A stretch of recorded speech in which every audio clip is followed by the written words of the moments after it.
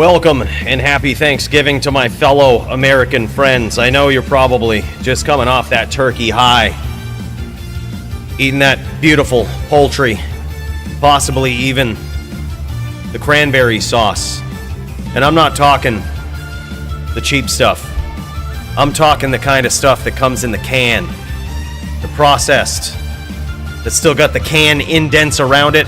It's the only kind that you should be eating.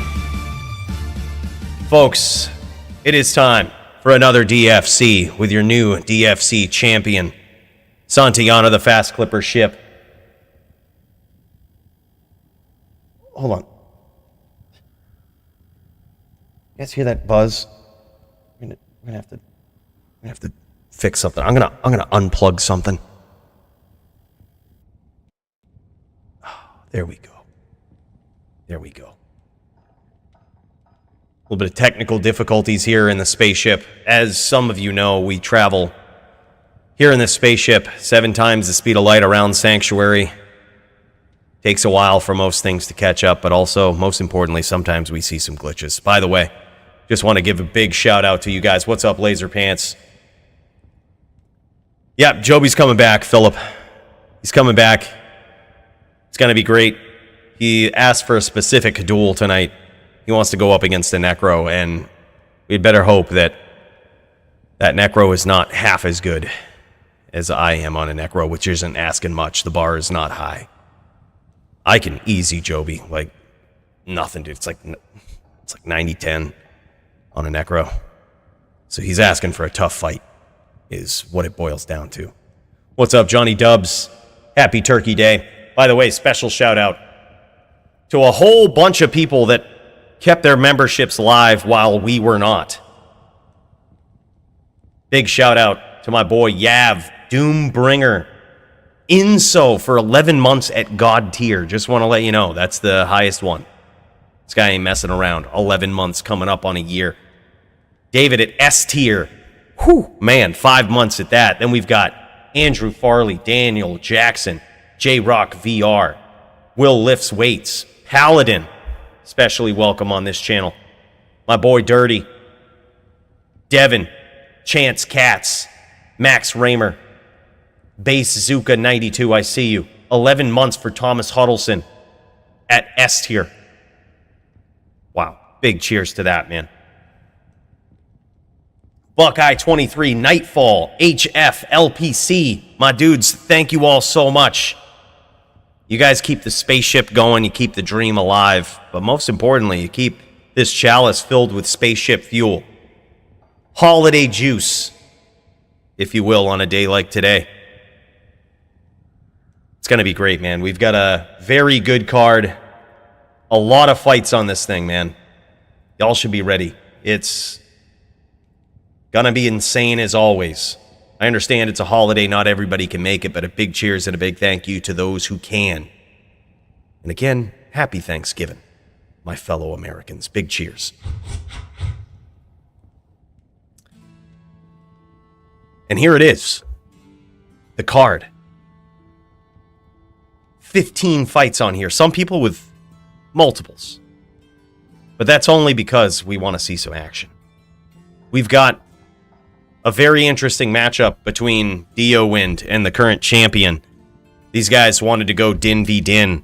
Dio thinks he's got what it takes to take on Coooley on a Din. He's got another thing coming.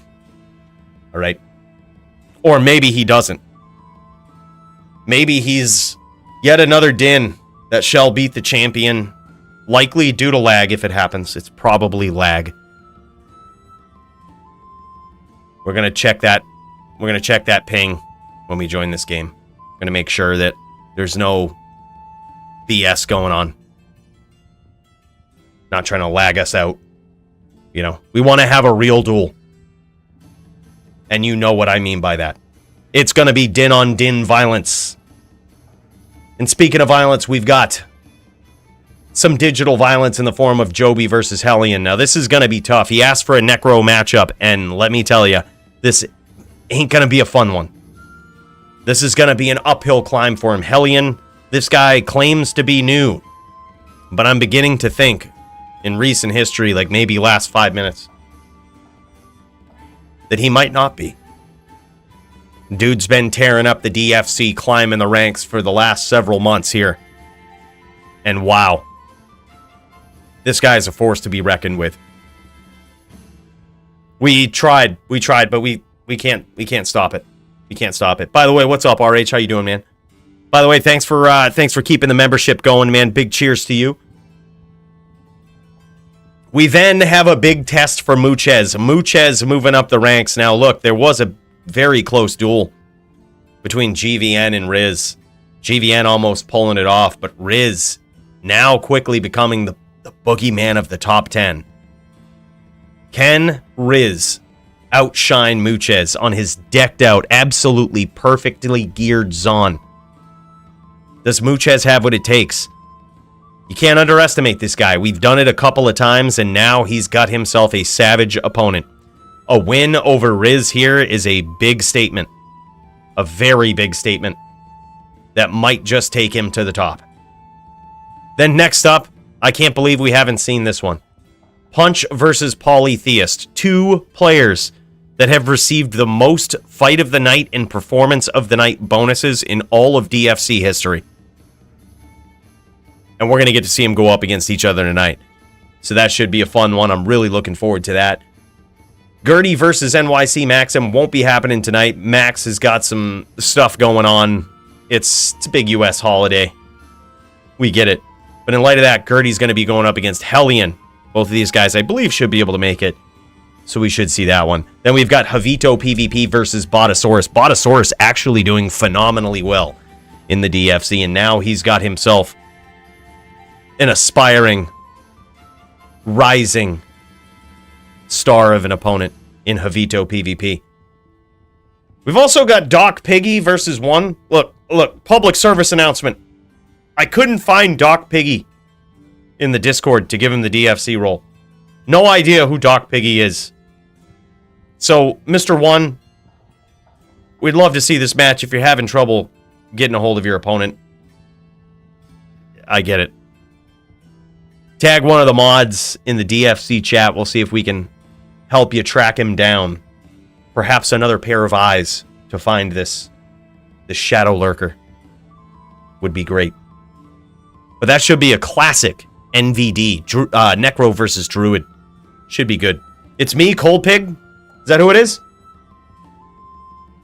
Cold Pig in the Discord? Is it? Wait. Vezz, I thought you already had... You're already in the DFC channel, right? If so, no worries, man. Just let them know. Just tag one. Tag one, let them know. Yeah, okay, that's what I thought. Alright, good stuff. Look at it. Look, just confusing me.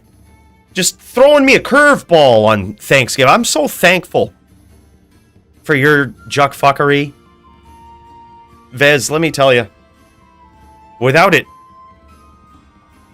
I'd never have to be on my toes. So, big cheers to you with the chaser. Chaser cheers for that. Xeltyler won't be able to make it, but we've hooked up Philiac with newcomer Jazz and another classic NVD. Now, why we love this matchup, this is the go-to one. It's got a lot of skill, a lot of back and forth, and it is a pretty fun match to watch. So we're going to see if Philiac can pull it off against Jazz. That's a rising competition for him right there. A new test, a new challenge. Should be a fun one. Really hoping to see those guys live. That should be awesome. It's gonna be a good test for both players. Like I said, it's a back and forth, skillful match. I think it slightly favors the Druid at certain stages of competition. But dude, if Philiac pulls that one out, man, that could be big. We've also got Joby versus Doombringer. We threw that one in there mainly because I guess the world was sick of seeing GVN versus Doombringer. I guess. I don't know why. I don't know why, dude. It was a close match last time. I thought it was cool. Apparently the world doesn't. So we threw Doombringer Joby instead. Hopefully we get to see that one. Joby has pulled that one out before, but it is very close. It's very tough against the Blizzards. However, Joby's got some new tricks up his sleeve. New tricks, I basically just mean new stack tiers for cold res, which a lot of players preferring the lower tiers at this point. They do seem to go a little bit better rather than just stacking up 410 cold res. Having a little bit of absorb, or sometimes a lot of absorb on your build, really goes a long way, and also allows you to not really necessarily have to sacrifice a lot of offense to get to a good defense, which is just something you got to do against the cold sorc. You can't go in unprepared. Then we've got newcomer Rubba versus Jammy Jams. That's also something I might not have tagged Rubba in the Discord. We might have to get that figured out. I'll have to check that out. But we got to make sure he's got the DFC dueler role. A lot of newcomers, and I love seeing it. Love seeing it in the DFC. Welcome, welcome. I hope you guys' match goes well, but I got to let you know, Rubba's got his work cut out for him here against Jammy Jams. This guy's a savage on a Din and a Sin. Looks like he chose the Sin this evening. We're going to see how it goes. Then, of course, we've got Silly versus Tempest and some Sin v Sin violence. Now, personally, I think this is a chance for Tempest to shine, to show off those nasty Sin skills. However, the same could be said for Silly. Tempest is a legendary Sin player, and a win over him could mean big things. Could mean this is how we're going to have to consider Silly. We're going to have to consider him at the top of the ranks of the Sin. And speaking of mirror matches, we've got a top Zon match, GVN versus Muchez. Muchez on the card twice. I think everybody just wants to see this duel. I really hope we get to see it. Just the top Zons currently in the DFC. Who's going to eke that one out? We're going to find out. But that's certainly one I've wanted to see. It's very different. It's very rare to actually see a Zon v Zon match in the DFC. And I couldn't ask for two better competitors to be scoping out live. So let's hope we get to see that one. But for now, I'm going to need me some practice. We got to get back on the Din.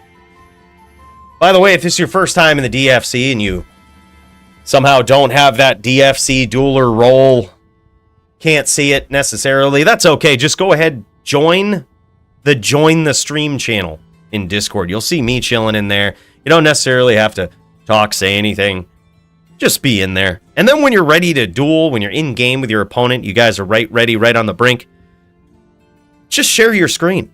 Share your Diablo 2 screen. That lets me know you're ready to go, and we'll pop over, check out your point of view, and get to commentate your duel, which is truly the life of the DFC. So big cheers to everybody that streams tonight. Thank you all for being here.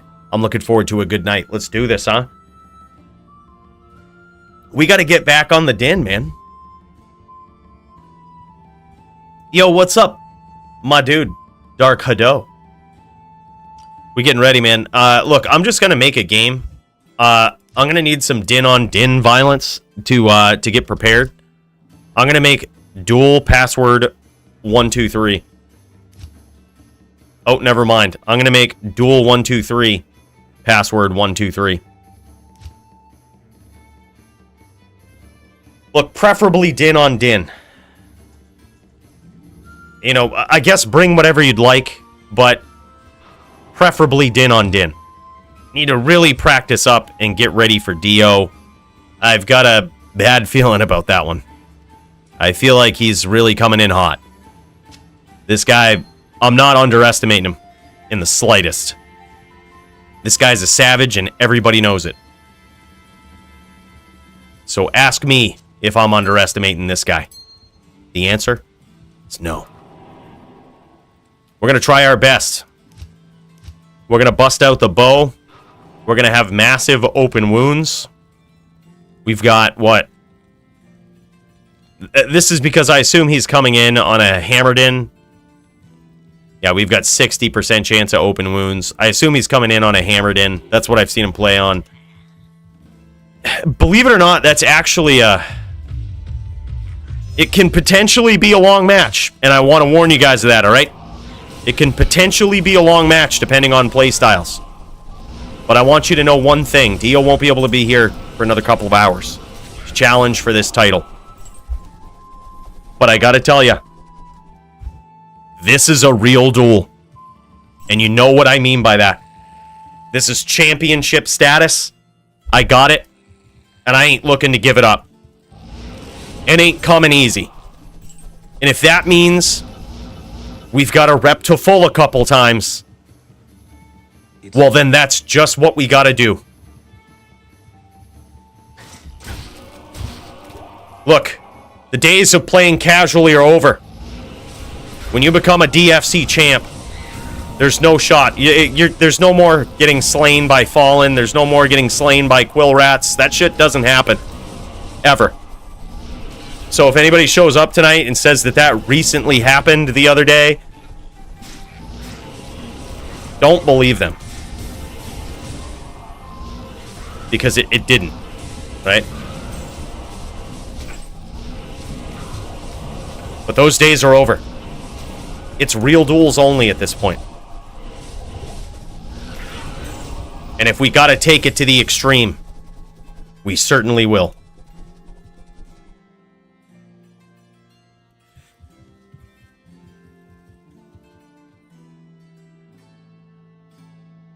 As co-host, I think this should have went down on Friday. Well, you're a bad co-host, okay? The DFC doesn't stop for nothing. They should have postponed Thanksgiving for the DFC. Okay? That's... What kind of co-host are you? And honestly, no, look, to be real, this is what I say, dude. Like, usually on Thanksgiving, you have your meal, right? You have your meal. That probably happens anywhere between noon and maybe, like, late afternoon. And by the time the nighttime comes, right, there's nothing to do. Like, sometimes movie theaters open late on Thanksgiving just because, like, nobody's working and everybody's looking for something to do. You know? So that's just kind of, that's where we're at. That's the way I see it. It could be the same, you know, if it happens like that on Christmas, I can't make any promises, all right? All right, this is cool. We've got a Fohdin challenger. This should be awesome. Keep us on point. All right, Din v Din violence. It's time to get in the zone. Pretend this is a real duel, all right? Pretend it's a real duel, and let's get it on. Go, bro. Our first challenger.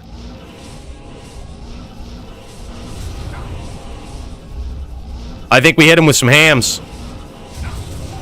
We did. GG. I'm lagging too much. Hold on. What's the... it looks like I was lagging there for a second, too. Like, you see me, like, trying to telly in? Looks like a little bit of lag there. By the way, Thomas, my dude. I see you, bro. I can see you. Don't worry. Sometimes, as you know, traveling in a spaceship, it takes a little while to catch up. The only way I know that something special is coming through here on Thanksgiving is because I'm in the future. Right? Nobody actually can see that. Nobody else. Just me and you. Just me and you. Yeah, that's what I hear, dude. That's what I hear. They have Thanksgiving as well. It's a lot earlier. They're thankful first, as Joby puts it. Canadians are thankful first. Which makes sense. It really does.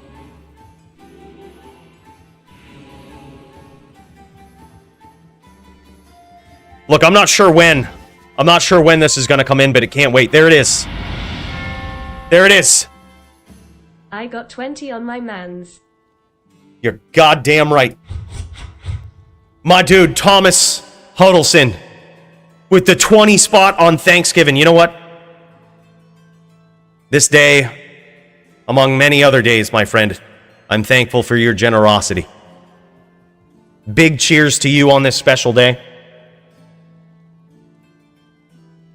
In all honesty, brother, I appreciate that. Thank you so much. That's huge. 20 bucks from this guy. I know you guys are probably sipping on something. Holiday juice, maybe eggnog if you're looking to get an early start, spiked up with something special. And I would highly suggest, for that type of generosity that keeps this spaceship alive, that everybody here tip one back to Thomas Huddleston for that. Big cheers, brother. Thank you so much.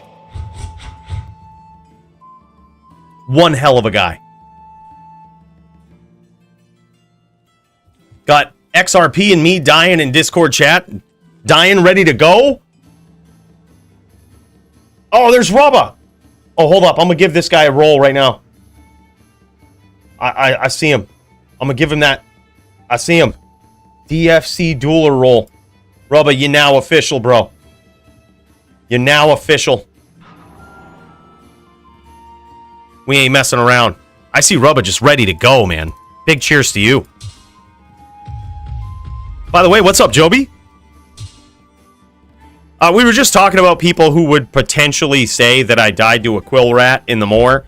I can't imagine that Joby would go as far as to make something like that up. But if he does today, if he does, don't believe him. DFC champ, that doesn't happen. Okay? Those days are behind us. Don't believe him.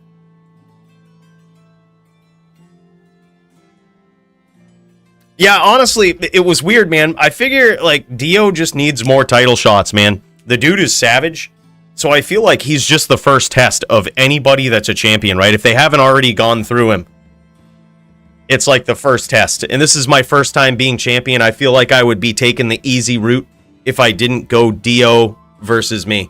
But also, I mean, we saw how it went with Hammerden versus ES Fireballer last week.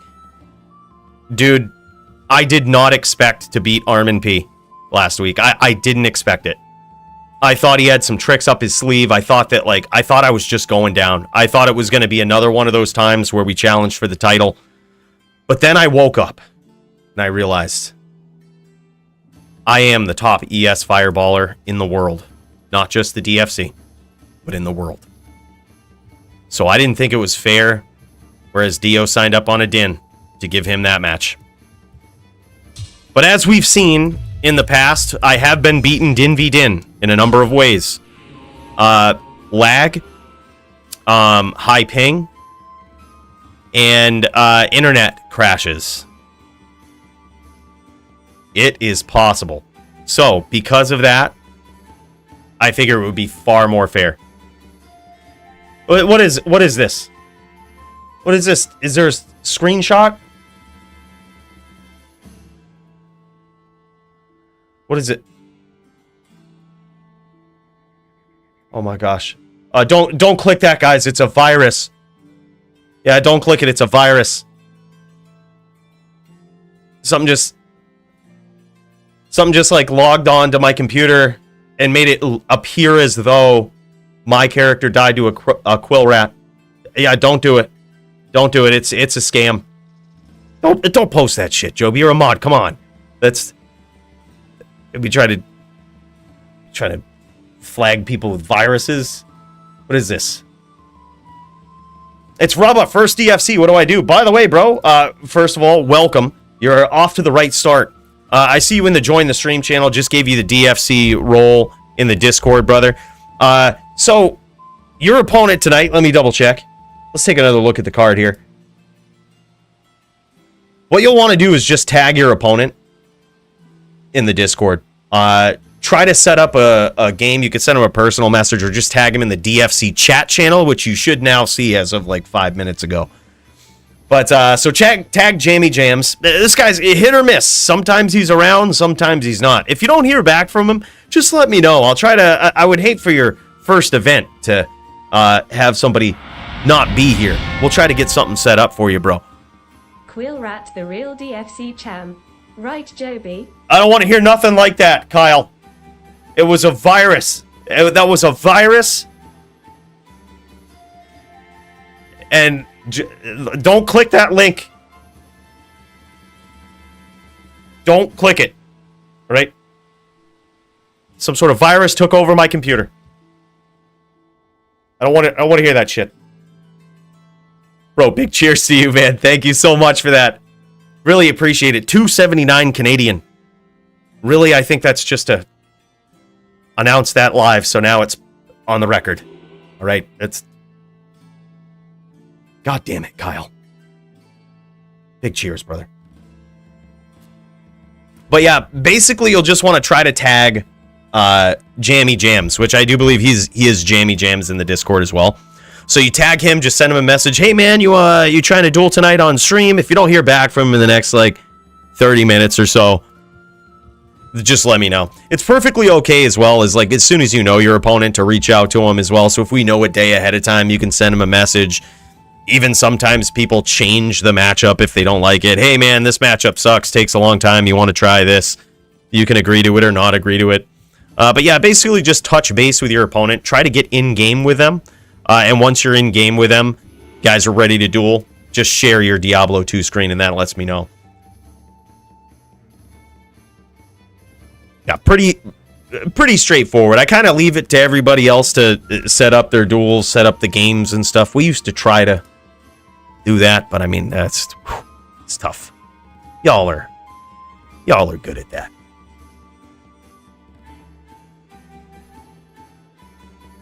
Them whirlwind sins can slap. Dude, do you see that practice the other day? Do you see me jamming and slamming on that guy? Man, I'm telling you. I actually can't wait for this tournament on Saturday. It should be fun. It's with Maddie, Joby, and me. We're going to be on a team of threes. Probably just dominating everybody. That's literally 3 DFC champions on the same team. I really don't think anybody else stands a chance. Unless they have 3 of their own DFC champions on a team with better team dynamic, communication skills, all of which can speak both French and English. I don't think they do. I really don't. Like, for example, someone starts trying to stream snipe or some shit. Like, I'll just start speaking French.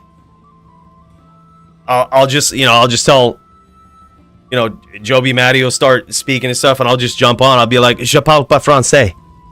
You know? That's what we'll say. They'll understand. And if people still don't get it, then we'll just let them know.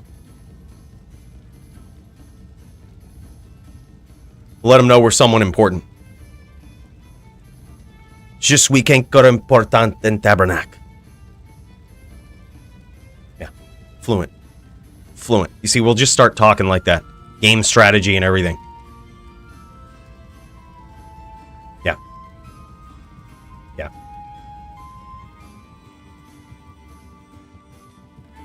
Yeah. That's I can't tell you what that means. If you don't speak the lingo, I mean, we don't need you knowing the game plan. That's what it is.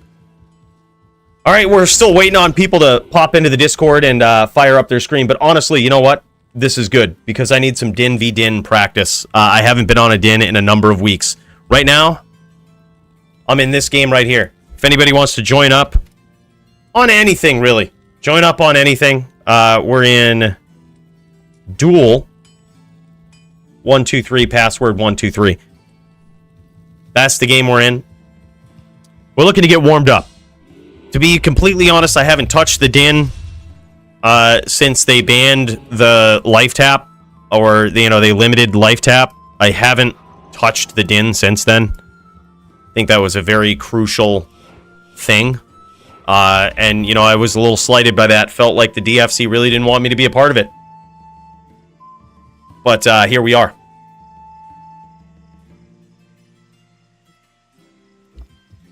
So please pop in. I got to get ready. I got to get fired up. I got to get some din v din violence. I have to get used to this. You see this swapping? From the bow to the telly hams, maybe to the chain smites. Chain smites with the chain hams. These skills, it's like riding a bike, dude. It's like riding a bike. When you got the skills of the cheese, they never really leave. They never leave your body. Your body remembers it.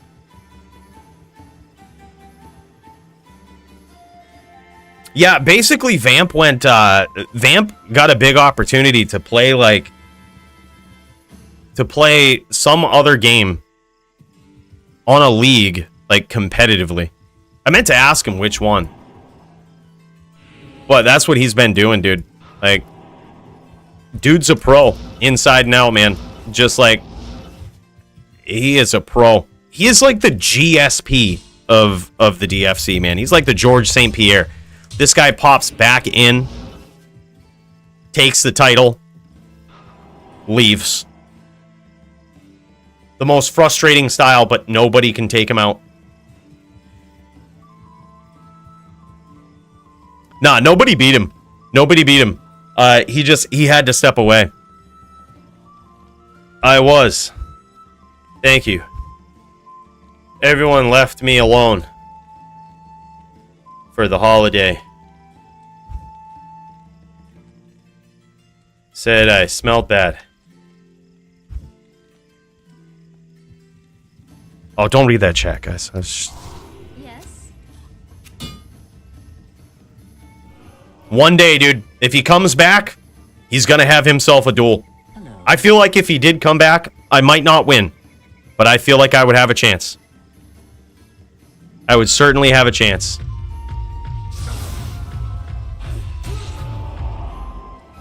Get him. Alright, so this is a fire build. Okay, this is interesting. My fire res is a little low. I think I would compensate for this by just slapping on the Inferno Strides, I guess. Still not quite where it needs to be. But it's something. He also has minus light res. Or minus fire res. So what we'll do... Slap on a fire res ring, huh?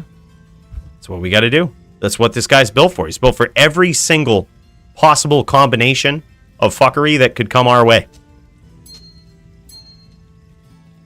Only negative 50. Alright, so that's really bad if we get caught on bow side, though.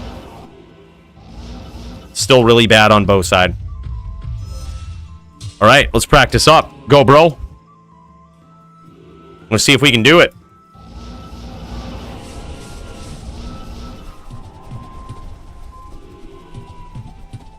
Alright.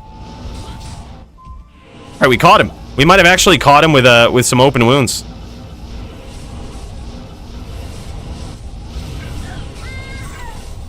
Just like that, baby.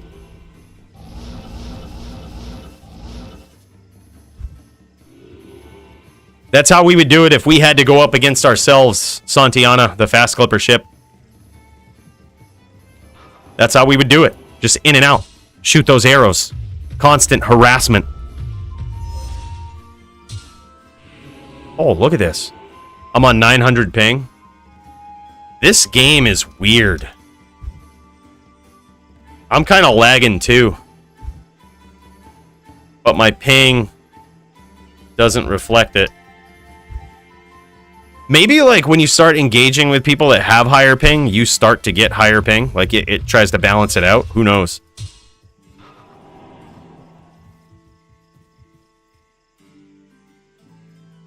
I would have played D2R still if I were NA and could play with Coooley without lags. Yeah, hey, man. No, it's the thought that counts. It's the thought that counts, brother. I appreciate you either way.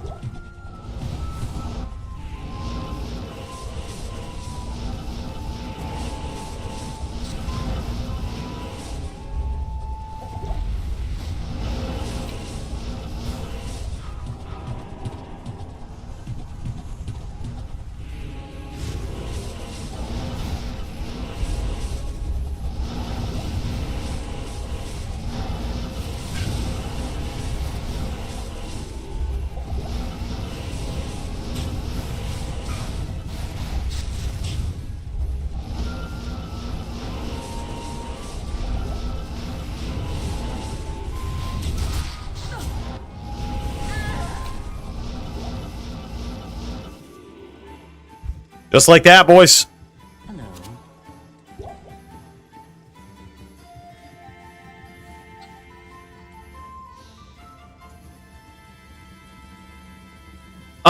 Good question. I think my IA or my cast should be 75. Let me double check. Yeah, cast is at least 75. IAS might be a little... I don't know. IAS seems alright too. Here, let me swap to this actually. IAS might be a little low. Let's swap to this. That's a little faster. The IAS is faster. The cast is certainly not 125. I actually wouldn't use 125 cast. Well, I might use 125 cast against Dio. It depends on what he's bringing to the table. You live in the ocean? LOL.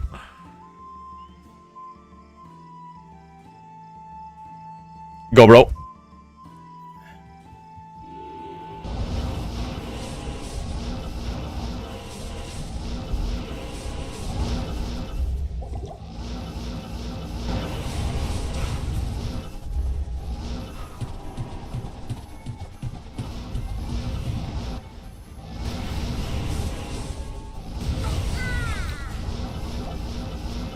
I knew that one was gonna be bad.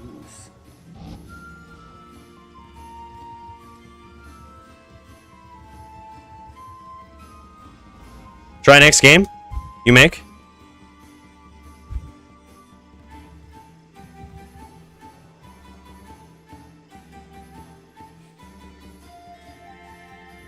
Bro, Dio's fucked, Joby. 1, 2, 3, 4. 1, 2, 3, 4. All right, he's gonna make next game duel 1, 2, 3, 4. Password 1, 2, 3, 4. All right, we're gonna see if this is any better.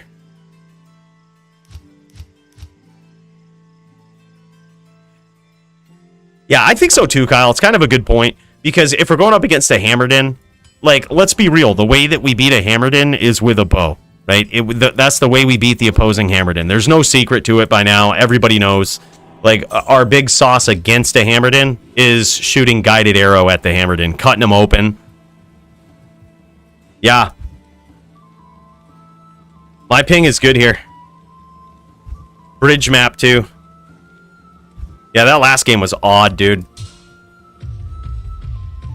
So, yeah, I think you're totally right. Just getting that off. The other thing we'll have to be weary of is, like, if he, by chance, has some sort of FOH...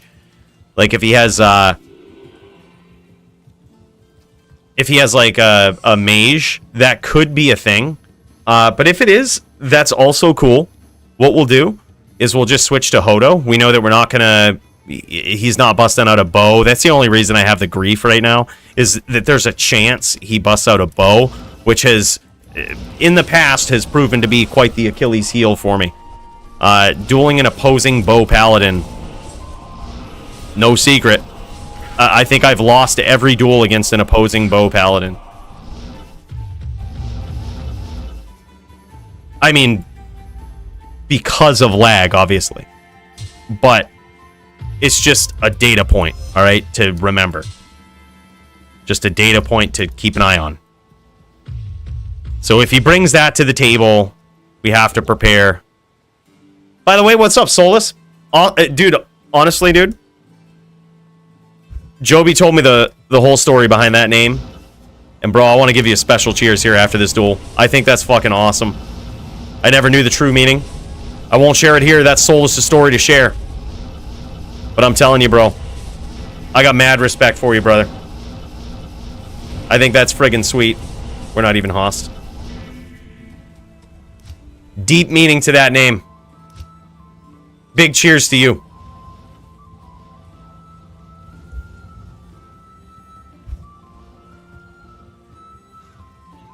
No, because of quill rats. Yeah, yeah. Yeah, don't believe the computer virus.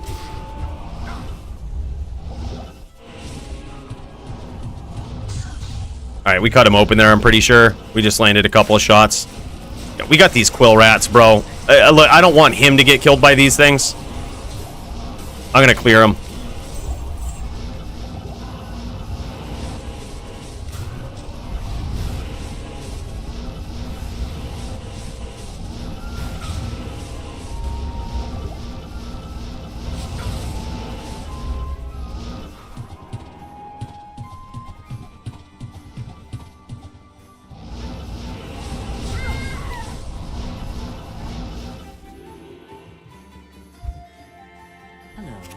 Like I was just waiting for a bad telly right there. Might have think it was a rando ham. But I could just see where the duel was going. Call it a sixth sense. Yes? Sometimes you just know where your opponent's going to be and you meet him there.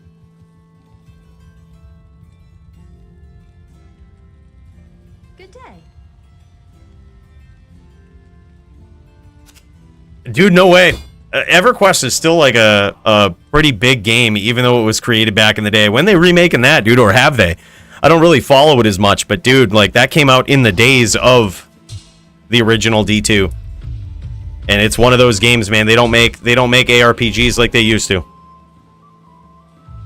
He says, "Oh yeah, total skill shot." Go R. This is against the Lightning Sin, probably Elephant.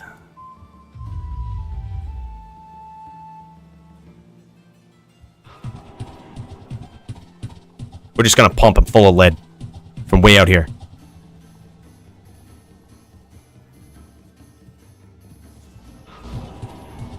Oh, okay. Alright, I see what's going on.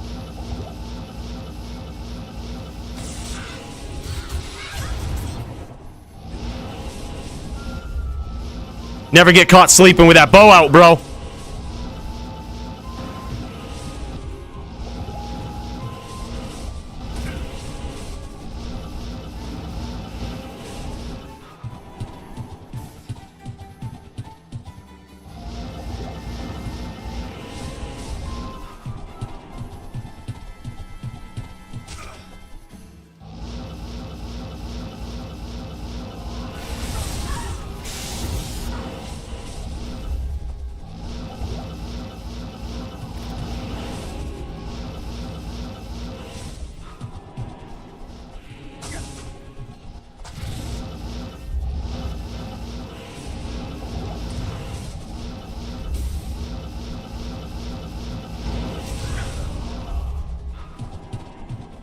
Alright, we gotta rep the full.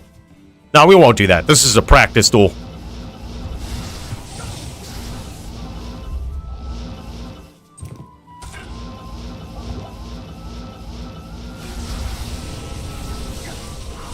Oh, I thought I could absorb those traps. I thought that they might have been just weak enough to absorb them. They are not. Those do some damage.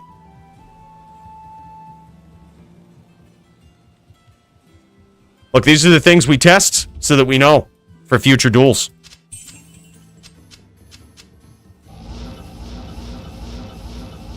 Yeah, I think if it goes bow v bow, we just lates and we outshoot from afar. But you know what? For practice purposes, if that was a real duel, we would have repped to full. But for practice purposes, I say we practice getting aggro.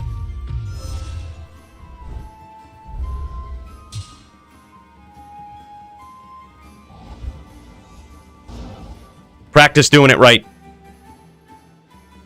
Yeah, he's probably got venom on those, so those things hurt, bro. And if we get caught bow side, it's whew, man. We ain't even got full poison res.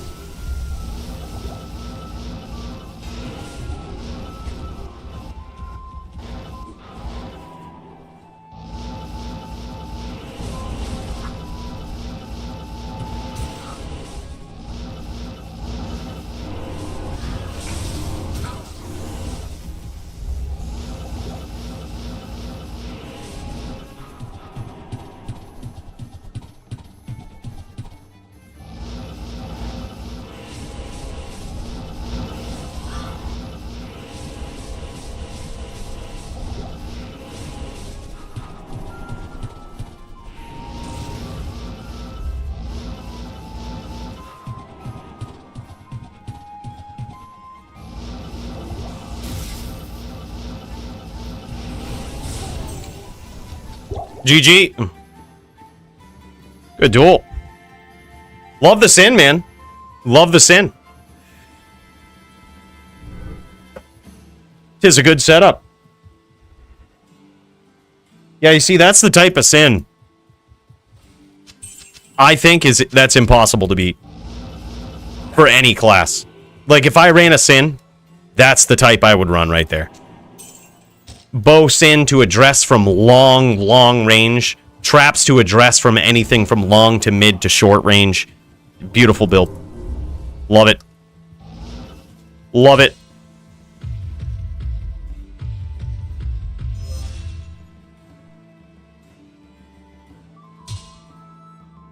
I don't know, dude. I haven't joined a pub in a while.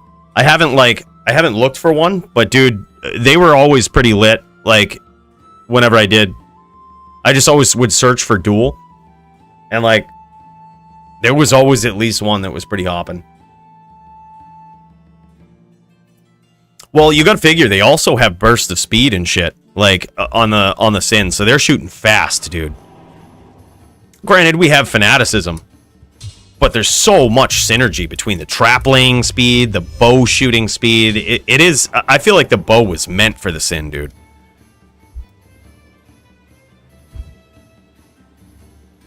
That's how I feel about it. Like, that's just the build it was meant to be on.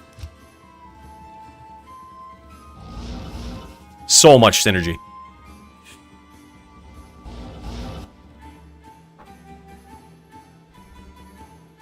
Yeah, I mean, your only shot at beating a Sin with a Paladin, in my opinion, is you either are a very good VT or you have a bow. But if the Sin has a bow as well, it's like, it makes the duel really weird because most shots are probably happening with both players off the other one's screen.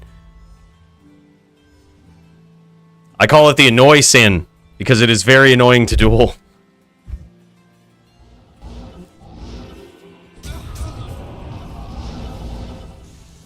Go, sir. All right, here we go.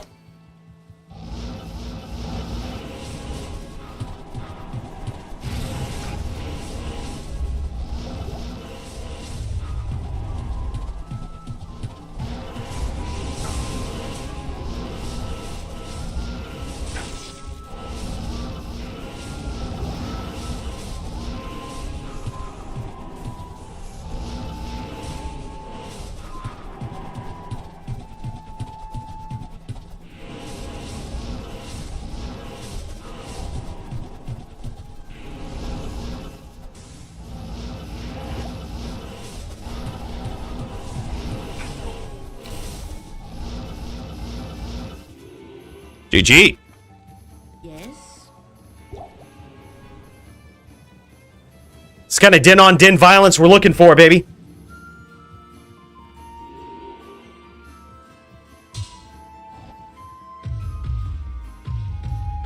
All right, GG, Vezz, thanks for the heads up, man. These guys look like they're about to start their duel. Let me pop over in Discord. Are you in the join the stream channel? I'll keep an eye out so as soon as I see a screen pop up ready to share. If I don't, let me know. All right, I see you in there, bro. Let's get another round in against SirBjorn. Go, sir.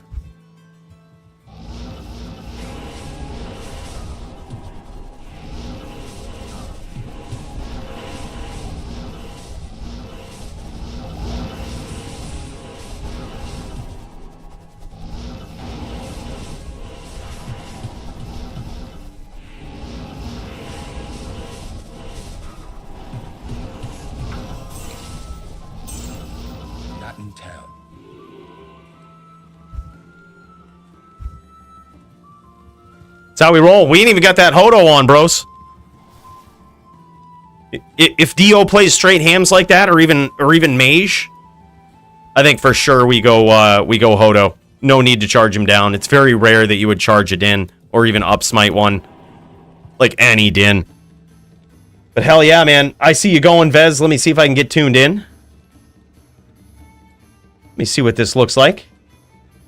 Oh damn! Look at that on the druid. Gonna have us some some druid duels here. NVD, Doc Piggy, aka Vezz versus 1. This very well could be. Might be the first fight. But with such a matchup, it could be fight of the night. You guys be the judges. Let's check it out.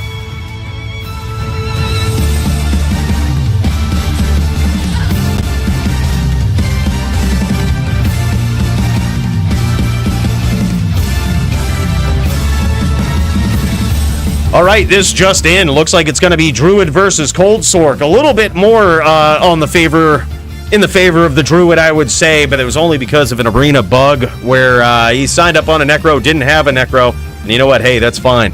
Either way, I think this is going to be a pretty challenging duel for the Cold Sorc, the 1.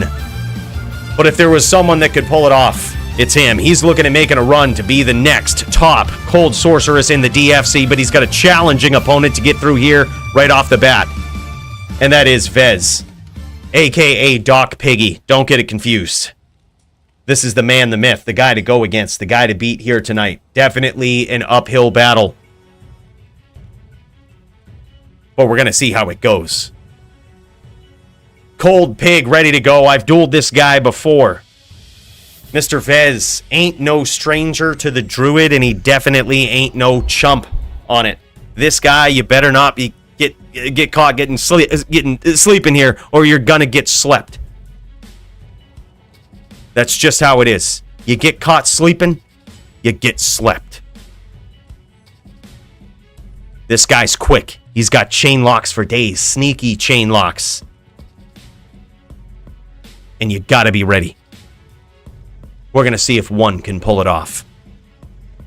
Wonder what he's gone here. If he's gone full Vita Sorc, if he's mixed it up, gone maybe some ES, who knows? We're about to see here.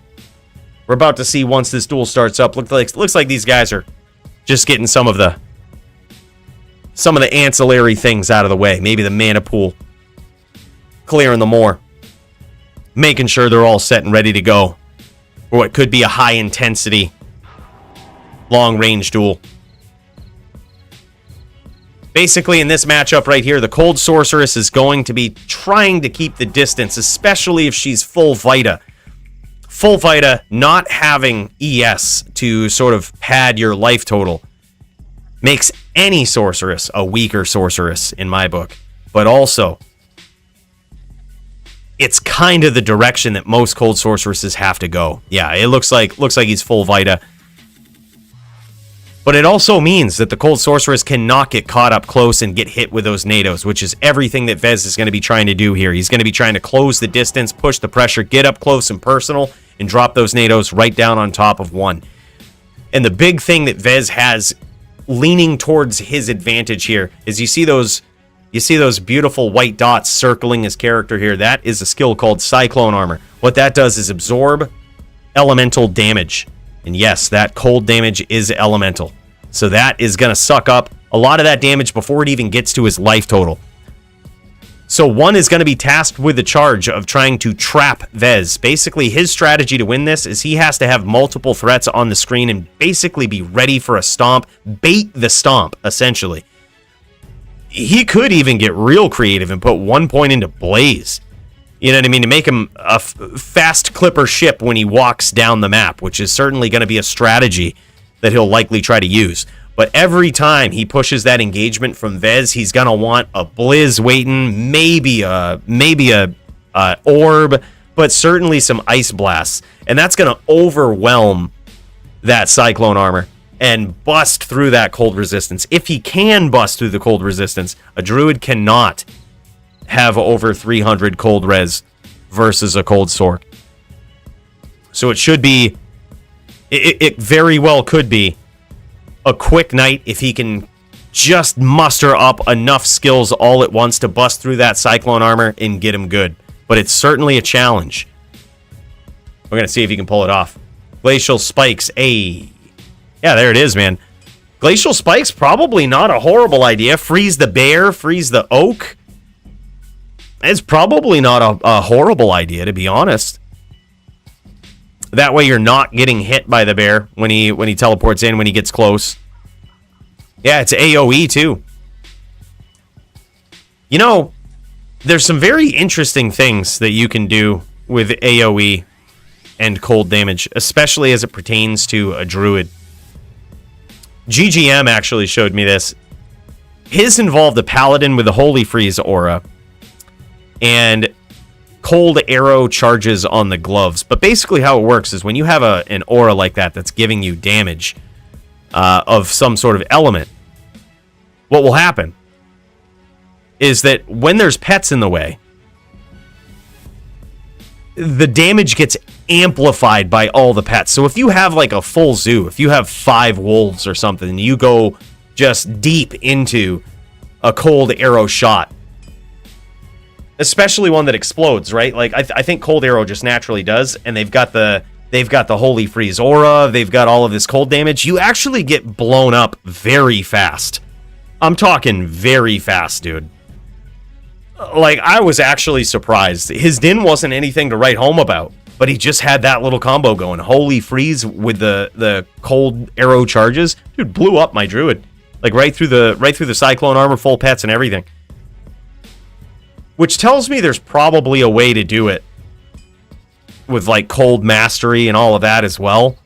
Like, if you really... but the challenge would be getting the Holy Freeze aura. I know there are some weapons that can give it to you, but I don't think there's any that would allow you to shoot some sort of ranged weapon with it. But either way, something to think about. If there is a way, we're going to figure it out.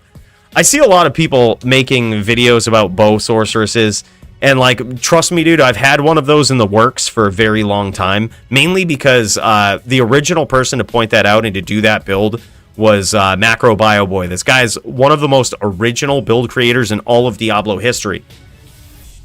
The only thing that I think he falls short of is, like, absolutely perfecting the build for specific purposes. Like, he shows off, especially in D2, like, these nasty mechanics that nobody ever realizes or thinks of. The most original shit ever. But especially for PvP, dude, I think there's a next level to it. And, dude, trust me, there's one in the works, and I gotta say, nobody has it right. Nobody has it right, boys. You know how we roll. It's probably coming. We got another one in the works for very soon. But the bow sorc is on its way. I want to take it to the DFC, maybe surprise some people. Now I'm the champ though. I got no way to surprise them with the stupid shit. We got to go in hard.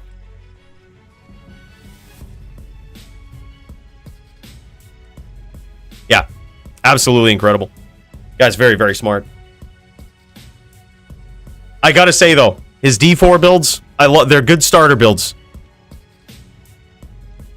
But goddamn, I've never taken one to the end game without having to look for another build. Not gonna lie. By the way, look at this dude. Big hits. Big hits from one. I told you that's exactly what he needs to do. He needs to set himself up perfectly with these blizzes, these orbs, rip through that cold armor, or that cyclone armor. And additionally, we see Vezz trying to close the distance, trying to get in on this cold sorceress, and he scored a little bit of damage here too. Looks like possibly 1, maybe 2 nados. Both of these guys are at about half life. And now you see one setting up these devastating combos. He's teleporting away to try to get a little bit of distance to give himself time to set up an exchange. And Vezz is trying to not give him that. But eventually, if he keeps that kind of pressure up, he's going to get cracked with a blizzard just like that, and he's going to be forced to recast that cyclone armor. And now he's extremely low. He is literally 1 shard away. If his opponent can somehow break this cyclone armor, it could even happen with a blizzard at this point. Just depending on the roll, depending on how it hits. He's got pets. He's looking to bait him into it. I'm actually very surprised at how well one has done so far. Very nicely done. Setting up the traps, setting up the bait, trying to bait these close range exchanges when he's got all the traps ready to go. This is actually very impressive to have a Wind Druid down this low. It's a very tough, very tall order.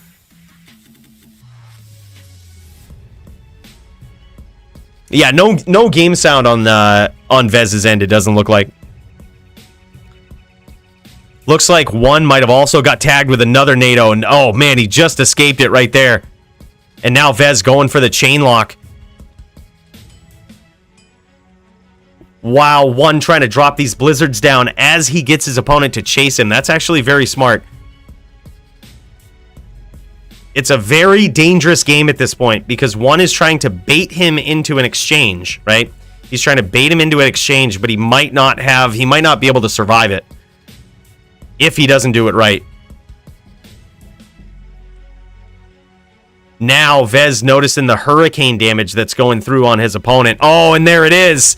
He gets there likely with either a rando NATO or possibly some hurricane damage that was actually working his opponent down there. You notice that his opponent started to get frozen. You started to see his opponent turning blue there. That means he's at least getting frozen by the hurricane, but it also tells me it's probably something that his opponent either came underprepared for in this matchup right here, or completely ignored the cold res associated with the cold druid, to go up against a cold druid. Now, in my opinion, and I'm not a cold sorc expert, and with the current rules, they might just have to go full damage all out. But I would think you would want some cannot be frozen in there. See, if I had a cold sorceress, I would do that walk down strategy. I would try to bait that close range exchange and do that walk down strategy. You don't want to be frozen for that, right? You want to be able to walk down at full speed, get out of the way of the NATOs, and make your opponent dance in the blizzard, right? Just have that blizzard sitting right there, drop another one for him, and just try to get him to exchange in this blizzard. Throw some orbs, some ice blast, tax out that cyclone armor. Eliminate it right at close range, but be so close that they're just antagonized. They want to try to get in close to you. You know what I mean? And at that point, it could go very well for you.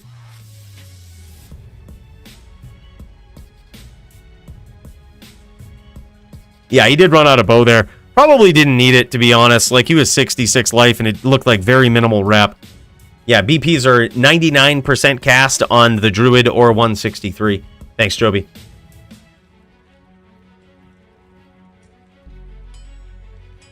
This the druid almost beat Sin last week. Yeah, dude, I'm telling you, dude, Vezz is really good.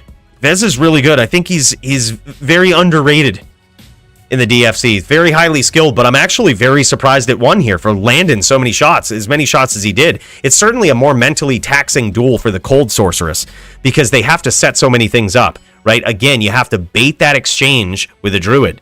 You can't necessarily keep running away from him and rolling the dice. I mean, eventually, you'll probably hit him with a blizz, but what's going to happen is if you get into this cat and mouse game where you're constantly running away, you'll probably hit him with a blizz, and they'll back off, but they'll recast the cyclone armor and probably not take much damage from it. So you really have to, I'm not sure if you've ever seen Doombringer and the way that he sets up the nastiest, most vicious exchanges with people that are aggressing him.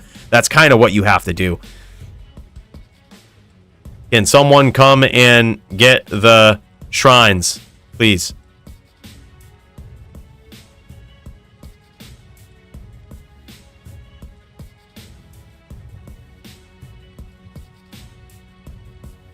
Someone on that?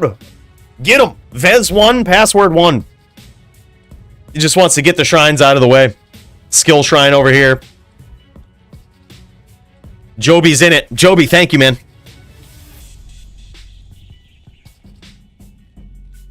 Appreciate it, brother. Yeah, they can be really annoying. Just having like a refilling shrine right there, where if you like, the rule in the DFC is if you hit a shrine and it gives you a significant advantage in the duel, then you can lose the round from it.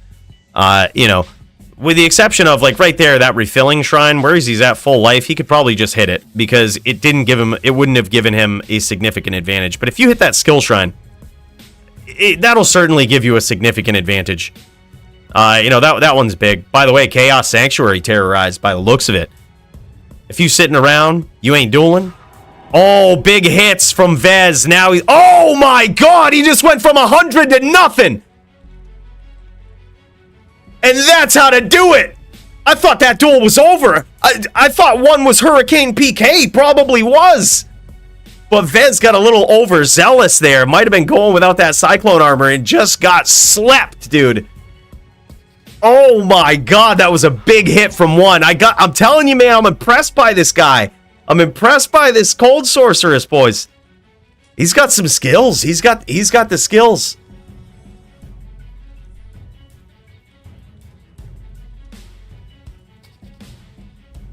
Yeah, it's a problem, not 163 FCR. Yeah, he very well could not be that. I'm not sure. I didn't actually see the setup. It looks like he might be 163. Hard to tell. Yeah, I was gonna say it looks like he might be 163. He's got a diadem on, which usually you don't wear one of those unless you are 163. And the only exception would be to try to hit the 99 with like a max block setup with something like Storm Shield, right? And he didn't have either one of those on, which usually fair to assume they're 163. If you don't see Storm Shield, you don't see, and you see a diadem, usually they're 163. It would be very rare for them not to be, especially at this level of competition in the DFC, where people don't come in and mess around. Right? They step right in, full builds, ready to go. Yeah, definitely 163. Current score of this duel is 1-1, dude. Cold Sorc actually doing very well here. I'm very impressed. Vezz looking for that aggression. But here's the thing. Once you get tagged, dude, you got to re-up on that armor. But one thing that I'm also noticing is that this Hurricane is doing some real damage. Like, it's not doing negligible damage to his opponent. Like, if he gets in close and he misses, that Hurricane alone, look at this. It's like ticking him down, dude. Like, that's some pretty serious damage. Right there, got tagged with a Blizz, but he did recast that Cyclone armor intelligently. If he would have kept chasing there, that he could have easily got one tapped again.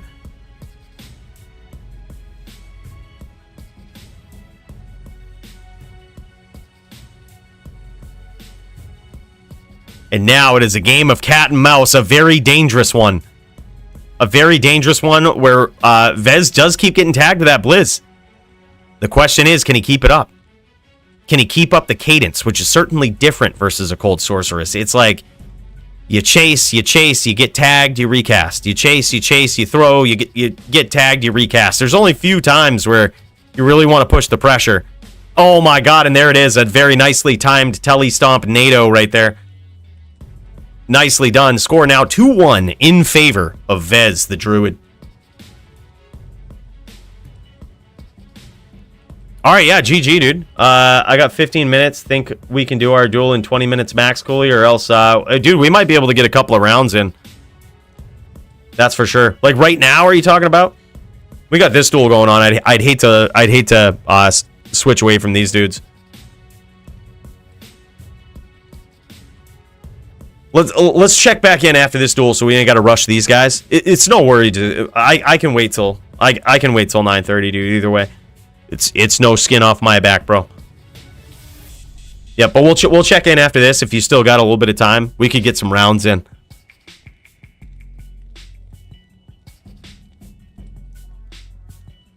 Javito and Botasaurus ready. Oh, man. Oh, man. What a night. What a night, boys. Javito and Botasaurus is going to be a sick fight. I can't wait for that one. Botasaurus moving his way up, dude. I think, although he's had pretty limited matches, he's actually pretty good, man. Like, he has a pretty good win-loss record. And he's going up against Javito, who is a rising star in the DFC. This guy is really showing improving every week, dude. It seems like he gets better, learns new tricks, new things, and just brings it to his opponents. So it's going to be a big test for both of these guys. Oh, a nice telly stomp there from Cold Pig, a.k.a. Vezz, a.k.a. Doc Piggy. Now 3-1 in favor of the Druid. Yeah, dude, like, honestly, dude, I think a Cold Sorceress is so hard. It's so hard, especially in this matchup. Because, man, the Cyclone armor is a problem. But knowing that, I think that the strategy is to... You know how with Santiana, we bait people into meteors and we try to stay real close and, like, exchange in the meteor range? You know what I mean? I think that's almost what you have to do with a Cold Sorceress. But it would actually require most Cold Sorceresses to give up a little bit of the pierce. Right? Which is kind of dangerous. You know, especially... if someone goes at the lower tiers of absorb. we may have to revisit it. But as it stands right now, most cold sorceresses just go full Vita, full blast, damage, pierce, everything. So we kind of have to plan for that, right? But even so, what you would have to do is set these traps up, set Blizz up, you know, have your orb, have your ice blast just ready to go. And just be, you know, if I built a cold sorceress, I would put a point into Blaze or have something that gives me Blaze, right? Because and cannot be frozen, because it allows you to remain very mobile on your feet, right? Especially in these close range exchanges, which is kind of what you hope for, right? Like, you kind of hope for them, you kind of want them to get up close, and bam, but there it is. If they get too close, if they have too much of that pressure, man, I'm telling you, just like that, with the way Vezz did it right there, that's about how we would expect it, man. It's crazy. Bro, I just want to apologize to one. If I would have known you're on a sorceress, bro, I wouldn't have set you up versus a druid. I feel like it's very lopsided for it's very lopsided in favor of the druid. But that being said, I think you did very well, all considered. Like, seeing that KO from 100 to 0 was nasty. And bro, I'm impressed. But again, we don't usually set up matches like that are so lopsided, but looks like a little bit of a glitch on Arena there, and he unfortunately was caught on the wrong end of it.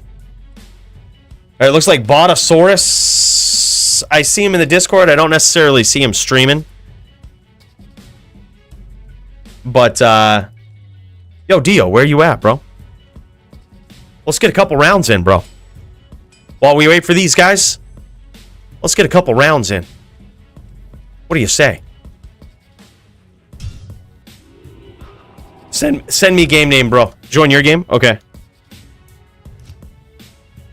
Friends, Dio, join game. All right, let's do it. Let's get a couple rounds in. By the time these guys start streaming or whatnot, look, this might be a segmented DFC title match. By the way, any bow or... Actually, do you use bow for this duel? FOH. I have one. Okay, so yeah, he is using bow. He's not going to use it. He has one, but he's not going to use it. I'm going bow with... Ow, shut up. I'll show on stream. Alright, so this is what I'm rocking, bro. I think if you don't... I might swap back and forth between the grief, but if you don't have a bow, I probably won't use grief. But, so I'll probably be rocking the Hodo. Currently, I'll probably swap these boots out. This is what we're looking like. Probably 60% open wounds. We've got, with this setup, 125 cast. And we've just got, you know, we've got the Drax for open wounds, IAS on the amulet, on the helm. So basically, we're going to be trying to cut you open and chuck some hammers at you, bro. That's the name of the game. No poison. None of that cheesy shit. You know, none of that cheesy poison shit. Who even does that? No, what is this?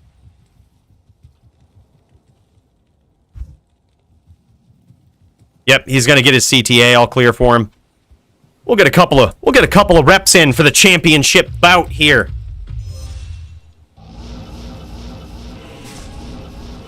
Yeah, I gotta clear the moor. We don't need him getting slain by any quill rats or zombies or fallen. We don't need that happening. That would be embarrassing, and you know.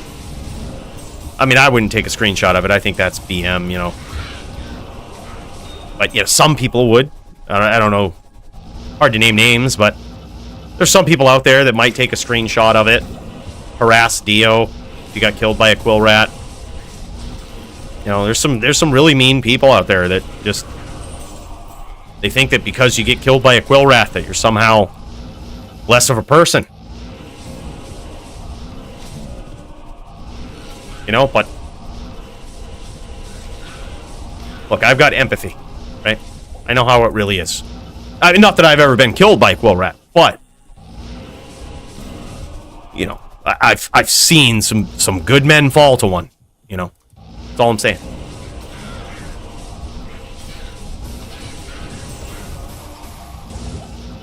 Well, let's just change the topic, okay? Like we don't need to talk about this. Usually we duel on non-ladder, but we do have a little tournament going on this weekend. Not hosted by me or anything. It's somebody else's tournament. Me, Maddie, and Joby are going to be in it. It's going to be on ladder. And that would have been the first time I dueled on ladder since the days of Hell at the Forge. Honestly, it's been quite some time since I've dueled on ladder. But usually they take place on non-ladder. Which honestly makes more sense. It takes a lot of investment in resources to get characters fully online. So that's why typically people just don't like to reinvest in them every ladder season. And really, like, especially in a game that it doesn't really a lot of times come down to items, you know, in a worldly sense, right? Like, you're either good on a character or you're not. And that's kind of what it comes down to most of the time. I think we could probably just keep it in this area, Dio, if you want, like above the den on this H map, like above the den, kind of just in this center part of the map. Use the little area over here if you want, but we might not need to.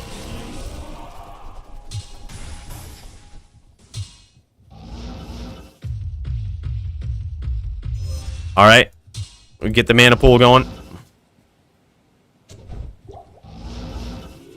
All right, this is a gentleman's duel. No camp in the mana pool. Okay, no drinking the mana pots. Willy-nilly. All right, it's a gentleman's duel for the title. Good day. This can be a very mana-intensive duel.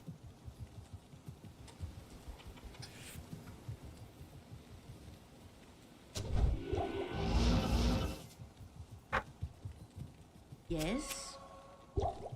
This is going to be epic, man. Dio on a din. I've actually dueled him in practice before. He's actually pretty good on a din. Like, The order welcomes you. he had a din on LOD as well, and he was really good on it. He had, I think, a Hammerdin and a Smiter on LOD. Dude was decked out, man. He was ready to go. Hello. Like, he knows his din. Yeah, for sure, Silly. For sure, bro. There may be other people whose opponents don't show up. So please keep me posted in chat. So Silly is in search of duel if Tempest doesn't show up. I'm sure there will be more.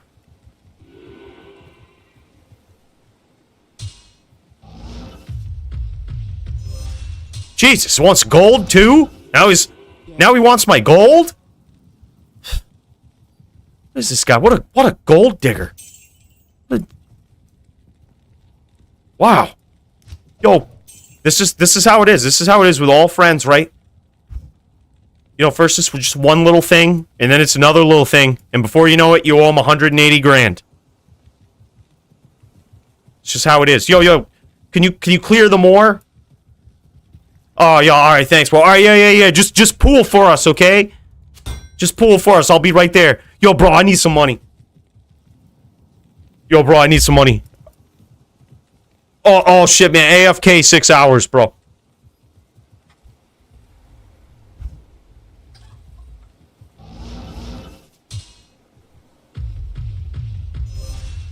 All right. Coooley's first title defense. Din v Din, the way it should be. Who's gonna win? Dio is a very formidable foe. A savage opponent. We're gonna see how it goes. Good luck to you, Dio. But not too much luck. This is a duel of skill. Oh, town. Oh, there it is. Alright, yeah, we gotta hostile each other. Alright, go.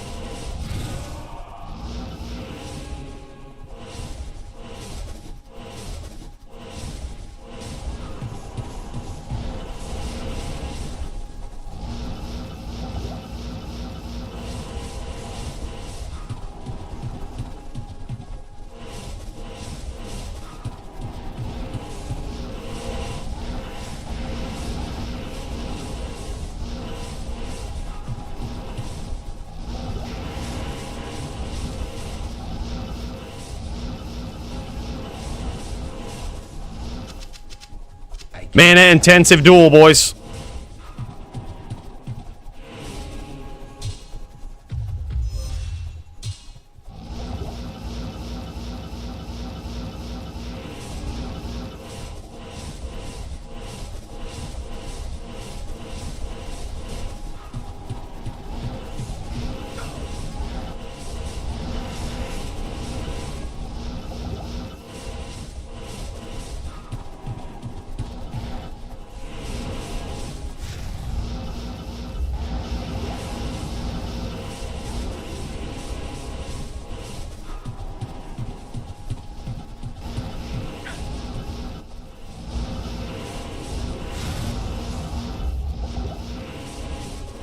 I'm surprised I'm still alive after that exchange.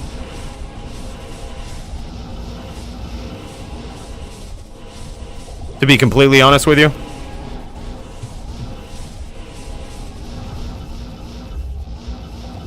Wow. Skillful ham.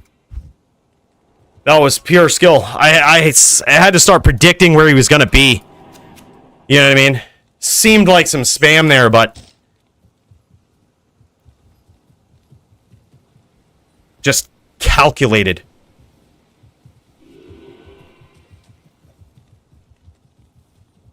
Calculated. Dude, that was tough. Dude, he actually caught me there. There was one point where I was very sure I was dead.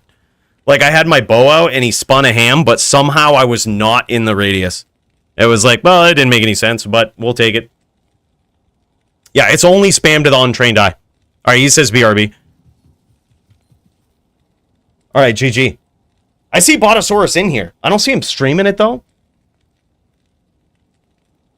But you know what? Let's see what we got.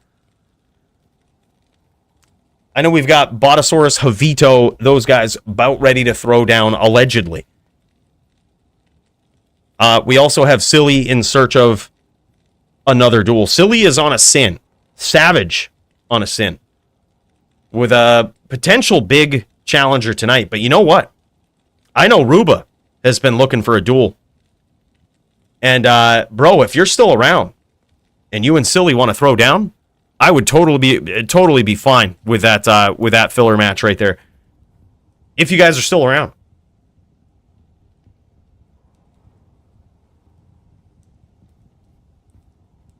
Oh, we're going to see Hellian versus Joby? I think Mr. James Brown, a.k.a. Dio, had to go AFK. He had to go AFK here. He has family things to do.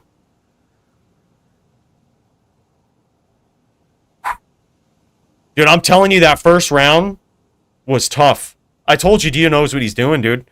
He was... So as I was going in with, trying to set him up with those arrows, I noticed that he wasn't doing what most Dins do in that situation. Dude's seen me duel enough on this guy to know what not to do, right? He stomps opportunistically, but a lot of times when I was in the hammer field, he would look for a blind spot to stomp. He would still try to blind spot stomp and not get overly zealous with like, oh, he's got his bow out, I got to stomp him. A lot of times that doesn't end well because I'm shooting bow from inside a hammer field. So like it usually doesn't end well. But he was still looking for the blind spot, which is perfect, dude. Especially when usually my strategy when they stomp is to walk down. So that keeps you on your toes, man. Like it's ham v ham, which is a very interesting duel. But I'm telling you, there was some technicalities there, bro. That was huge. Looks like Botasaurus is live. Let's cut over to this. Let's see what's going on here. And here it is. Botasaurus. Sitting here, dark, on a sin.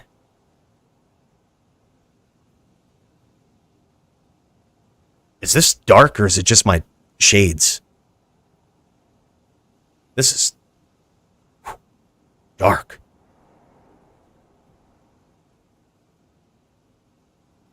Javito in game, ready to go. These guys about to throw it down. All right.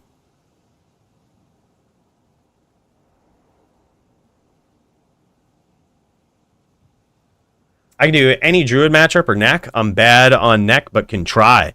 Don't matter. I can get on necro. Oh, damn. All right. Bros, let's make it happen. Tonight is all about just making it happen. Oh my god, dude, look at this. Javito getting in there. Okay, so Javito is on a VT, which I actually, or it looks like he at least has access to smite in this duel, which I really like. Because it can be very tough. And wow, I can't believe this. Botasaurus going in for the whirls, dude. This guy has been known to whirl people when you don't expect him to. I wouldn't necessarily advise it versus a VT, but dude, he's pulling it off. And look at this, Javito wisely choosing not to engage in those traps, and he does get whirled down. I'm telling you, man, Botasaurus whirling where you wouldn't expect him to whirl. And he gets it done. You see, he's always picking these correct angles, right, to whirlwind away from that smiter. And it forces you to get these angles inside these traps, which is just even more constant harassment. It's very masterfully done, man. Botasaurus, very good on this. I'm telling you, his record is pretty good here so far in the DFC. This guy's a very impressive Sin.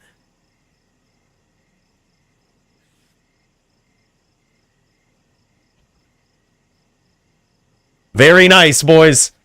All right, can Javito pull it off in round 2? He's now got a little bit of a feel for the style of Botasaurus. He certainly needs to not engage when there's a lot of those traps up. I like that he's using FOH. Yeah, so he is on a VT here. He's going to be striking with FOH. Oh my gosh, he just got clipped with Whirl. This guy is oh my god, dude, big hits. So it looks like Botasaurus' Sin here is, oh man, look at the damage on those claws. It's no wonder that he whirls, dude. It's no wonder that he whirls good or bad, because the potential damage that we just see from those claws right there, that's huge. Like, he just scored some big hits. I would guess that his claws, my best guess is that they're actually Ghost Sin claws that might have like LS on them or something. Like, they might actually be Ghost Sin style damage that he's swinging with here. And that's why he is the type of player on this Sin that has a very rare Sin build. And I don't mean rare because, like, oh man, most people don't know how to make it or build it. It's because rare because the claws are probably like 100k forum gold. Like, it's not a cheap build. Yeah, that's what I want to see, dude. I want to see these claws eventually. It looks like he might have an E-Rep claw there on his main, which tells me if he's got an ethereal claw and he's whirlwinding with it, that's certainly some sort of Ghost Sin runic right there. These claws are smacking, dude. Smacking. Like, it's no wonder that this guy, I've always wondered why he whirls even when the matchup really doesn't call for it. And now I get it. Because if he connects, dude, he can smack you like a barb. Like, he forces his opponents to have to prepare for, like, the physical damage as well. But, I mean, oddly enough, it looks like Javito is rocking the COA as well. So it doesn't look like he's unprepared for this. He's just, those claws hurt, dude. Trying a little bit of upcharge there. Oh, big hits from Javito. And he's careful not to get too aggressive while these traps are up here. He's happy to engage with maybe two traps up. But anything more than that, he's probably gone. Javito very low.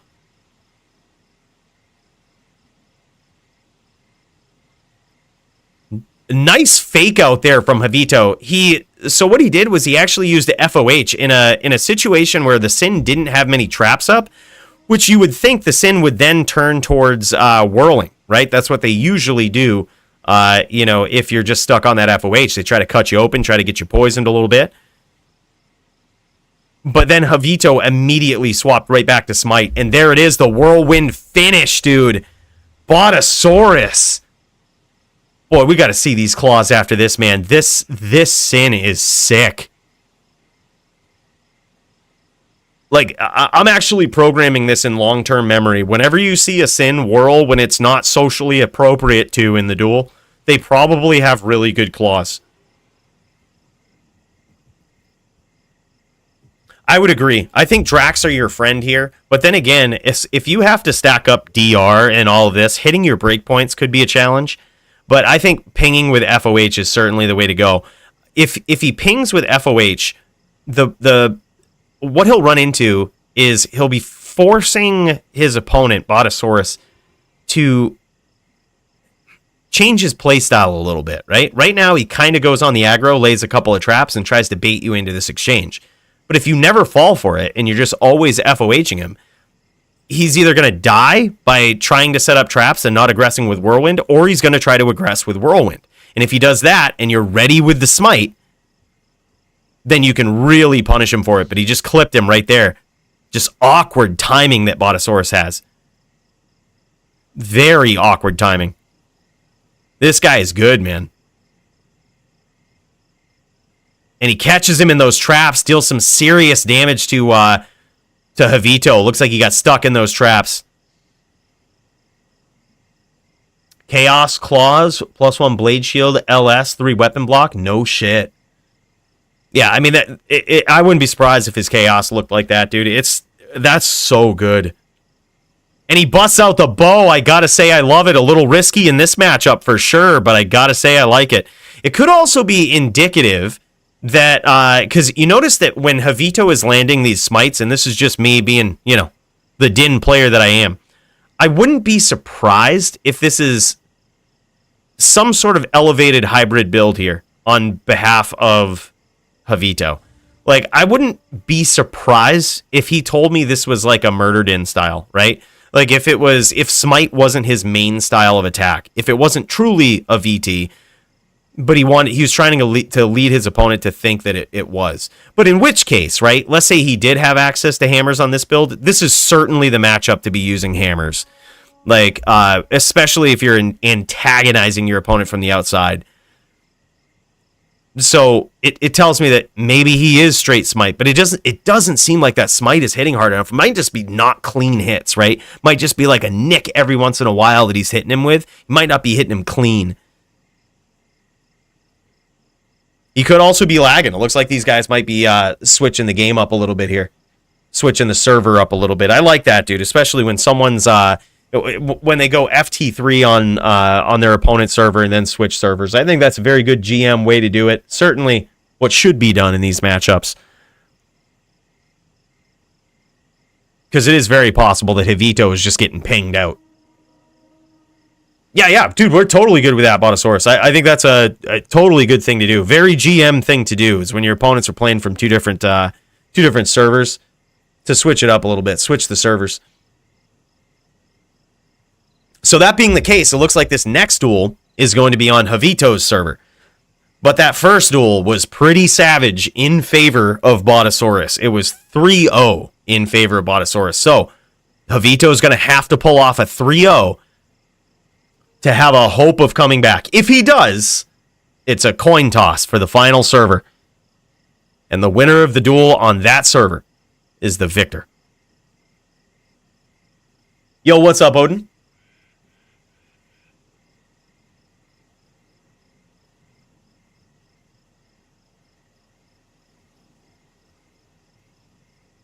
Yeah, that's certainly how it goes, Thelron. That's usually what we go with. Like, if you're... And you see, I have no real way of knowing that, so it's good that opponents sort of communicate that.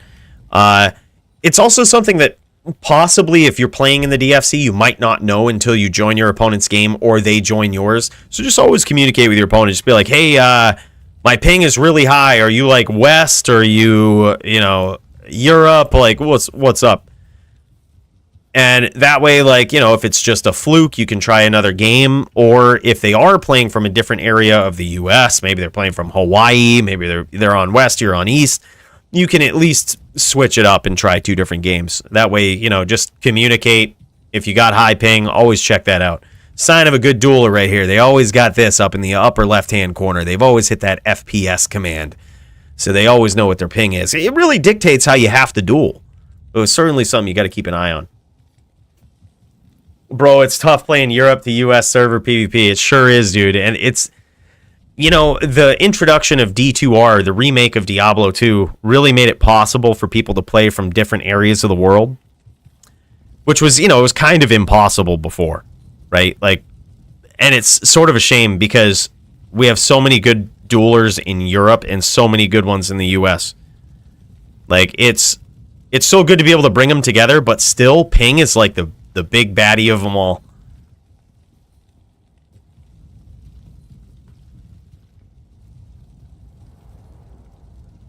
Hell yeah, Thomas. Tell it to him. Hit that like button if you haven't already. Because this is, like any other time, gonna be an epic night. We are in the midst of DFC 90. And man, oh man, what an event it is. We've had round 1 of the championship duel here tonight. The rest will be up later. I hate to beat down my opponent all at once. You know, make it a 4-0 too quick. Give him a little bit of time to recover, right? That first one was just knockout finish with a very well-placed strategic hammer. He's going to need to recover from it. Get his wits back together with him. The rest will be up later.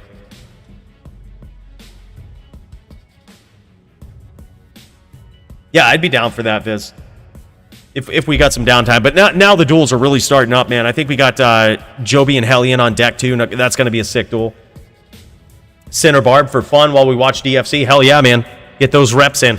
That's what it's all about. I'm about to make your ES sorc fire sorc guide. Thanks for posting. No problem, dude. The only difference that I made between that and the championship build is I think I swapped the boots to not wear marrow walks. I think I was wearing marrow walks in the video. But boots are like one of the only things that you can swap out to your matchup, so I wouldn't suggest planning around marrow walks with like the strength bonus. You can always wear, if you need the dexterity, you can wear Cow King's boots. You can wear Tri-Res boots for other stuff. Rep boots if the match calls for it. But yeah, that's the only difference I would suggest in that. And then maybe you too can one day be a DFC champion with that sorceress. I'm telling you, it's a pretty good one. All right, boys, just waiting for some of these guys to fire up their stream. Look. Vezz, get up in here, bro. Let's get some practice. DFC 7, password 7. This was me and Dio's game we were dueling in. Let's get some reps in while we wait. Oh, it looks like Botasaurus just fired it up. He might be live again. We'll give these guys a little bit of time to clear the moor. All right, give them a little bit of time.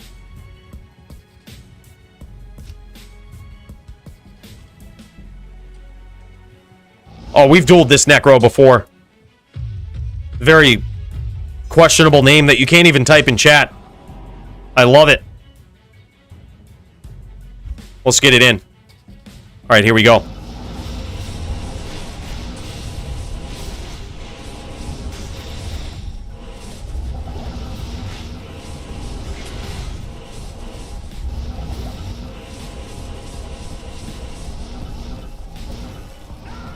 I knew it was gonna happen. You see me just hide behind that corner, not chucking any more hams? I'm telling you, boys, it's all about the read. It's all about the read. I knew he had me name locked, and I knew when I broke it, he would follow. It's just topped in shit, boys. There's no other way to explain it. It's just topped in shit. I'm telling you. All right. One more. Then tuning in to bot.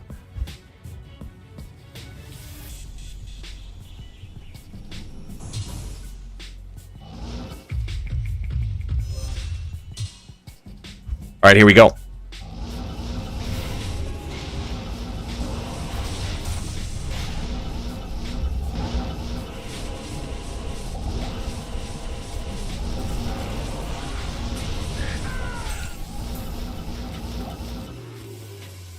Just like that.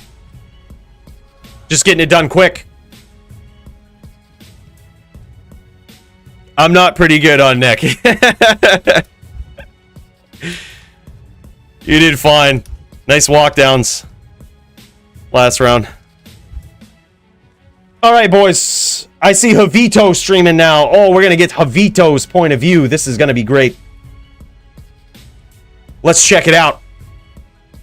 From the Paladin's viewpoint, can he go 3-0 on his server? He's going to have to. He's going to have to tie it up. He's going to have to show he's got what it takes to take this guy on. Yeah, it looks like he's gone full VT. I don't know any Murderins are going to switch to... oh, man, he's a VT with a bow. God damn, I love it. I don't know any Murderins that would use a Zerker X. Just because IAS breakpoints are so hard to reach, you really can't plan your whole build around the IAS. You got to focus on the cast as well. But now, oh, look at these up smites going on here. Very nicely done. I love the FOH ping. This is very good.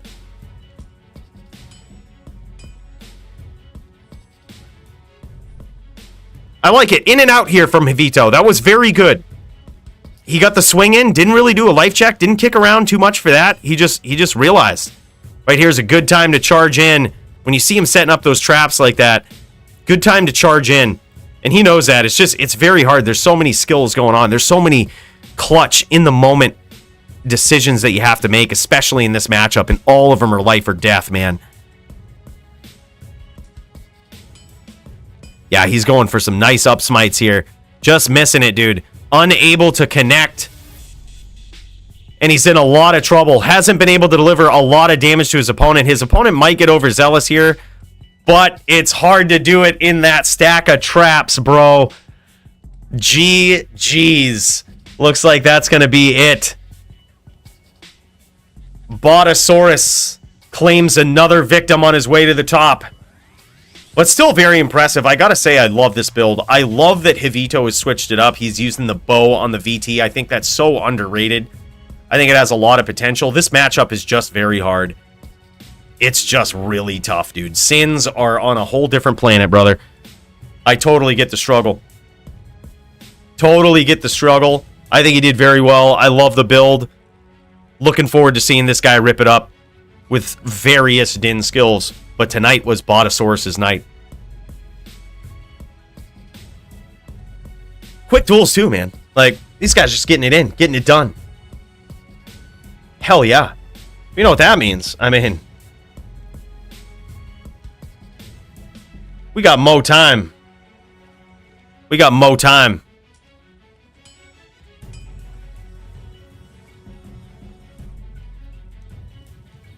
To get these duels in.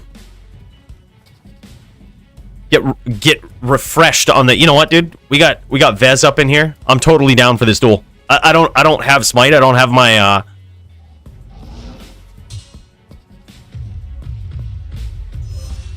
I don't have my anti-druid set up on, but I'm actually happy about it. Use 5. Fvckit. Go, bro.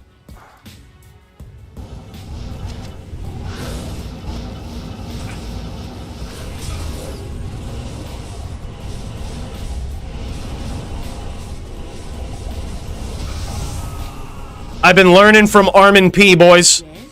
I've been watching R-Lmao closely. And I'm learning. No grief needed. You just gotta get good. Dude inspired me in a lot of ways. I am overburdened. I mean, as you can see, it was after watching him duel that soon after I became the champ.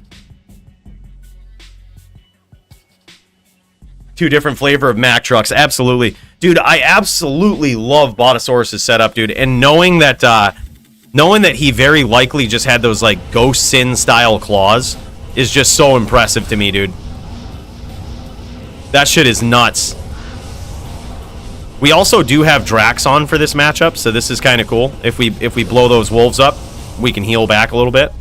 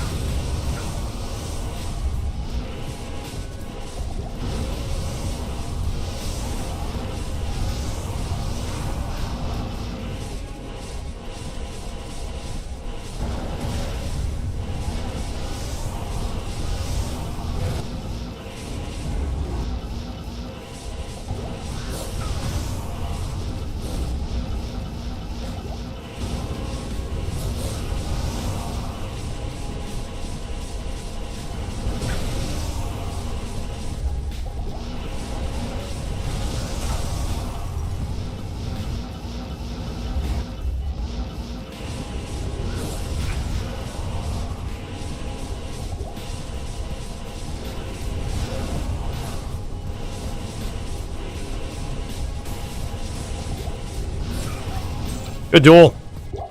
GG. Dude, that's how to do it. You notice he was only stomping when I was like extremely low. Otherwise, he was doing that circle thing that Dio does.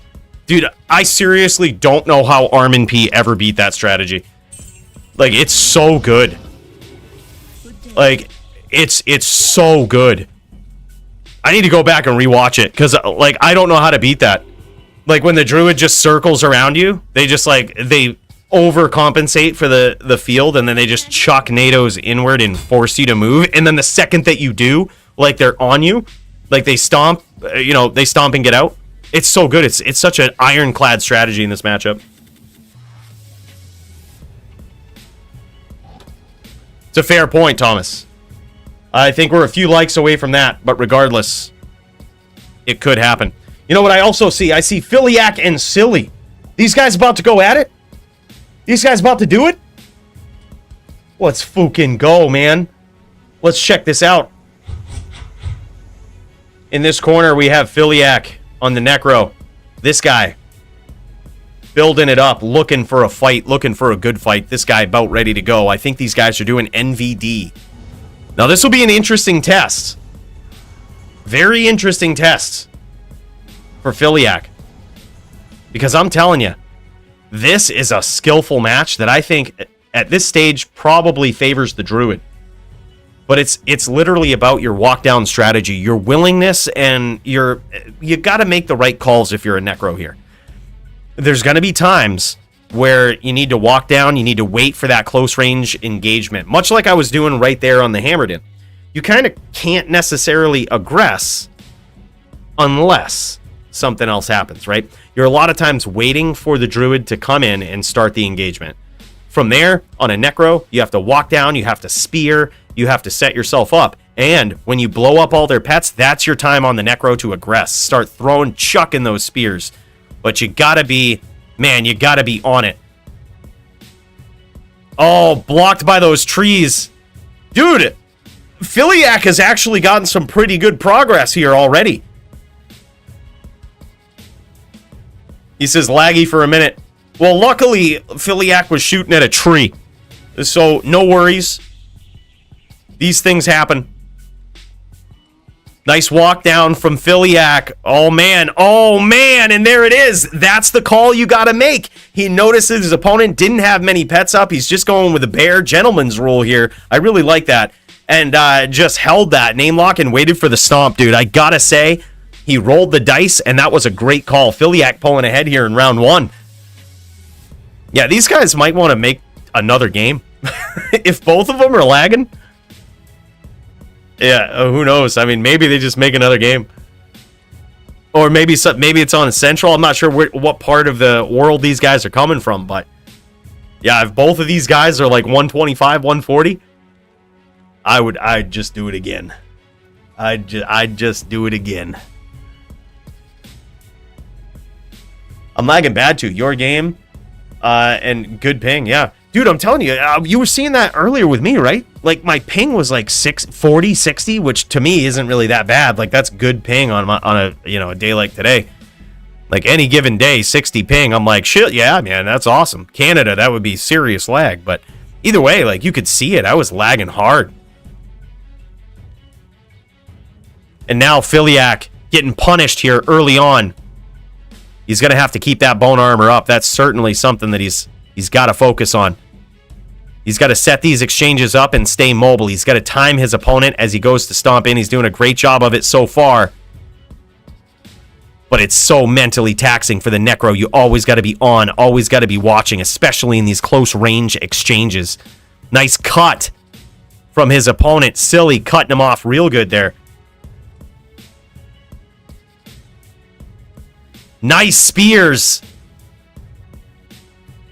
And now this is going to come down. It's going to come down to, I think, one hit from both players. Who's going to land it? This is extremely close. Bone Spirit is, it's a little misleading. Oh my god, I thought that was over. That was a nice spear there from Philiac. It's a little misleading in this duel. It's usually pretty good, but when your opponent has, like, 2 pets up, like, you know, the druid is always going to have the bear and the oak. When your opponent has pets up like that, they're almost always going to block. Oh, my God, and a beautiful stomp from Philiac. Dude's picking it up, man. Oh, shit. All right, my bad, dude. All right, I saw you guys streaming. I thought you guys had a catch duel there. My bad, bro. Yo, who is it? Who is he dueling? Is this the legit duel? Is this Jazz? This might be Jazz. This might be the one on the card. This might be DFC newcomer Jazz. Yo, thanks for the heads up, dude. I always feel like a fool when I say that. It's so hard to tell sometimes. Oftentimes, if we've talked about a match and then I see those 2 people streaming, I'll assume it's them dueling. I could always check the screen. But, you know, we like to live life on the edge. We like to guess. I'm a hammered in, dude. I do things. I take educated guesses with opponents that I can't see. Sometimes I'm wrong. It's the life of an hdin.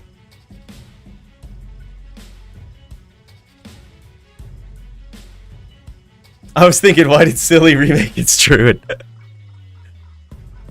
Look, never attribute to malice what can be chalked up to stupidity.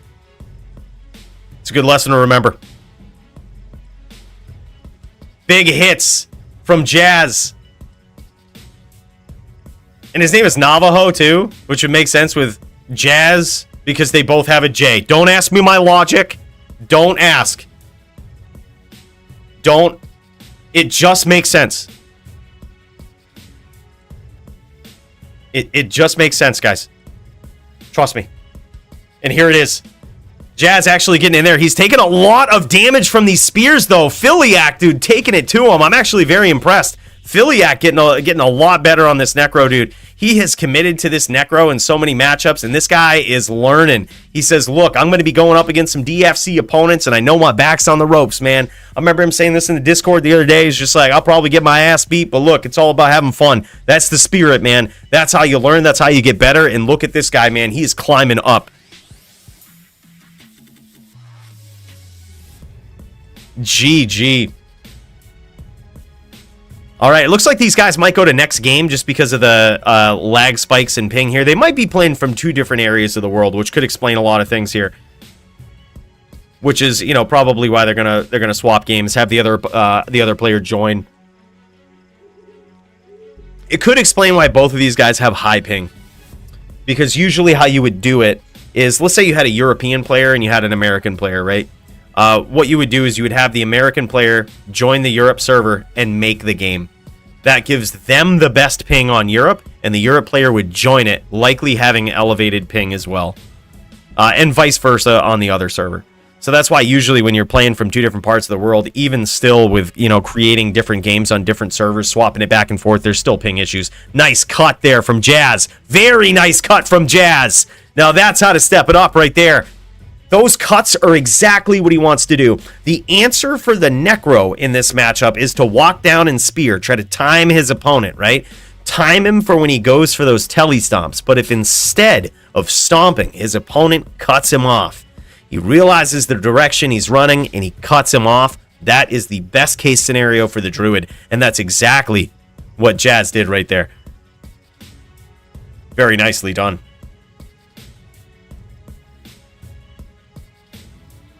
Or it could be Yaz. It actually could be Yaz. Now that I think about it, with a name like Navajo, this could actually be Yaz. I may be pronouncing it wrong. I believe it is Yaz.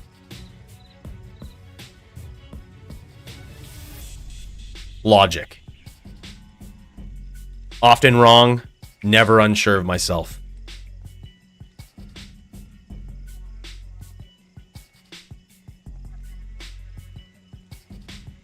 I got about 10 minutes before I have to leave next time if we don't get the chance before that. All right, brother, we'll keep that in mind. Is it, who are you supposed to duel next, bot? We had Javito. We got that official match in there. We got a ton of catch matches, though, man. Look, just jump in there, start dueling, and report your match, dude. We'll get it in. Simple as that. Nice spirit train there. That actually works very well for the cuts. But that time, Yaz switched it up, dude. He actually stomped him. That's how you got to play as a druid. You got to keep them guessing. Never letting them know exactly how you're going to approach that exchange. That is the key. Yaz doing a very good job of it now. Some nice looks, some nice name grabs from Philiac. Oh, and a beautiful stomp. Nice timing from Yaz. It's now 3-2. Still in favor of Philiac. Philiac needs one more win. Yaz really turning up the heat here, making it confusing. Stepping up his druid game in these later rounds. Epic match so far, man. Holy cow.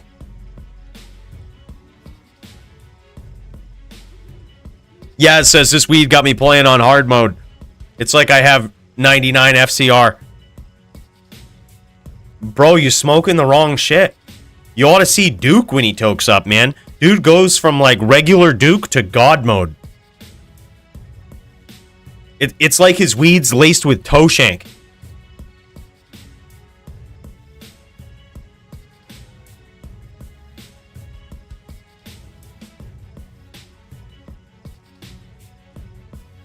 Oh, GG.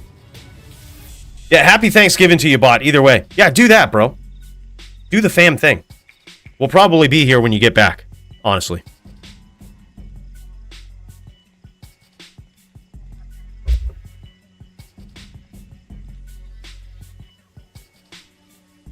All right, a little bit of pause in the action here. These guys might be taking a little wee break. Taking a wee break, if you will.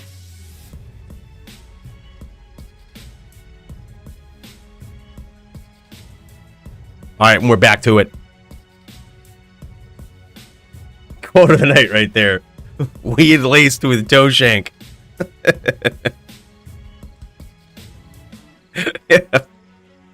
Dude, I'm telling you. I don't know what it is. We've seen Toe do that too, dude. Just like smoke and then finish a duel immediately after. It's like spinach for some of these guys, man. All right, now this is the type of exchange we're looking for. Looks like Philiac is on point, and so is Yaz. Both of these guys keeping the other one guessing, dude. I saw that too. Philiac was looking for that chain lock. He was actually going to go for it. If his opponent stayed on screen there, he was going to chase him down while he recasted the pets. But he catches a nasty stomp from Yaz. Very close duel here. It could go either way. Nice spears. Looks like they just missed. Might have hit the bear and landed there. Using those teeth. I don't think Yaz is low enough for a teeth PK yet. But it certainly is a good way to clean up some of the pets. To clean up the oak and make that spear hit even harder. Very nice stomp from Yaz. Yeah, it looks like his opponent might be pretty low.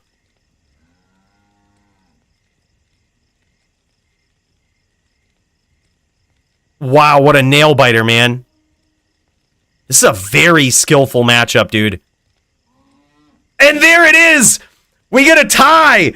Okay, so the tie would end the duel. So therefore, under DFC rules, it's a draw. So it's 3-2 draw.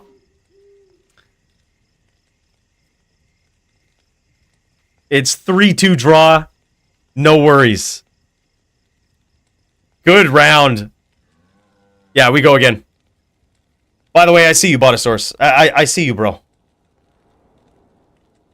We move so fast up here, as you know. We move at the speed of light. While these guys get set up. I'm not sure if this will come in now or as we travel so fast, it could be 5 minutes before it comes in. Let's head to the spaceship. We got a special cheers to give away to Botasaurus. Whenever this comes in, it'll be here. In case you guys didn't know, the spaceship travels 7 times the speed of light around Sanctuary. It takes time for data and information on the internet to catch up, but there it is. See, we saw it. We're in the future. Thanks for hosting. See you all next week. Bro, big cheers to you. I'm capping this off for you, brother. 24-24. Big cheers, brother, and thank you so much. Let's cut back to the action. These guys have begun what could be the final round here. I want to give another special cheers for that, man. That was so cool. I can't believe that. That's huge. Speaking of being thankful, man, couldn't do it without that kind of support. I'm pouring out a new one for you right now, brother. That's amazing. Really appreciate that. This very well could be the last round if Philiac wins it. If Yaz wins it with those stomps just like that, we could be going to a final round. I'm sure Philiac is kicking himself, dude, for getting that final kill there, not getting out of the way of that last NATO. He's probably kicking himself, but he's certainly not letting it affect the way that he plays. He's still keeping his opponent guessing. I knew, I could almost call it from the start of that last round. I was like, both of these guys are playing on point. This very well could be a draw. Sometimes you'll see that at the highest level of NVD play, man. It's always close, and a lot of times can go to a draw, which is a very weird conclusion to say that it often goes to that. But, dude, this is the type of match, much like Sin v Sin, often happens off-screen and can take a long time. Like Sin v Necro, off-screen can take a long time. I can tell you in that duel, people might run out of mana pots, right? In that same sense, I can tell you these duels might go to a draw. Like, that's how close they are. It's how very skillful they are. Certainly more mentally taxing, I think, for the Necro. But just like that, Philiac shows the growing skill on this build, racking up a DFC win. Bro, you gotta do what you gotta do. Spirit is insane. Look at this, showing off the gear here. He's got a double bared 230-20 to open socket. He's got 3 Bone Spirit, 3 Spear on that base wand, a sexy Necro Amulet. Wow, look at that, 220 with 58 life. Look, with an amulet like that, bro, you're going to need yourself a 40, 15, 13 Dungos. Bro, I don't know what you're doing. We got to... They're dirt cheap right now, just letting you know. I got mine for $4.99. It could also be really. Yeah, they're like dirt cheap. I think I got it on ladder season and converted it over though. Like, so I think it was like end of ladder season. It might have even been cheaper than that, to tell you the truth. Dude, look at this Chaos Sanctuary to Tal's Chamber. What a hell of a night for terrorized runs, huh? I love the resistance charms there, especially stacking it up with the cold resist in NVD. You never know, dude, but when they get in close and they start doing those stomps, you certainly want the cannot be frozen on, but you also don't want to be caught with low cold res, dude. I love that he's stacking that up and not forgetting about it. Nice Necro build and a very good win for this guy. Philiac, big cheers to you, man. Congratulations on racking up that DFC win. Impressive win on the Necro. G. As promised, want to go back to the spaceship for a special cheers, a real cheers to Botasaurus. Man, that's really cool. I can't tell you, it can't happen without that kind of support, guys. Keeping the spaceship going, keeping the holiday juice flowing. That's what it's all about, man. I'm very thankful this Thanksgiving season in America for you guys. This is the highlight of my week, every week, being here streaming DFC with you guys. It's awesome, man. So thank you so much for that support. I really appreciate it. Let's have some more good duels tonight, huh? Cheers, Botasaurus. Cheers to Botasaurus for not only that, but for that savage Sin, man. Gosh, someone keep him away from the top. We don't need to be going against that fucking thing. Sorc or Din. I don't want to see it. I don't want to see it. That thing is savage. Absolutely savage. All right, I see some fools up in here. Coming into my game. It's about time we remind them whose game it is. While we wait for some more action in the Discord, I do see Silly sharing his screen, but I think he's just dueling in this game. So feel free to give me the heads up if that changes.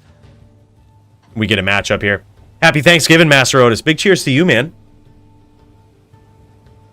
Chew 30. My dude, what's up, man? I need a good slapping, dude. Get in here. Get in here. DFC 7, password 7.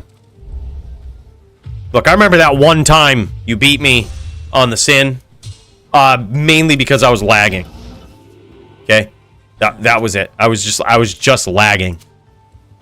But now, it's time. I got like 63 ping in this game, which is still good enough for like lag, so I can claim that if I lose. But also, like, it might be a good duel. I want to get owned on the barb. Is that your barb? Yep. Barb, let's go.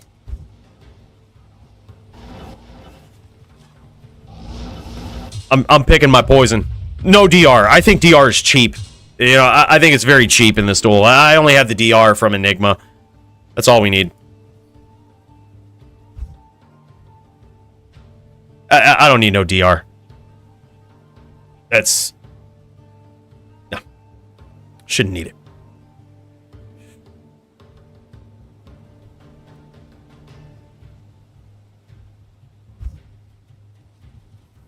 Yes, sir. He says hammer, arrow, smite, right?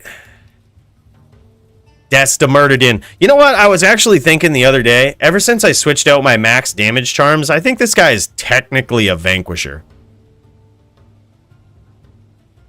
Like, I used to have max damage charms in here. And I think that literally makes the difference between hdin, someone that's actually trying to do vicious damage with the bow, versus someone who just has it as backup. Alright. We're going up against the necro. Let's see where he's at.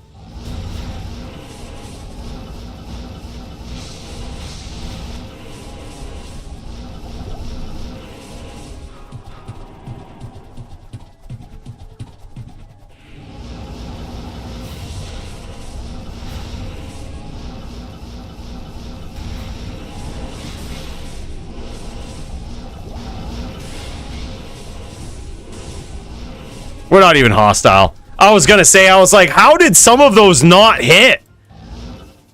I was like, how did some of those not hit? I was like, some of those hams were insane.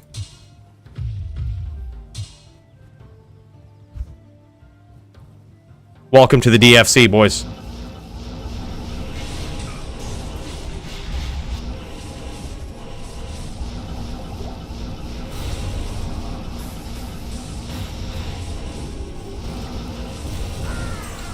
Just pro stomps, boys. Not in town. Pro. Absolute pro. You know what it is. By the way, I see you. Full wheel.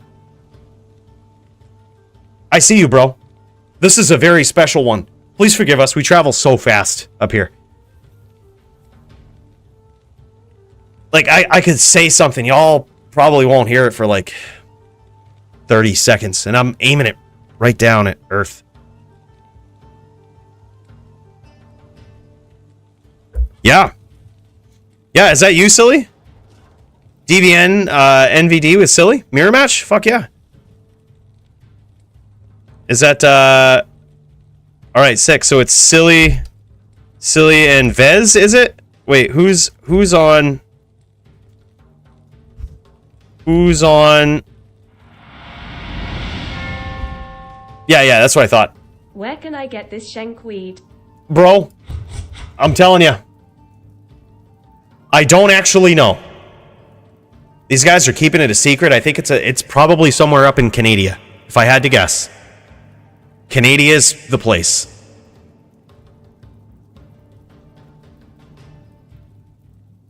But my dad, dude, also, I don't know what he does, but Maddie, a Canadian, was very impressed. So that could say something. Look, I'll talk to him. We'll see if we can get this hooked up. See if we can get you guys in touch. Bro, big cheers. Full wheel, thank you so much for that support, man. Holy shit. Happy Thanksgiving to you, man. Big cheers. You ready to see me kick this Snorlax ass right here? Whoever this is in game. Some say it's Chew 29, Chew 28, something. Forget his name. Oh, previous DFC champ. Yeah, we'll get him. By the way, bro, thank you so much for that. I love that support. Very thankful for it, man. Big cheers to you. Means a lot, brother. Holy shit, that's very generous. The order welcomes you. Shankweed. It's a Canadian thing, man. I think that's what it is.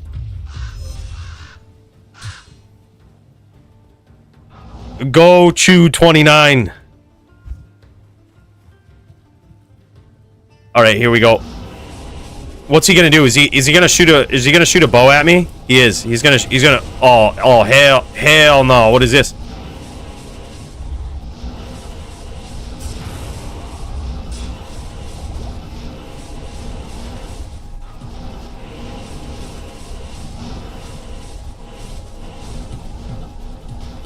What? My bow was. I totally swapped. Lag. I totally swapped away from that.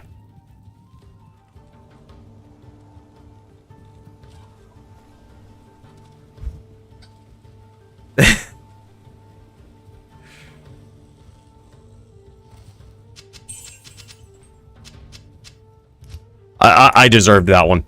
Not gonna lie, I deserved that one. I am overburdened. Who in tarnation made this game? Dio, technically.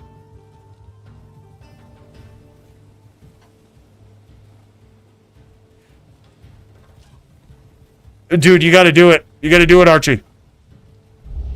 It's the only way to go. I mean, look, it's Thanksgiving in America. If you are American, there's a good chance you're not working tomorrow. Just jam it, bro. All right, we're gonna charge around. We're gonna be very careful.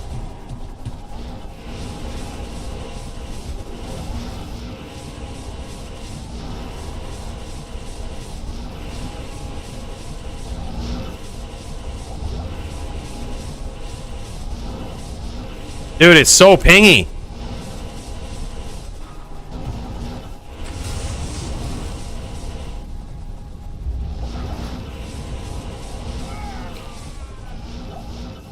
It's so pingy. Bro, I'm telling you, my ping is like 63 and it's still pingy. You pingy too? Yeah. Dude, I'm telling you, something about this game. Like, y'all are seeing that. I'm trying to, like, telly away, and it's not tellying. It's, like, fail tellies all over the place. Yeah, next game. DFC 12, password 12. DFC 12, password 12. I'm in Netherlands and working, but it's still worth it. Happy Thanksgiving to anyone who celebrates. Hey, man, thanks for tuning in from the Netherlands, bro. What time is it over there? Working, it's daytime, huh? It's good old just after 8 o'clock over here. We're just winding down and turning up for the day, if you know what I mean. I saw Coooley was live, so I left my wife to be a part of the stream. That's commitment. Bro, Thomas Huddleston, I always knew, I was like, something about this guy. But look, if she was a good wife, she would have understood. And I would tell myself that if I were you. If she was a good wife, she would have understood. Instead of saying, you get away from that computer and that Diablo 2. You get away from that Diablo 2. You're hurting this family. Nah, you tell her a man's got to do what a man's got to do. We're not hostile. I kind of figured that.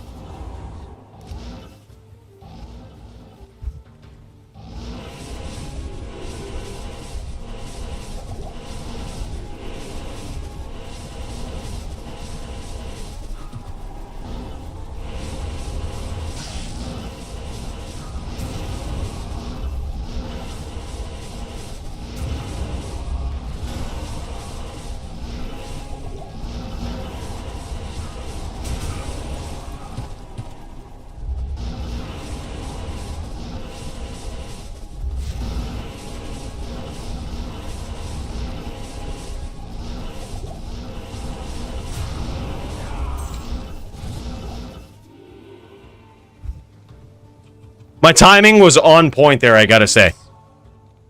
Like, you can't doubt the timing there. That was pretty on point.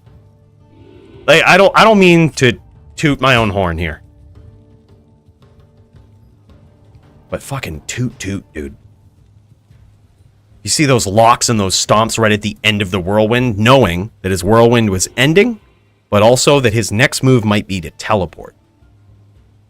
I saw my window.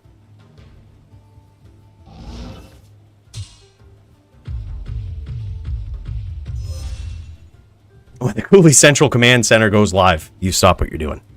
That's right. That's right. Norway here, 2 a.m. Goddamn. GG. Wow, man. Appreciate you, brother. Big cheers for that. I'm going to be all performance enhanced up by the time I duel the rest of these duels with Dio. I'm going to chase that with something.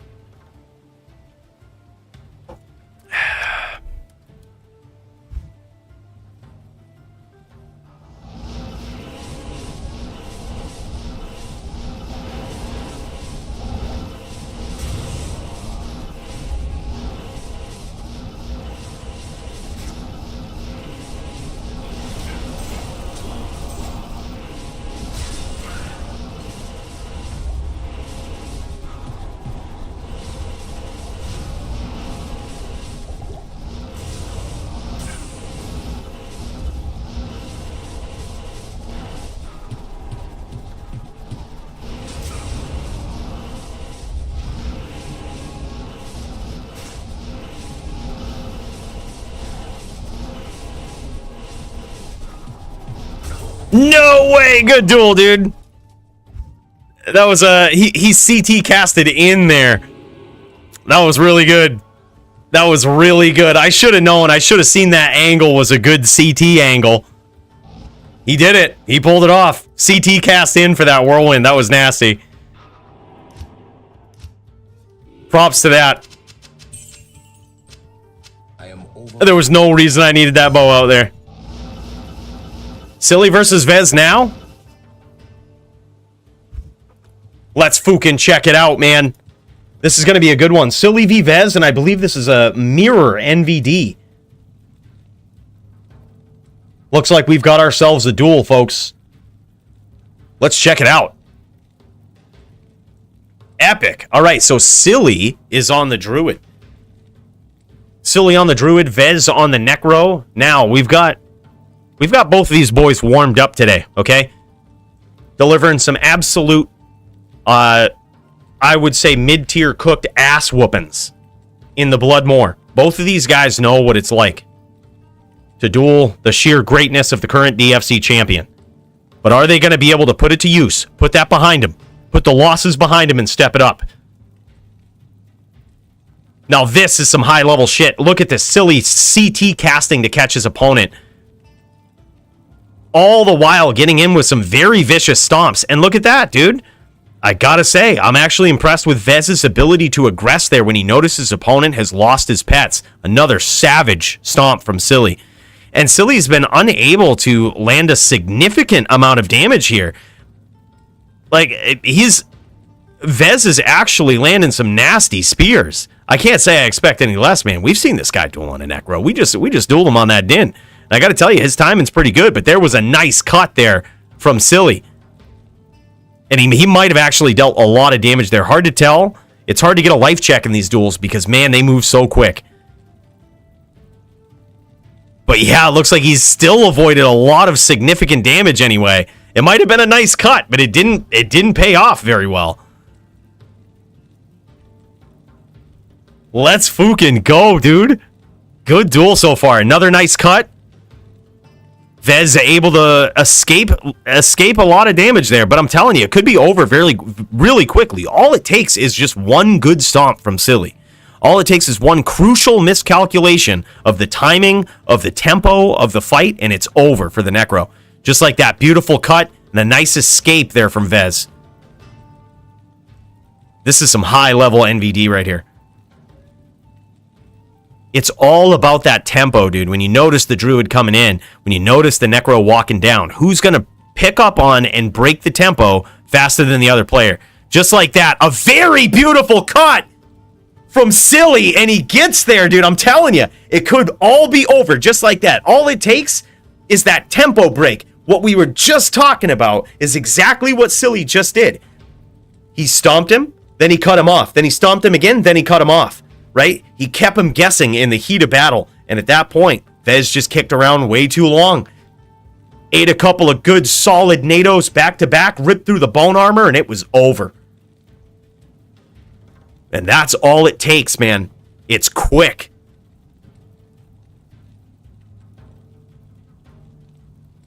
This is some high-level stuff. Very good, man. And a nice stomp there from Silly.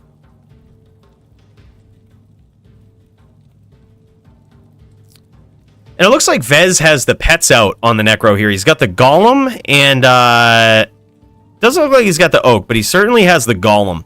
Now, the pet is interesting. It can really be a liability in this matchup. It doesn't really give you much added security or added protection against a NATO, but it works as a name lock. It like gives your opponent a name lock in this matchup, because the Golem, when your opponent gets close, it will start walking towards them. And if they know that you're about to telly off, or maybe they just grab the name lock waiting for you to telly off, they will immediately telly right down on top of that pet, immediately right down on top of you, and it's not going to be good, man. It will be very sneaky. So I think the Golem in this matchup particularly is kind of a liability. Any pets are, really. Even the Oak Sage just kind of wanders in a random direction, giving your opponent the ability for to have a sneaky name lock. And it's one thing to notice when your opponent might have name locked you while you're on their screen. It's very hard to keep track of both that and when they could have name locked a pet. But so far, Vezz is doing a great job sticking these bone spears left and right, dude. Doing some serious work.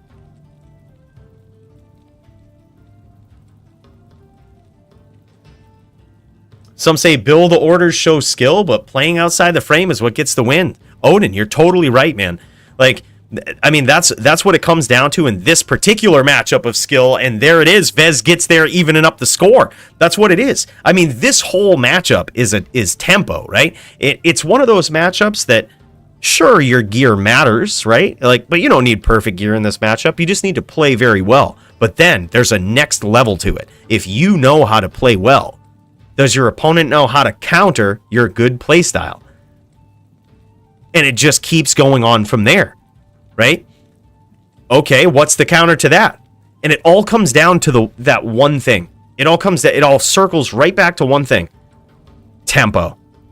Like, understanding the tempo and being able to break it on your opponent is what this dance of death comes down to.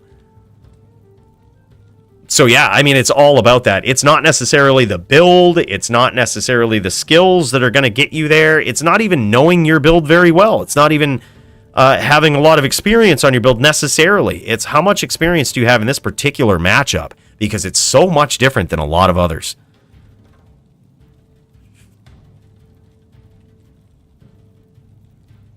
So now you see Silly taking these cuts here. He's trying to cut his opponent off, but he's got to keep up those pets. The Druid, on the other hand, is not as in fear of getting chain stomped by the Necro. So instead, they certainly want to keep their pets up, because those pets block those bone spirits that are coming at them.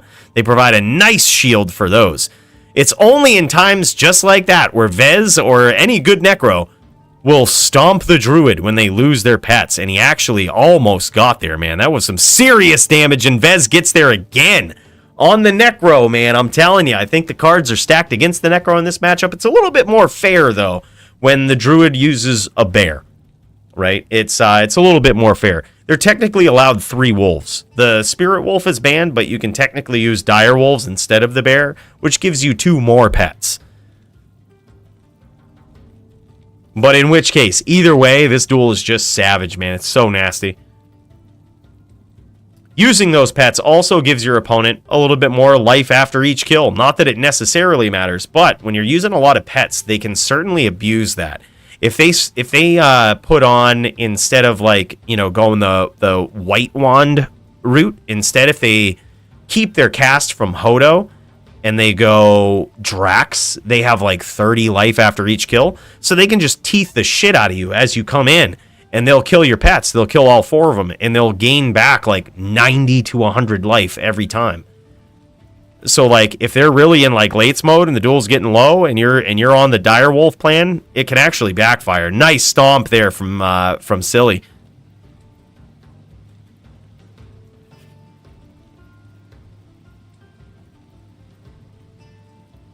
Sneaky name lock, we saw it coming, and a chain lock. Beautiful chain lock.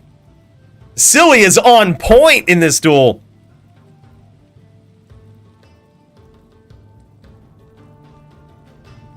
Damn, bro, that was impressive to see.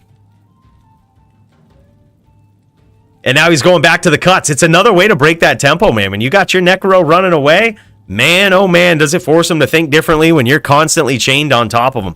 And then also, again, it's really going to test that cold res. You can't forget, with this opponent, you don't necessarily see them getting frozen all the time. You don't see them turning blue. It's because a smart Necro will have cannot be frozen in this matchup, because walking down and actual mobility of your character is very important.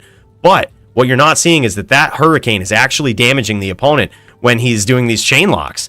Like, it's not much, but it's something. And some beautiful spears and beautiful aggression there from Vezz. This is very, very high level Necro play here. Very high level on both sides, man. This is impressive.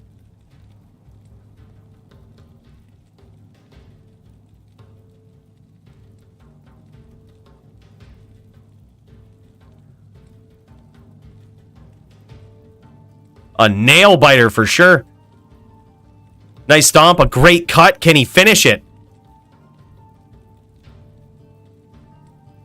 It's so sad to see that with such high-level maneuvering like that on behalf of Silly, that you still fail to land those NATOs.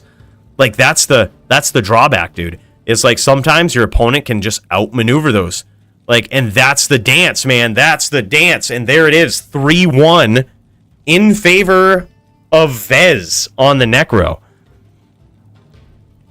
I think these guys are going to switch it up and give us another mirror here. Vezz streaming his point of view on this beautiful, beautiful Necro. Dude is really good on it, man. I gotta say, that was impressive. Necro has got to be one of the most deceptive classes to play, especially in the DFC, because a lot of times people will see the rule set and they'll think, oh man, the Necro has 20, plus 20 bone spirits, which, still I have some close friends that say that's a little too much. But bro, the Necro is hard to play. It takes some concentration. It takes some knowledge and know-how.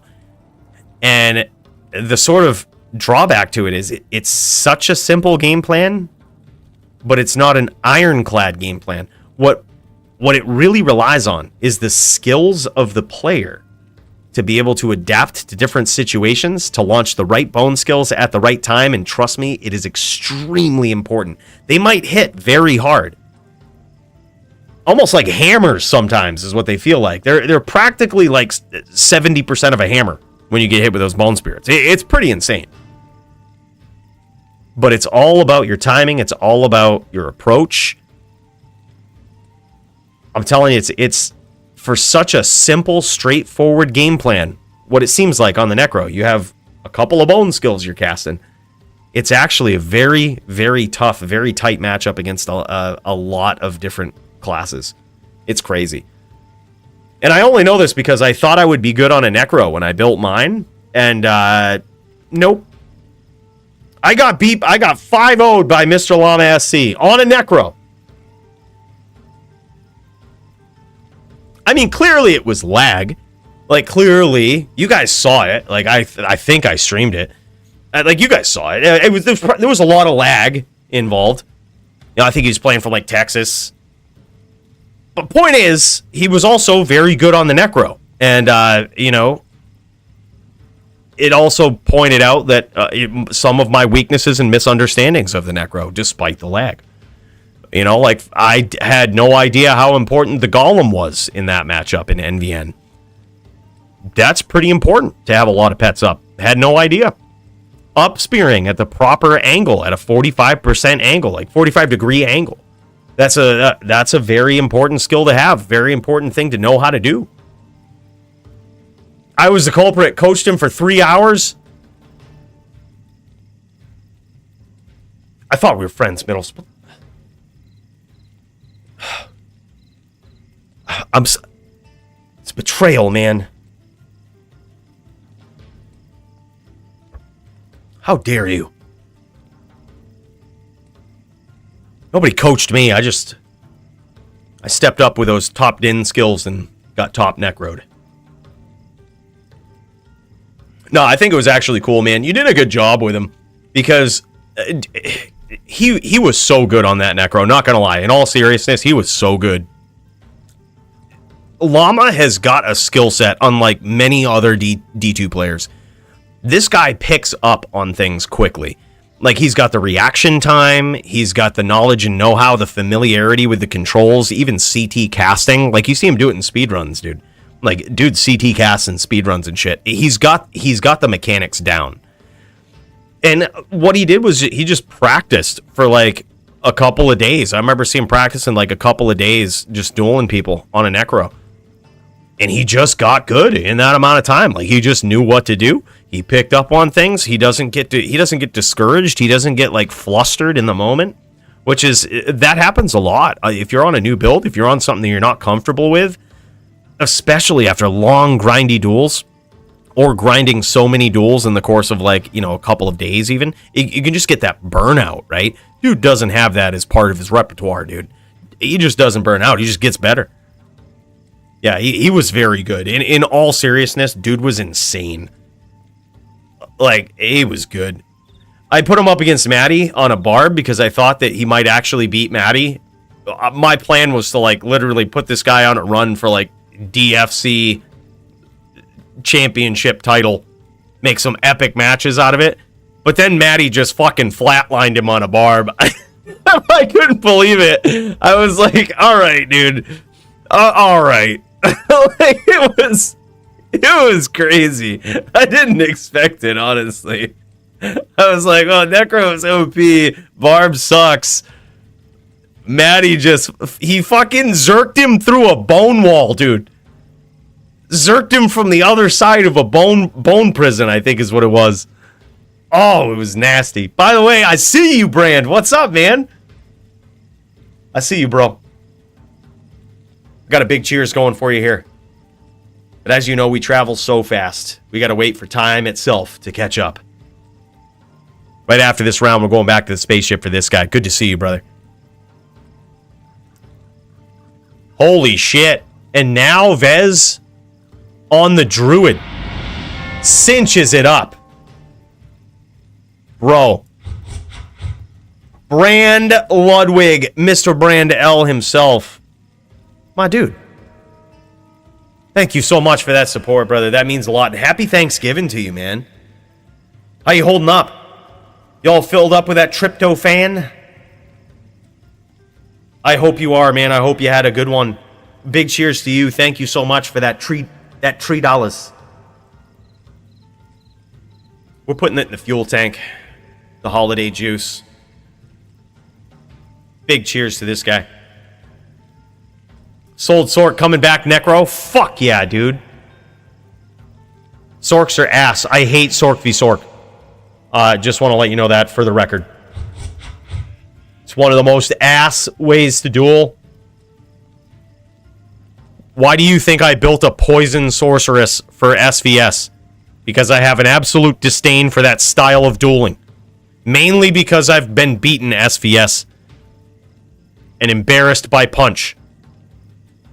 Not just because he was very good at SVS and he's the SVS champ, but because I hold a grudge, right? And now I hate all SVS. Dude, Cold Pig, aka Vezz, getting there again, dude. Showing the skill on the druid as well. Mama got introduced to D2R Zerk on that night, dude. That was insane. Man, that was so good. That was so good. I honestly didn't expect it. I thought that I had fed you to the wolves after seeing how good Llama was on the necro and knowing that barbs were kind of underpowered. I was like, okay, he could just go with a max block setup, and then he's probably just, if he figures that out, he's probably just going to trash on Maddie. I was like, he probably doesn't even need to figure that out. I was like, necro is just so good. He just keeps the distance and doesn't get caught. And then Maddie's like, fucking chain locking him and zerking him through fucking bone walls. I'm like, god damn, dude. Like, Maddie's just a different player. Like, Maddie's just different. Yes, sir. Sold for $7K FG and $400. Actually pretty good, dude.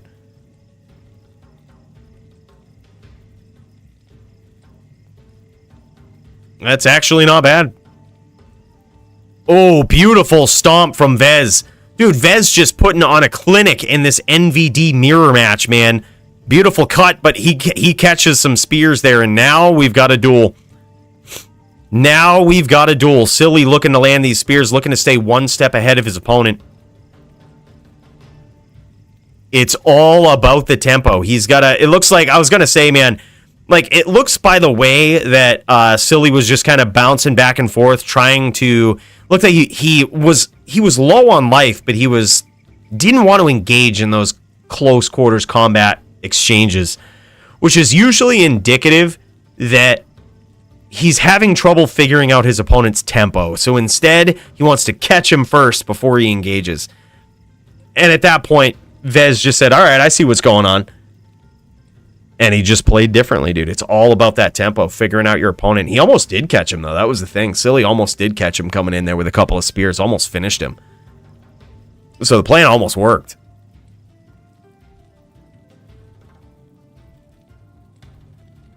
Was going to go all cash, but Coolio low claimed I didn't have forearm gold. Look, bro, I wouldn't let that guy hold up any more space in your head at all. Dude's just trolling. Dude, you have the ultimate win on him. I would just leave it at that. There was 6,500 forearm gold on the line for a duel between you two, and he didn't take it. Like, bro, I wouldn't think about it for another second. Like, that's it. No offense to you, Cooliolo, but I would have taken that. All right? I'm a dumbass. And I would have taken that. That's all I'm saying.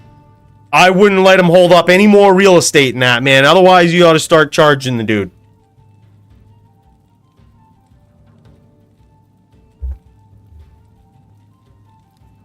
And there it is, dude. So, basically, because he got those couple of wins there right off the bat, it makes it so that his record on the Druid is better than his opponent's was on the Druid. So, therefore, he also wins this round. Just an absolute savage performance from Vezz there. This guy is really good, man. Really good player. Happy to see it. Make sure to report those duels. I'm not sure if they were officially on the card, so I might miss them. So just make sure to put them in the DFC results section, and we'll get them in there. Just let me know, like, NVD mirror, Vezz wins against Silly. Good, dude. I gotta say, good gameplay from both of these guys. That was insane. This is what I mean. I love seeing NVD, especially from, like, equally skilled players. It's so fun to watch. She says, thanks, Coooley. Love you. Right back at you, brother. That was awesome, dude. Very good duel. Nice display of skills. Looks like the level of skill with Vezz on the Druid and Silly on the Necro was a little more accentuated. I think when both of those guys, when Silly was on the Druid, Vezz was on the Necro, I think it was a lot closer. Yeah, Silly's real good, dude. He really is. That Necro was savage. His Necro skills there, man. He was good. It was just a good duel in general, man. Thanks for putting it on, man. Thanks for streaming your screens and showing that off to us, brother. That was sick. All right. We've got some more matches in the Discord. What do we got here? Have we got Muchez versus Riz going on? This is going on. This is Muchez versus Riz. Oh my God, boys, it's happening right now. This is a big one. Let me see if I can adjust this screen a little bit. Get this figured out. We need to...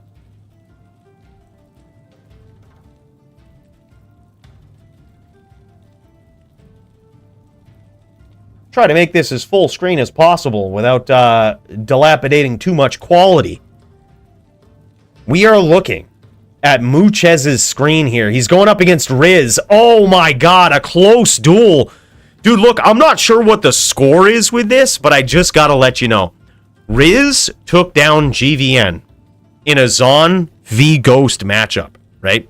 So the very fact that he's up some number of games here is big for Muchez. Yeah, he says Impale makes Telebug.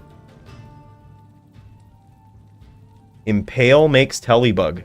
What is this? Impale Telebug? That's a thing? What are you just like, do you miss Telly? Do you fail Telly a lot when you get impaled? How does that work? Alright, I'm going to try to center this a little more. There we go, so we don't miss anything. 500 forum gold on Muchez. Oh, man. Dude, I'm not sure what the score is. But it's at least, it's 1x with Muchez. He's at least got 1. And it would be very impressive because Rizz has actually beaten. I thought this was feeding Muchez to the Sharks. Like, Muchez is very good. We noticed that last week. I was like, dude, we got to give him somebody good. And also, if Rizz beats him, that's very good for Rizz.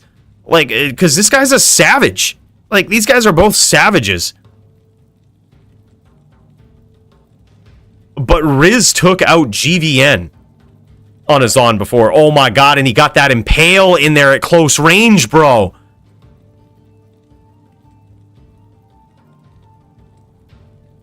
And now Rizz cutting him open. Dude, Impale is making the difference, huh?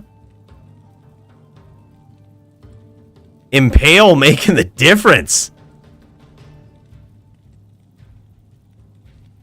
Are there any duelers worth my time? Bro. I mean, I'd be open for an exhibition match, you know, now being the DFC champion. I'd be down. Rizz is very low here, but so is Muchez. Muchez, just above half-life.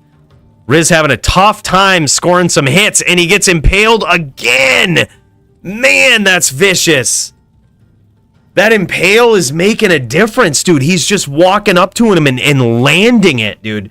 So it not only slows down Rizz and, like, wrecks those IAS frames. So it's Whirlwind Bug, Telebug? Oh, okay. So, alright, I think I understand what he's saying, and I think now that he's said that, I think I get how it goes. So, Impale slows its target by 50%. That also slows your Whirlwind down. Whirlwind is a weird skill. It's one of those skills where you could be freely moving around, but your character is stuck in Whirlwind animation. So you're trying to teleport away, but your character is still in a slow Whirlwind animation, and you can't teleport away. I think that might be what Rizz is talking about here. I think I kind of understand that now.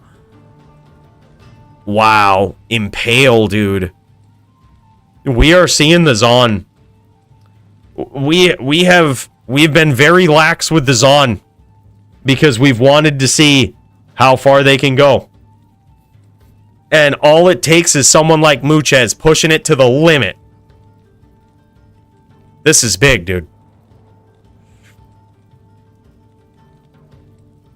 And we get Joby Doombringer here soon? Hell yeah, dude. So nobody. Look, previous DFC champ. You're talking to the new DFC champ, the new school. All right? I'll keep an eye out, brother, but it's hard to do it last minute, honestly. Like, it's hard to put them together last minute. But I'll keep an eye out.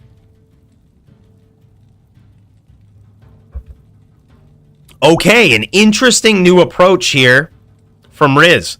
He's locking on with that Mind Blast and keeping his opponent guessing. Right now, Muchez he's finding it too easy to guess when Rizz is going to come in. So what Rizz is doing is keeping him guessing as to when he's going to come in. And he does score a nice impale hit there, but Riz has cost this guy a lot of life in this duel, and he's still bleeding out. Now he's at 730 life with apparently no rep life. So this is very good for Riz. Riz is just going to have to land one more hit with open wounds, and that will probably bleed him to 1. In which case it will be a Mind Blast finish. Riz is going to be looking for it. It's going to certainly make for an interesting exchange to try to get these impales in there. There it is. Riz cuts him. Riz is going to cut him. Now Riz is going off screen. Now he's 1. This is Mind Blast finish, but can he get in? He took some damage coming in. He says 1. Good duel. He gave it to him. He gave it to him. GG, dude. Chew buying necro gear. Let me know. Hell yeah, dude. Yeah, that at 1 life he was probably Mind Blast PK, but I think it was an interesting time to call that, because if he played Telly Boa there, he could have. Riz was low enough where he could have clipped him. He could have clipped him and put him under. Especially knowing Riz's dual claw, he's got, you know, a little over 60% block at best. He might have clipped him with like a multi or something. I think it was close. All right, it's at least 2-1, I believe, in favor of Muchez. But now Riz has figured out his opponent. He knows that he can cut him open and get out of there, giving him limited frames to get his impale off. And especially now that we know that Muchez doesn't have a lot of rep life on this build, if any. Maybe just from CTA, but he's certainly not going to keep that out in the duel. I think Riz knows it's just a matter of time. He can be patient. He can pick his opponent down. He can just pick him off. Cut him open, get out. Don't give him those opportunities to land those nasty impales. Dude, I'll do it, man. You pick, dude. I'll be either I can be Sorc or Paladin. And it looks like Muchez lands an impale there. Riz might just be giving him a little bit of time. Letting that open wounds do its thing. It looks like he didn't cut him open too bad there. Looks like he might have missed the open wounds. Now Muchez just firing into the great void, wondering where Riz is going to come from. Riz comes from the direction that you don't want him to come from. Lays a trap down to force him out of there. Riz didn't get too beat up by that impale, but he's certainly slowed. Nice hit from Riz. Doesn't cut him open, though.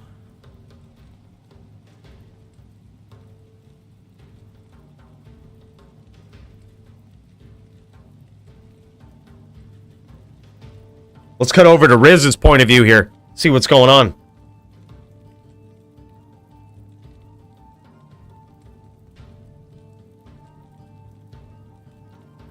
I love it. He's setting up the traps. Now, this is interesting. The traps will proc... Oh, nice hit. I love it. That is definitely his strategy. He gets in, he waits till he turns his opponent green to let him know he hit him, and then he gets right out, dude. He says, all right, this is going to be that kind of duel. I see how this is going to go. And there it is again. Hits him again, possibly cuts him open, lets that open wounds do its thing. Very smart move. Especially when you know that if you kick around too long, you're going to get caught with that impale. Especially with Muchez chaining you like that, man. He's looking for that impale now.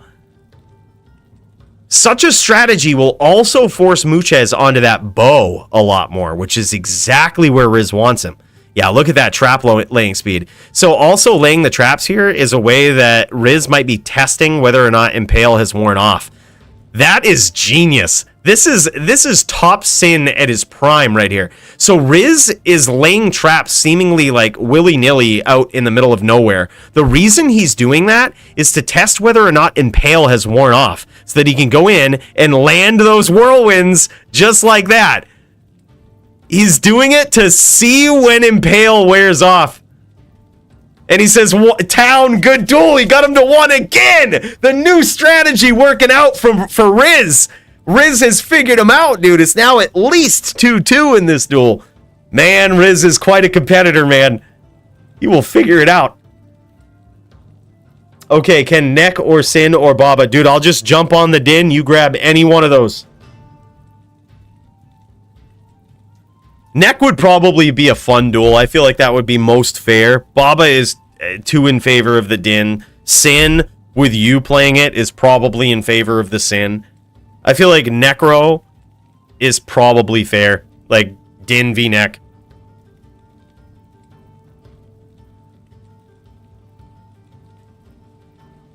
Still got 500 on Muchez. I don't know, man. That's the thing. I learned to never bet against Riz, man.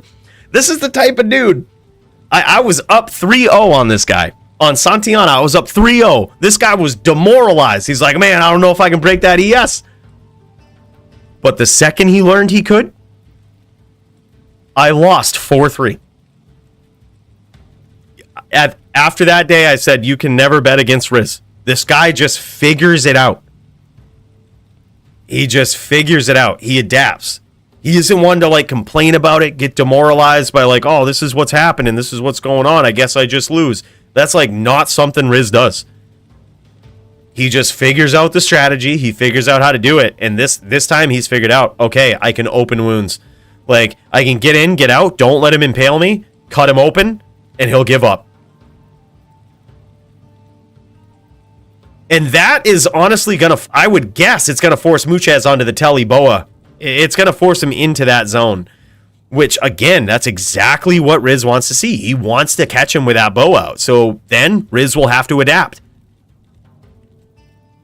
And then Muchez could adapt by switching to Impale. There's so many levels to this game, man.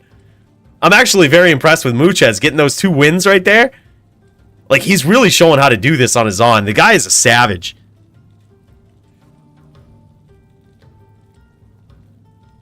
No, Impale is Impale. It's technically not banned. Until we see Zons just absolutely take over, we chose not to ban it, even though it's 50% slow. The only reason we banned Clay Golem, oh my god. Big slow from Muchez. And now Riz trying to wear it off. There it is. He's back. IAS is fixed. And he clips him again. Yeah, I mean, the only reason we haven't banned it on the Zon, even though it is 50% slow, is because Zons haven't really proven to be, like, overpowered in the DFC. A Necro, we banned the Clay Golem because the Necro is just overpowered with it. Like, it will smash any IAS character with it when it probably shouldn't. It probably shouldn't, right? Like, it makes it so that smiters have to build their whole build differently. Like, when it could be a fair duel versus a VT or any sort of IAS-based character if you just didn't have Clay Golem, right? It's not even... It doesn't even synergize with the build well. Like, it's just there for a free 50% slow sometimes. It's stupid. The Zon, at least you have to tag him. At least you have to walk up to him. At least you have to give up any other attack. You have to walk up to him. You have to impale. And granted, it is certainly worth your time. But you're not shooting arrows. You're not chucking jabs. Like, you're giving up part of your attack. And it's very synergy with your build. Hasn't proven to be completely overpowered yet. And as we can see, Riz has certainly figured it out in this duel.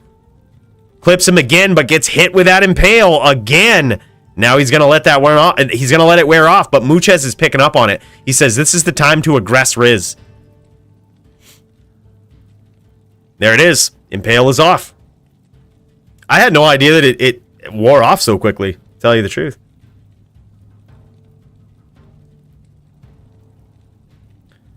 Yeah, Strafe is very good. Technically not banned in the DFC.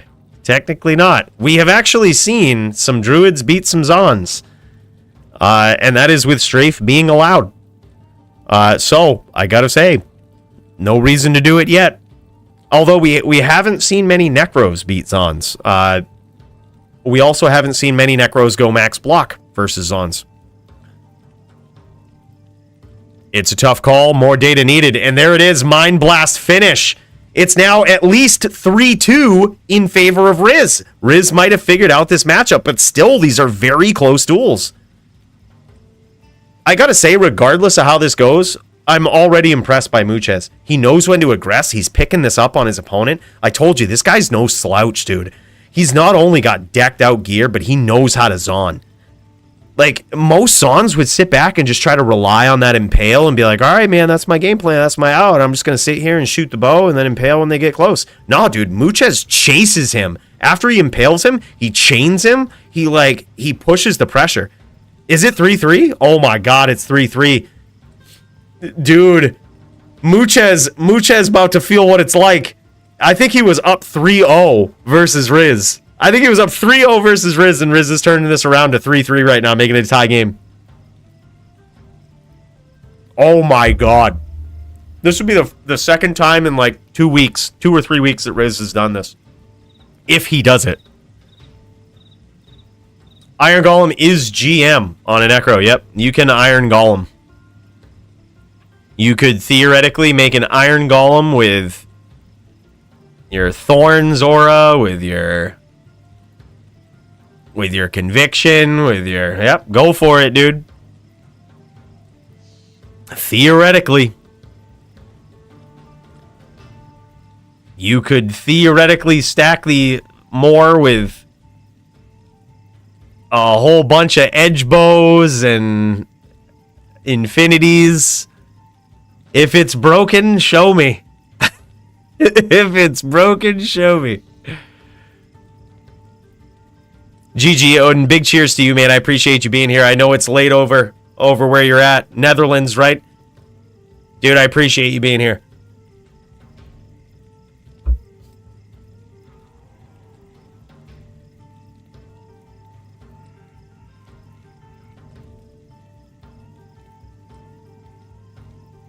Yeah, I mean, that's what I would think, too, is just that, like, probably the reason why most people don't do the Iron Golem approach is just because it's, like, very expensive for not a big payoff.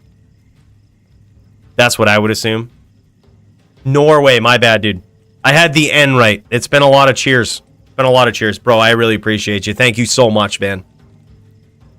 Sleep well. I'd say happy Thanksgiving, but I mean, you know, it's not in Norway, so... Either way, big cheers, brother. I used metal grid in a duel before. I had cube filled with small 2-space daggers and would proc Golem for meat shield versus a necro. That's smart. GG, Dio. All right, brother. I think you and I should finish up this duel after we see Muchez and Zed here. Muchez and Riz. We also got Joby in there. I don't want to keep this guy waiting any longer. It looks like Joby and Doombringer might be ready to go. That probably won't be a long duel. So, like, let's finish it up after that, bro. Let's let these guys do it. I hate to hog their time. Ooh, a big impale from Muchez. This is going to be a close one. Both players on their game here. Both players understanding the matchup now. On their game. And now the Impale is off. God, that's such an intelligent way to figure out when Impale wears off. I can't say I'm surprised with Riz, though. This guy is so smart on a Sin. Like, he lays traps to see if Impale is done. Like, what the... At first, I thought he was doing it to proc, like, the dodge, avoid, evade, or whatnot. Nope. Just a visual to see when that Impale is done. And he knows when he's name locked, he's teleporting out. Man, he's got it figured out. But can Muchez adapt? Will he adapt? He's going on that Telly Boa plan and actually landing some hits.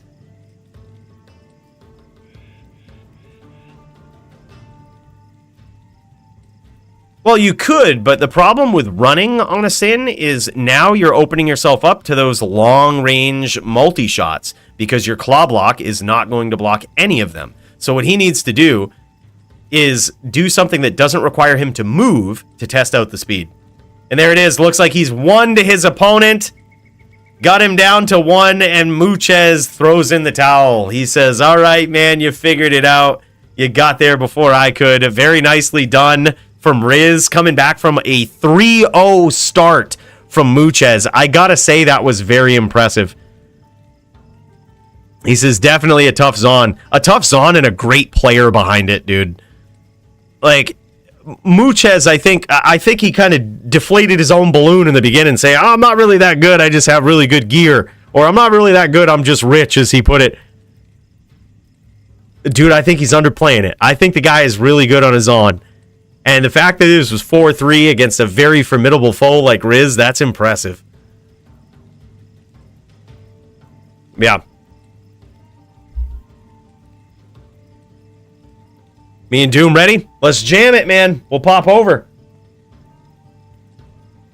All right, here we go. I feel like this one's gonna be epic. DJ, I need you to play something that fits the situation.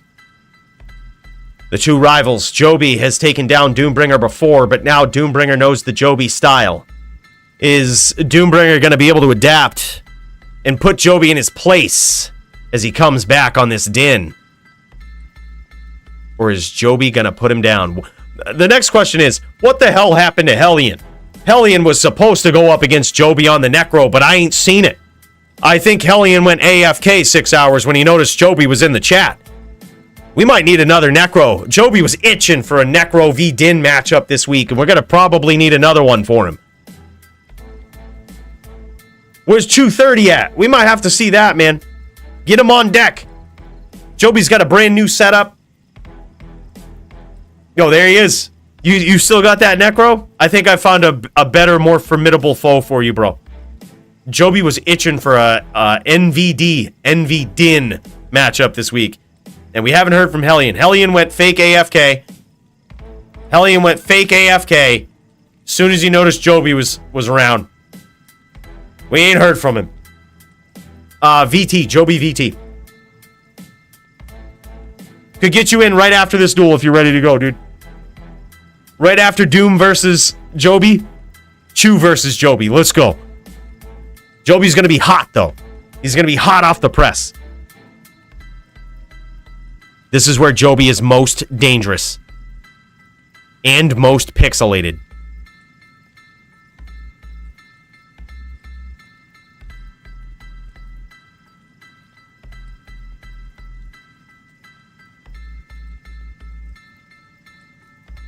Little bit of pixelation here, but what's going on is Joby is being very patient and trying to FOH from the outside, land some shots against Doom so that he can eventually get these nice name locks.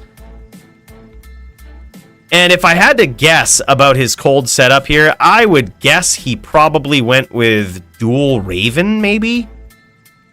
It seemed like he took like 5 or 6 ticks from the from a Blizz there.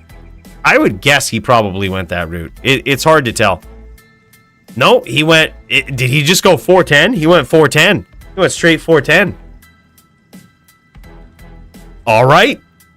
410. Okay. Interesting. No sorc.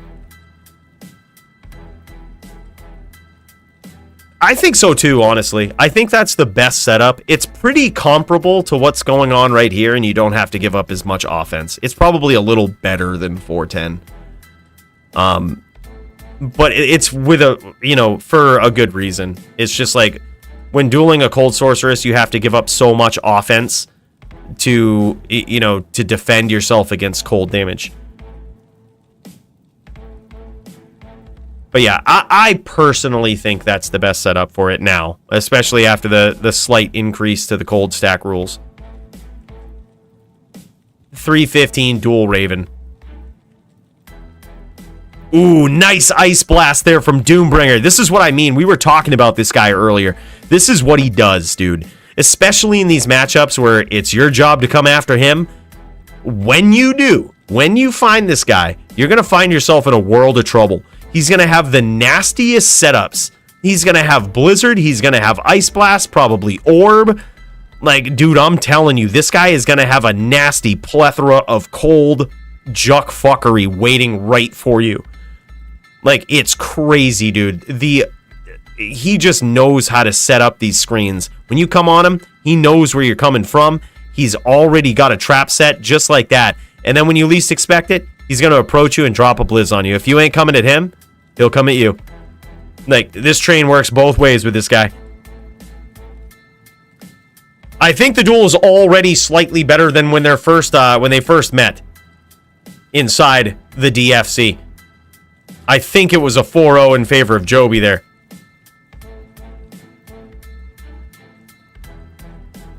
Doom extremely quick escaping here. 78 or ping in the 70s, if I can tell from a little bit of pixelation. Even up to the 90s. Wow. That's unreal for Canadian ping. He might want to claim lag and switch servers here. Tell him, all right, let me make a Canadian game. Especially as the aggressor, man. That's kind of rough. I mean, to me, this would be great ping. But from what we know about Canadian ping, this is very bad. Yeah, it's currently 1-0 in favor of Doom.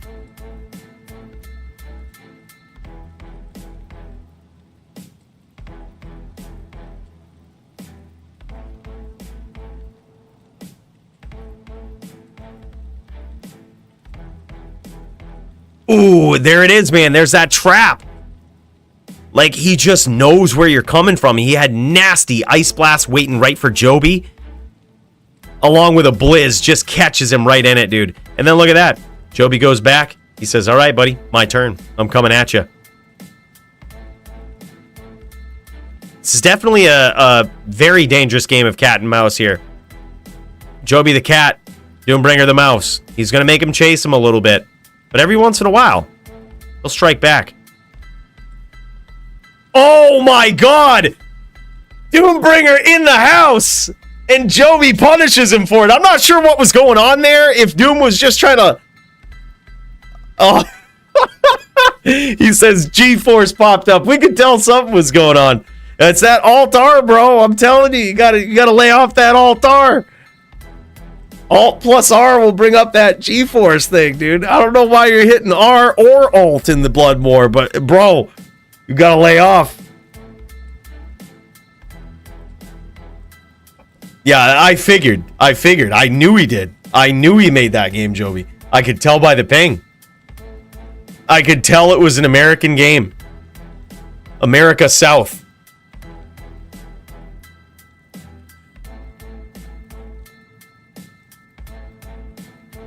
Yeah, I think Doom is in... He's in the South. I think Texas. Yeah, pretty sure Texas. And so the server that he makes this on is probably... It's a ways away from Canada.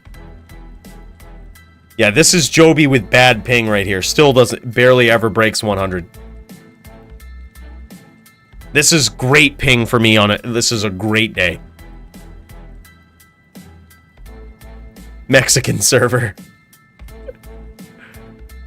Joby tuning into a server a whole country away. 2 whole countries away.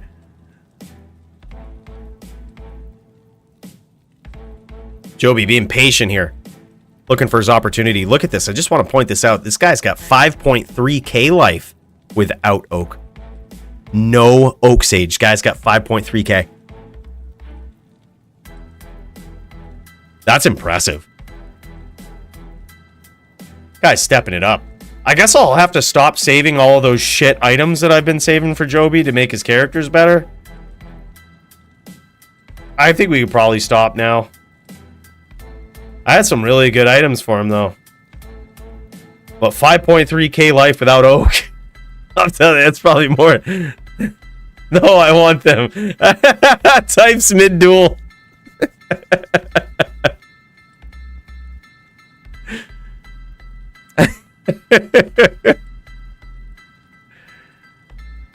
Who knows, dude? Who knows? I didn't make it.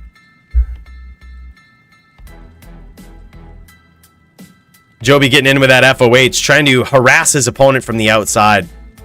Trying to discourage Doombringer from coming up and not landing anything. Nice chain from Joby. Good harassment. Good pressure. A little bit of pixelation here. Doombringer also streaming. I'm going to swap to his point of view, see if it's a little bit more clear. And there it is. This is Doombringer. The legendary Cold Sword catching a smite from Joby. And now he's very low. Doesn't look like he has any rep life on this build. Now he's in trouble. 484 life. Probably a number of FOHs away. And Joby's FOH isn't, it hurts. Yeah, there's 80 damage from that FOH. 70 when he recast that Oak Sage. But still, that's like 5 FOHs right there. And that's what he's going to do. Now Doombringer is going to force him into the game that he wants to play. Doombringer's battle order's running out. This could get deadly. But not afraid. I love it, dude. Doombringer's still not afraid to be like, all right, man, you want to be close? I'm going to drop a Blizz on you. Like, I'll stay right here. You want to get that FOH in there? I hope you don't commit to it too much. It could be deadly. And there it is. He actually gets there from 192. 192 life left, man. That was 3 FOHs for sure. Oak or not. 2-1 now, I believe, in favor of Doombringer.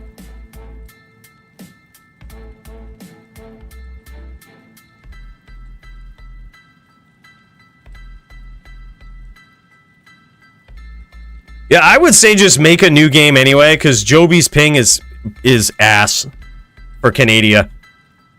And especially being the aggressor. I would say switch it up. Like, if you can. Just jam it. Let him have that Canadian ping.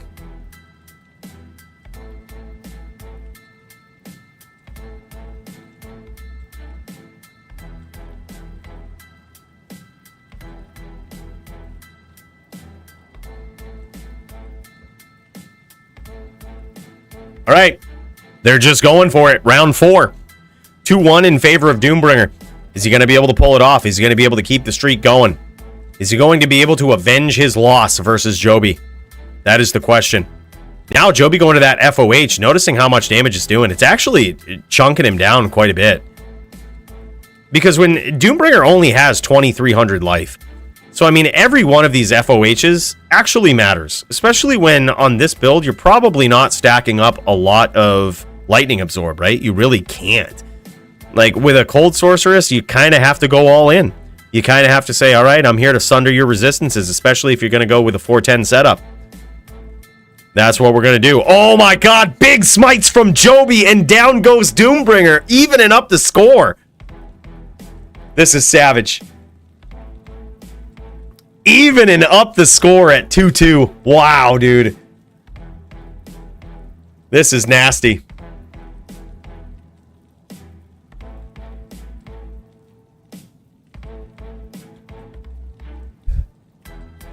Wow, back and forth. All right, this is what we'll do. Me and Dio after this for the title, and then give Joby a little bit of time to break, to reset his build.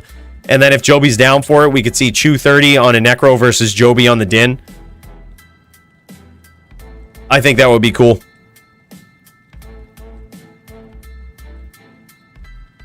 Yeah, let's do it. The people have been waiting for the championship duel to see if Coooley can actually defend himself. Can defend the title. Or if Dio will finally get it. Either way, dude, I'm going to be happy. It'd be so good to see Dio finally be the champ, but it would feel so damn good to finally defend a title against a worthy opponent. Either way, I'm going to be happy. No matter the outcome, bro. Good luck. It's going to be sick.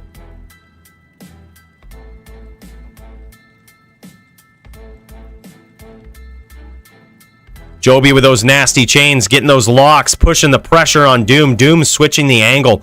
So, Joby is probably one of the best chain locking smiters that you will ever see.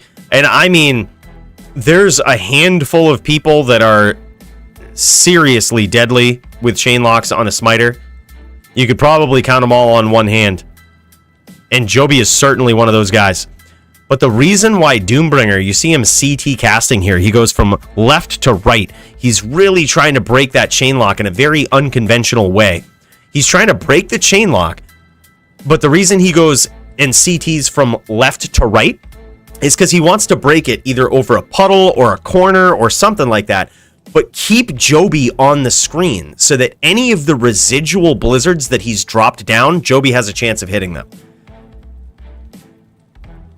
It's very smart. Very, very, you can tell this guy, he's played this Cold Sorceress quite a bit. This guy knows the ins and outs. He's trying to pick Joby's angle. He's trying to predict where Joby's going to come in. Yeah, and you see that. He's kicking right around these blizzards. Like, very predictably evasive, right? He says, all right, I'm going to be in this general area. Come get me. And in this general area is going to be hell literally frozen over. And now Joby going with the FOH. Doom being at, I would say, 11 FOHs away. But I'm telling you, if he's having trouble getting in and Doom's just sitting there in these blizzes, that's going to add up real quick.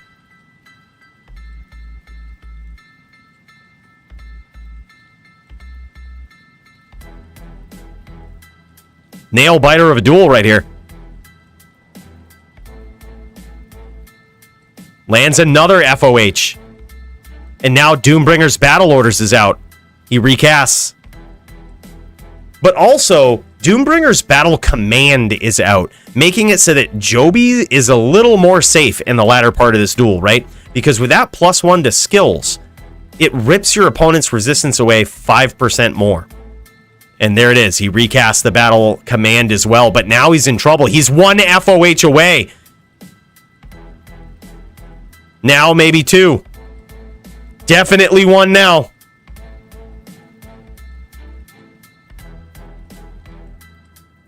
Doom hugging that house. Hugging that house a little too much here. He's a little afraid of that FOH. And there it is. Both of these guys kill each other. It's now 3-3. Joby might have got hit by the residual blizzard on death. Yeah, we're gonna have to say we gotta stay out of the house. We're gonna stay out of the house. It's cool that it's there, but being there blocks the FOH enough. Being in it is a little much in such a tense duel. All right, just so we know. Just so we know. Doom's gotta stay out of the house more.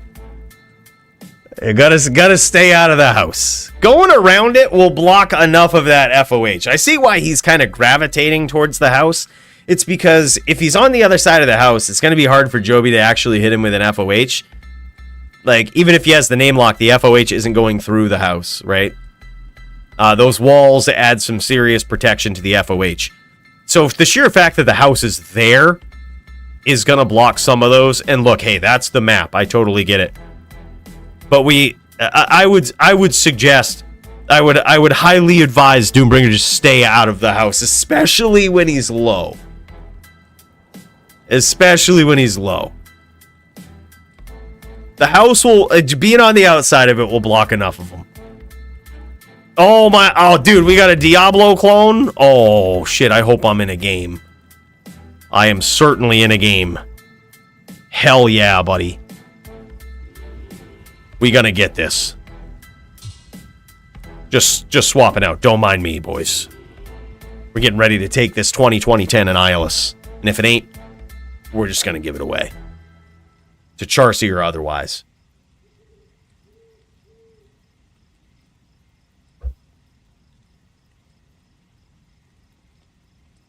All right, and here we go, man. Final round, or what could be the final round, unless it ends like last time in a draw. Well, then technically, it's just a draw. But this one is heated. This one is close. Doom's going to be looking to trap Joby into these vicious blizzards.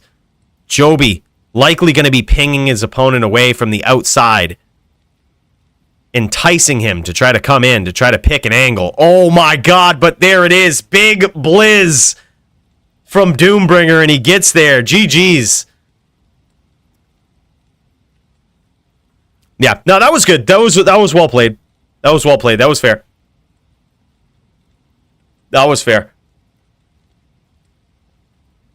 No, that was good. I'm sure it was probably unintentional.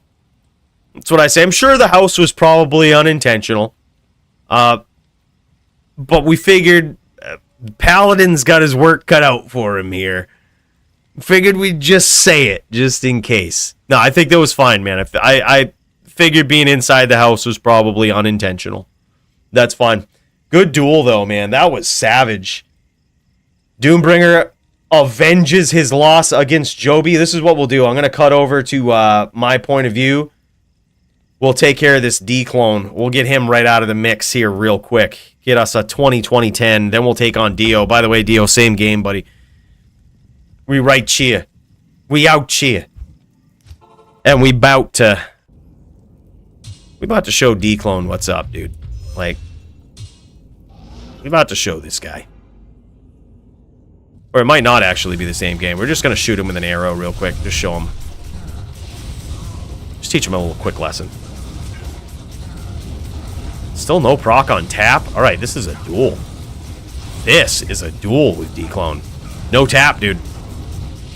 Oh, we got the tap. Alright, well now it's just a game. We're gonna get ready. Get ready for Dio.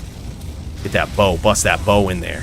Shoot up Dclone with that bow. He ain't got no answers to that. What, you gonna bleed out, bud? You just gonna keep shooting from out here? You wanna play this game? You wanna play this game with me, bud? That's right. That's right. That's what we do. Bro, you ain't got the range that I do. That's right. You close that distance. You close that distance, bud. You've been dead since this duel started, man. Dead since it started. Alright, 20-20-10, let's go. Yeah, bow ain't nothing to shake a stick at. Got a 14-14. Alright, let's see what we get.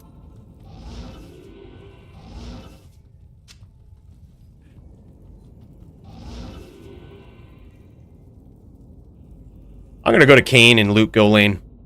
I feel like, you know, he hasn't been nice to us in the past, have you, Kane? Right? Don't you walk away from me. I'm talking to you, bud. You haven't really been nice to us in the past. However, I think we can put that all behind us.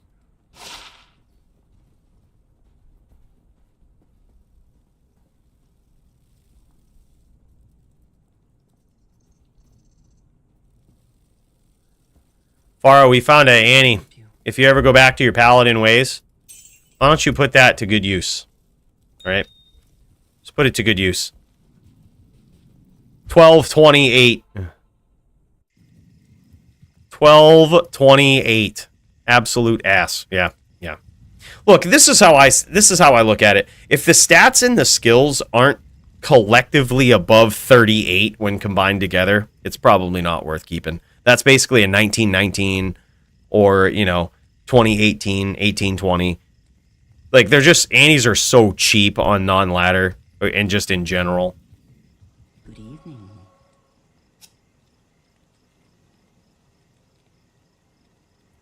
Yeah. All right, Dio, join up on me, bro. You should be able to. Good evening. I think Moore's clear. I think we're looking good. We should be good to go. We should be Gucci.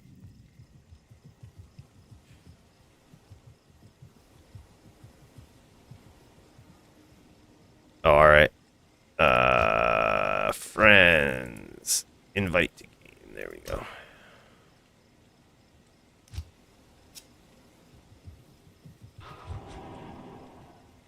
All right, I probably should switch off this grief, huh? All right, we probably don't need the fire res. We can probably switch a little bit of things up here. We can probably switch some things up. Maybe go a little bit more rep life in this duel. I actually like that. Maybe even DR? Nah. I think rep life for the win. This ring right here is the ring. By the way, Leroy, I see you, bro. I see you. While Dio takes his sweet-ass time getting here, we're going to get ready for a cheers to this guy. We're going to get ready for it. You're moved to auto-join? What? The fuck? Alright, bro. I think it's, I'll just send you the game name. I think it's this. If it's not this, we have to make another one. It's, I think, this. I'm pretty sure. Let me know if that's not correct.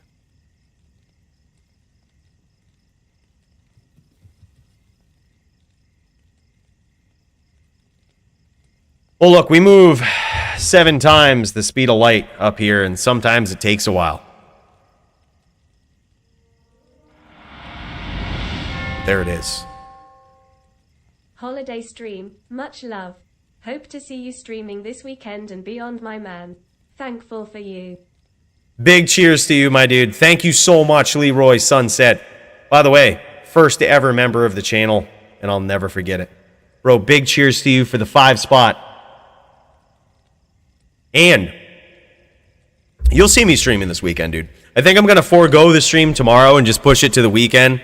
You'll probably have to deal with me, Maddie, and Joby just conversing and talking, but at least you'll get to see what championship team play looks like.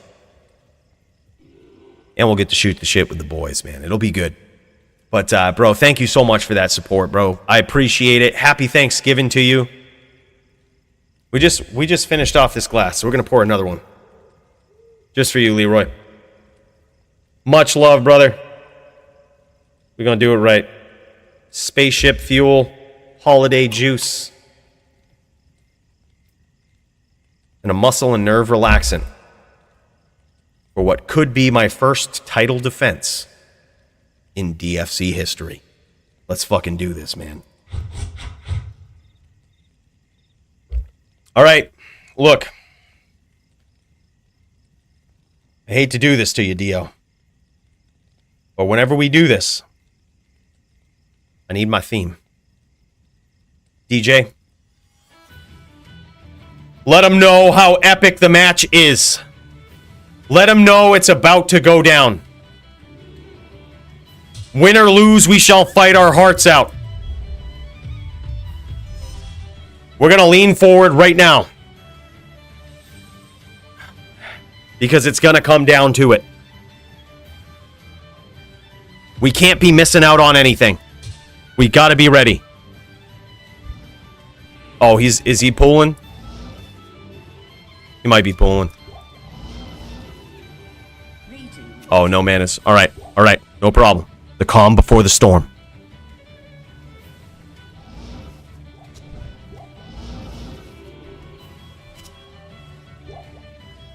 This is going to be nuts, guys.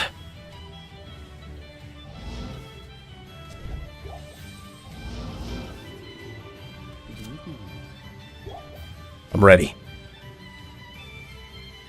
I say we got enough manas for a good-mannered din v din.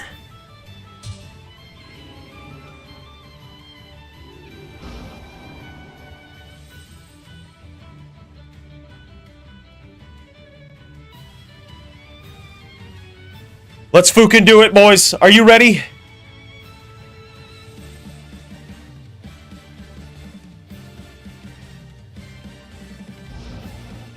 May the best ding fucking win.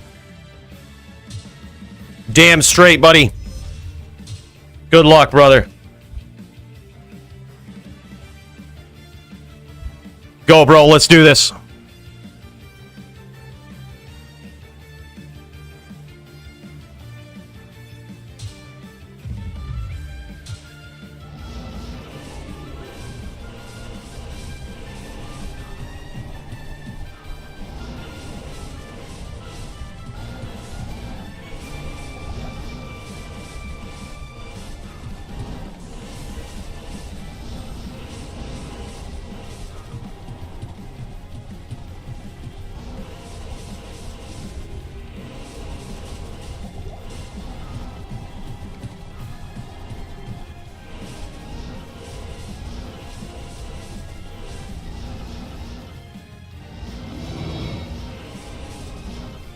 LOL.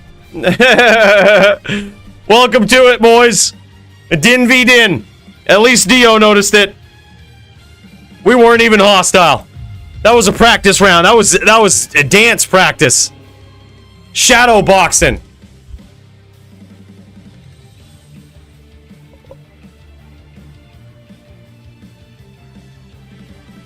All right, here we go.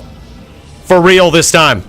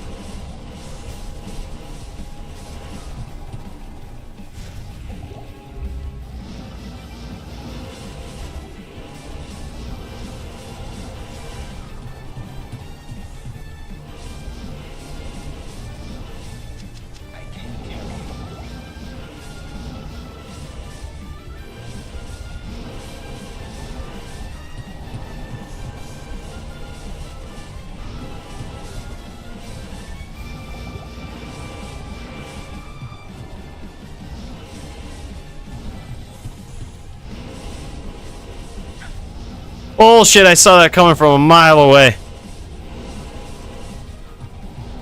Time to get good.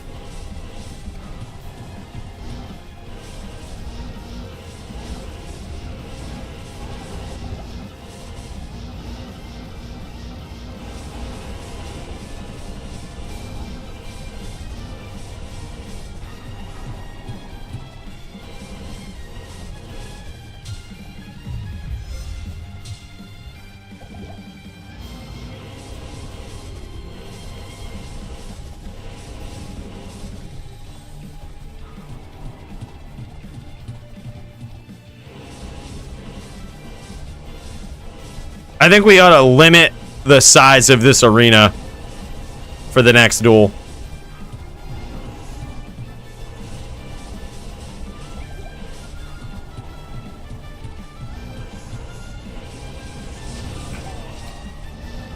Just like that, baby. The order welcomes you. Wow.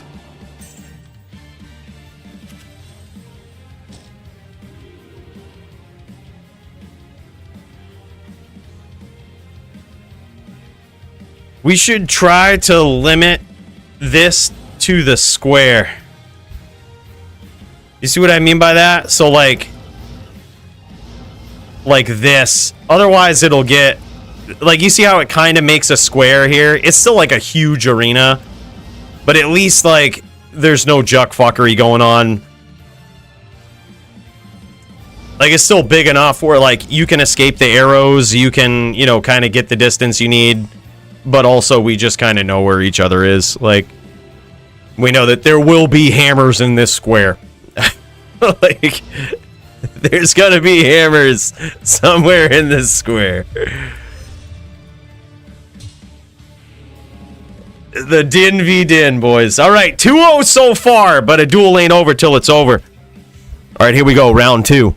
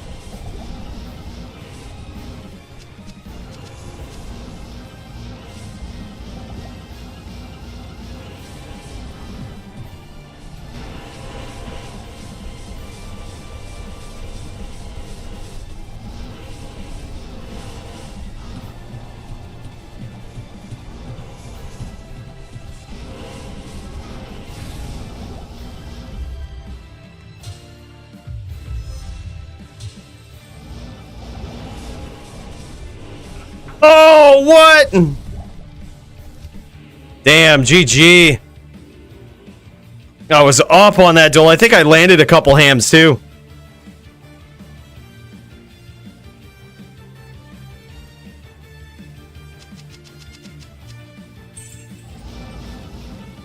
We should probably pull more.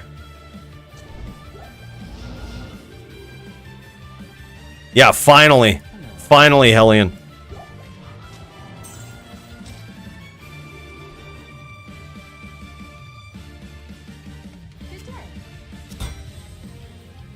All right. 2-1.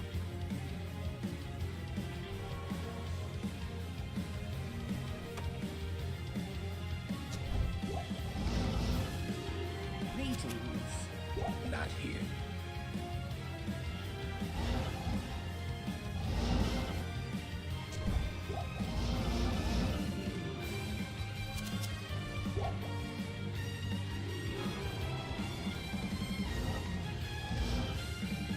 All right. Good enough for a gentleman's duel. Dude, Dio's good, man. Dio's good with them hams. He's been watching Arm and P, too.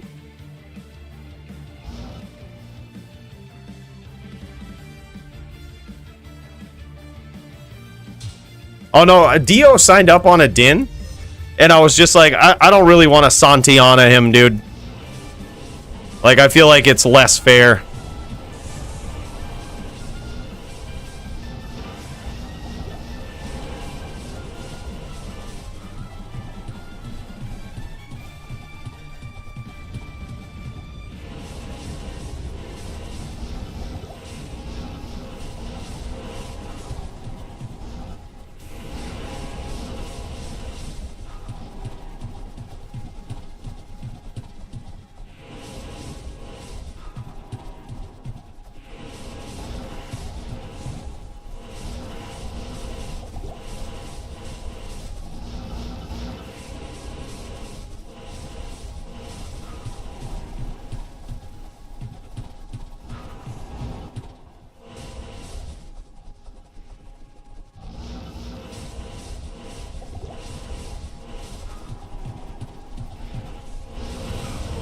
No way! I thought I had that. GG.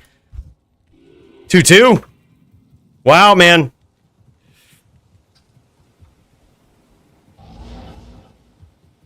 I wonder. I was thinking poison, but I almost wish I had my max damage charms. Good day. I almost wish I had my max damage charms, because I feel like a lot of the damage is going to come from the bow. Theoretically, if we make this a long duel, I'll blow up all of his Oak Sage charges. And eventually, all the arrows are going to hit. And if that happens, Murdered-In wins for sure. There's so much pressure to get on the inside. But theoretically, we can do it with the setup here. It's just it's gonna be less discouraging. All right, let's do it.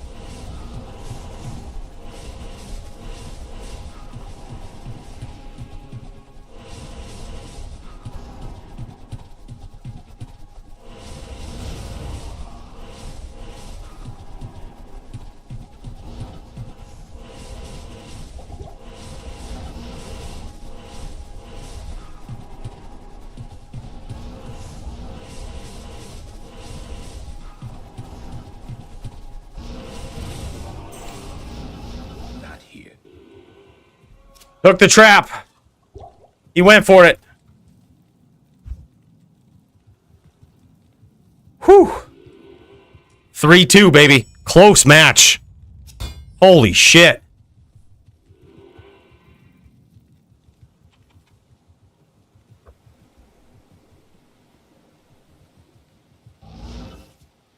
This is actually very close.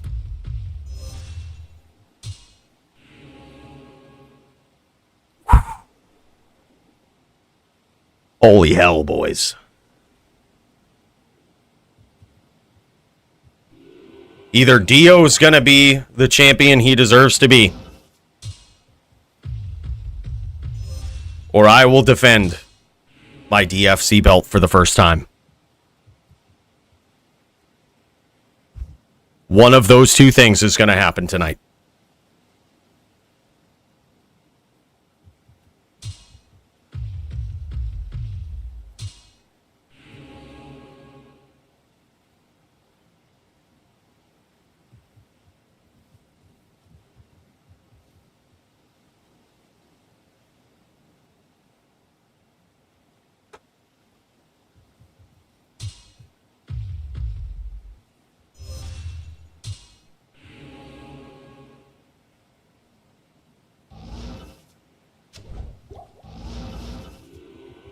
The Order welcomes you. This is intense. But at least it's not in houses, right, Doombringer? Dad jokes for days. Dad, it was right there. It was right there. It was teed up. Someone had to do it. Someone had to do it.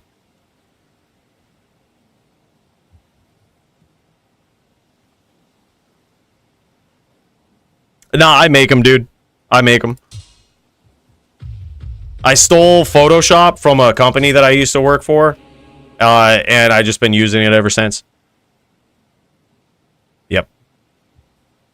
Yep, Photoshop CS6. It's ancient at this point. I stole it like over a decade ago. Been putting it to use, bro. Thanks, man.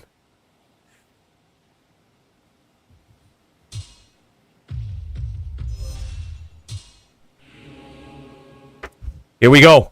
Round 6. What?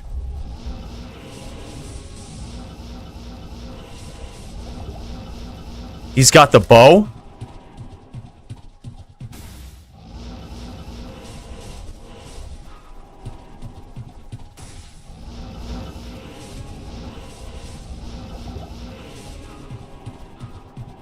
I was like, how did my oak just die?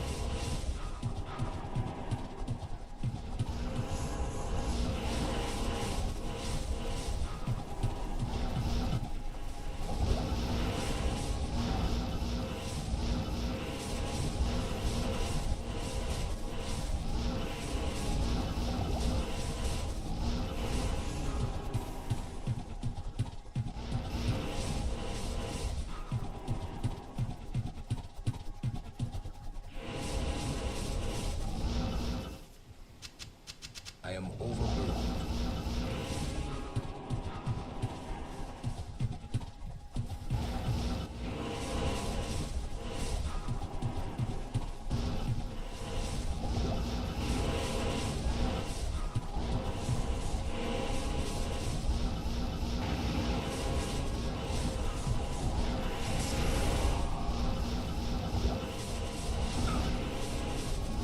Tagged him that time.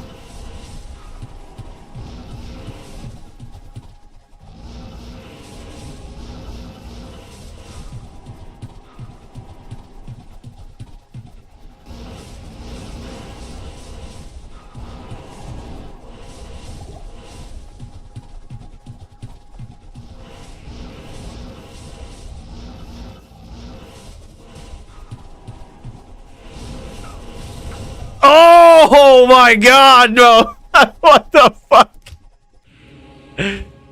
Holy shit. And it's a draw.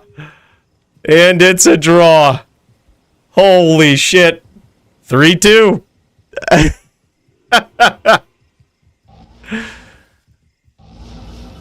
Holy hell. Yes? Marvel, I think you should duel him. Joby is technically on deck. Joby was looking for a neck hdin, but look, this guy's just been begging.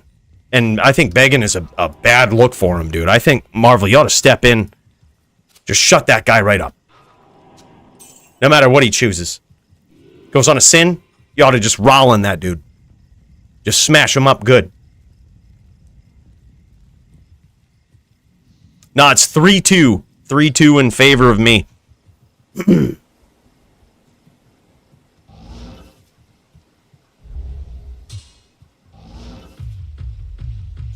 Alright, so he might have a bow. I think we just keep the same game plan. I think we just go with it.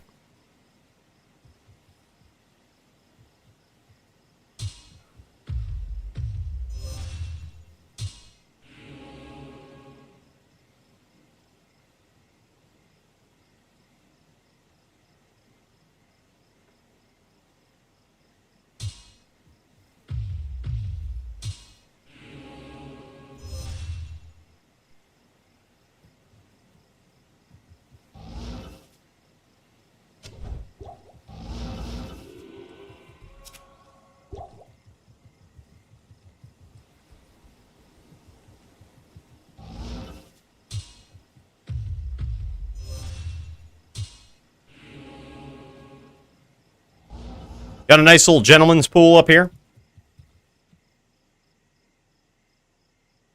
Yeah. Yeah, it's Hellian Joby. Alright, he says ready. Let's bow one last time. Go. Here we go, boys. 3-2.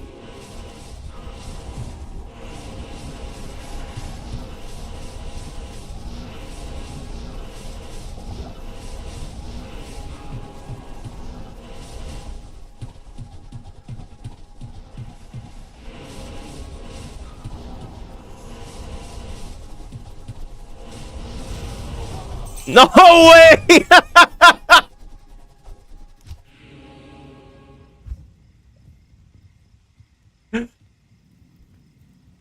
I think it's 3-2. What is it? 3-2-2 or 3-2-3? Oh my god. Oh my god. This is a match. Oh my god, dude. Holy shit.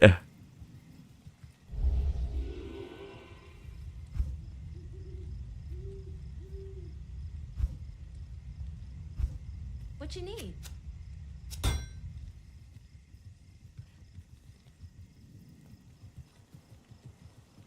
This is nuts. This is absolutely nuts. I gotta say, mad respect for Dio's Din skills.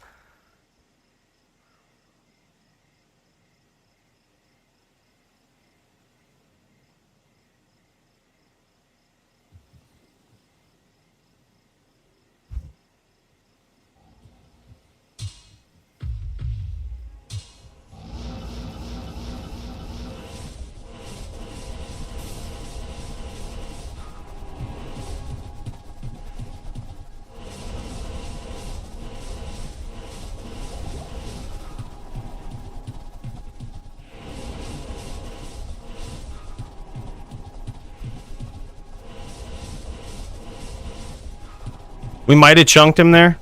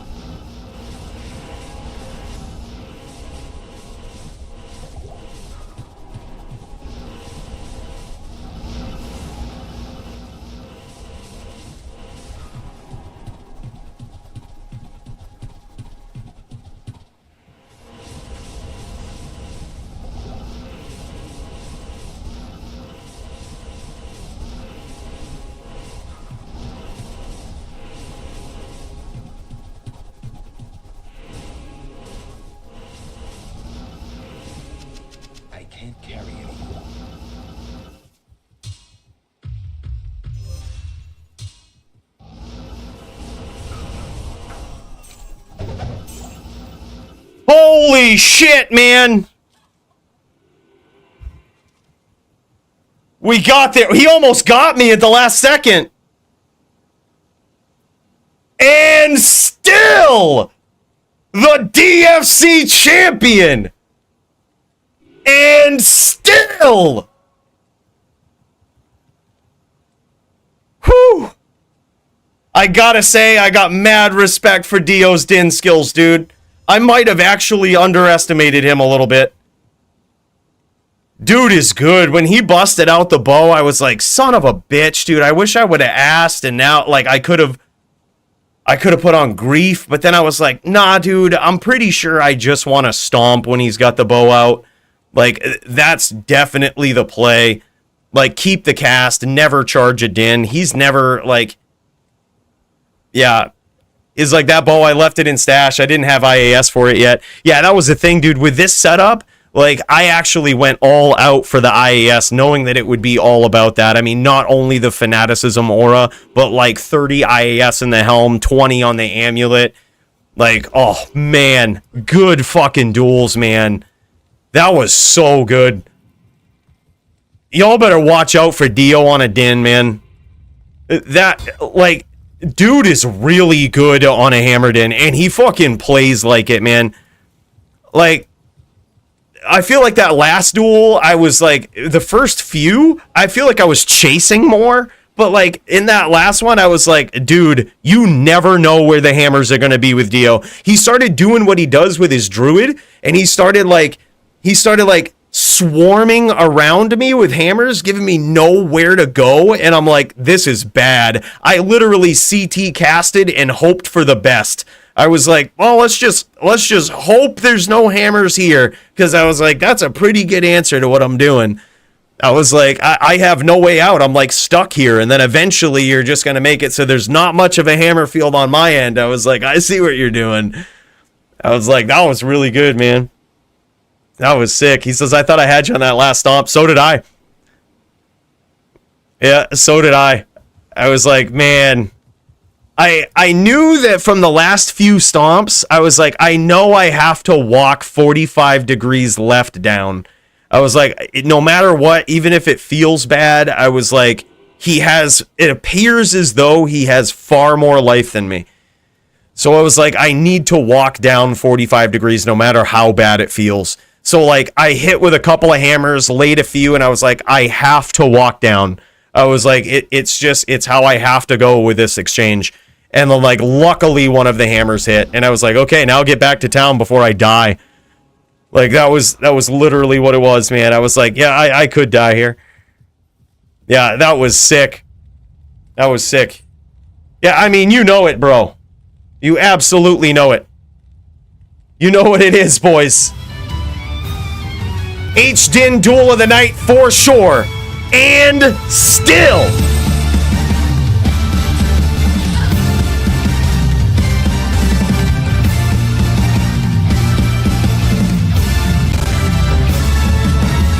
If y'all are sipping on anything tonight, make sure to tip one back to Dio. That was a phenomenal performance on Din v Din, something that could very well be a long, drawn-out, epic pride match. But Dio turned that into a skillful, absolutely savage and aggressive duel, dude. And I gotta say, mad respect to that guy. What a hell of a match. Wow. Cheers, Dio. Good duel, brother. And now, I believe it is time to watch our esteemed mate, Joby, try to avenge his loss here tonight against Hellian. These guys have been waiting. These guys have been ready, fired up, and ready to kick the ever-loving digital shit out of each other. And that is definitely something that I don't want to miss. So let's check it out. Let's jet over to Joby here. This is me, actually. This is me. Let's jet over to. Let's try that again. This is Joby.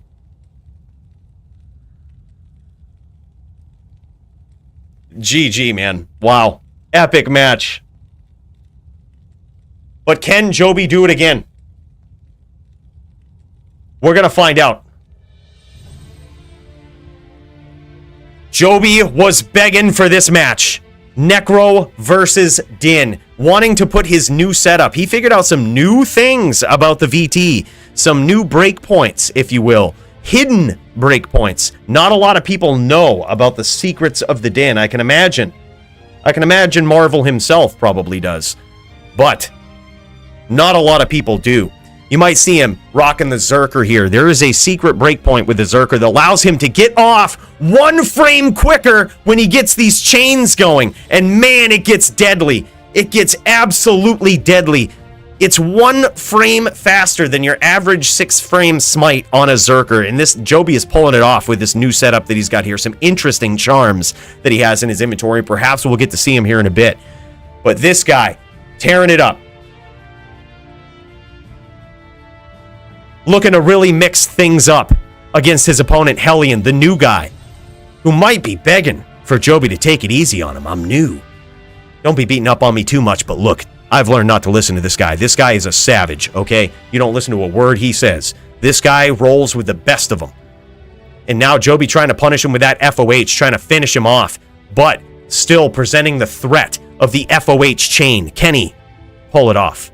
Can he actually get the 3-piece combo, deliver it here on a silver platter to Hellian? Show him what the big boys play like. Or is Hellian going to get him with these nasty Bone Spirit trains? It looks like Hellian just launching these trains from afar. He might have been a little scared of Joby getting on the inside just like that.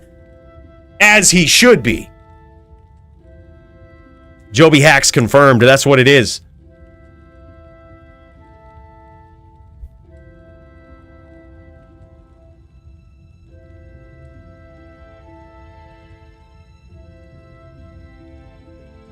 Bro, Duke, if we would have gone Sorc v Hammerden, I don't think it would have gone well.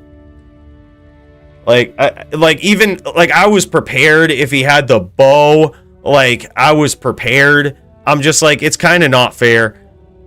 So I was like, all right, dude, we should just do this. Or we could do Santiana versus Dio's Druid, but that's also just feels bad. This kind of just felt the best. And I personally knew Dio was actually savage on a Din. And dude, he almost got there. Our final score was 4-2 and 3 draws. Like, that shit was insanely close.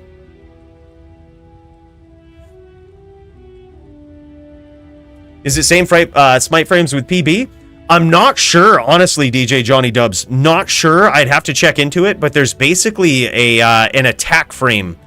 There's an attack frame that's different with certain IAS breakpoints on the Zerker. And there it is, the FOH finish from Joby. Hellian getting pieced up here early. Currently 2-0 in favor of Joby.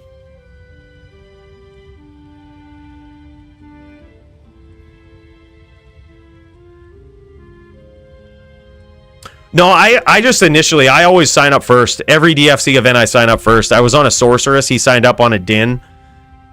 So I was like, well, it's not really fair, sorc v Din, and Dio definitely deserves a title shot. But I was like, if he wants to jam on a Din, I know he's good. So I was like, let's do it, Din v Din.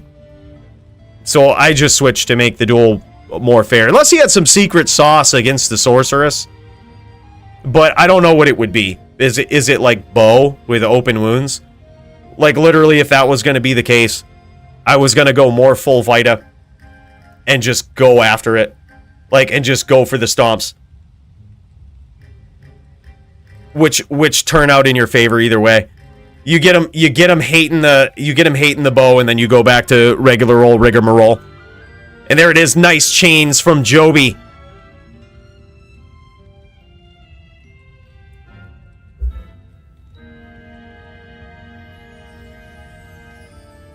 There it is, Coolio, the co-host. Tell us more about this. What was going on? What was said behind the scenes? The co-host that you'll know and love, Coolio Low, knows more about the drama than yours truly, and might be able to shed some light. But as it stands right now, this is a dance of death, and Joby is up on the scoreboards. Hellian very low. Let's take a look at that life total, see what he's getting chunked down at. Yeah, he is probably two FOHPKs away. This is bad. But he is repping back a little bit here. Now he's just trying to catch Joby coming in with these spirit trains, but you notice he's stepping out of his own spirit trains. He's having trouble predicting where Joby's going to be coming from. Look at this. Dual spirit trains, 3 spirit trains going in 3 different directions. Guy's having a lot of trouble predicting Joby. And there it is. 3-0 so far. There is a mean dead zone right there. Yeah. He's talking about there's so many like trees and shit. Dude, I know what you're talking about. There's so many trees and obstacles that like block the spirit trains.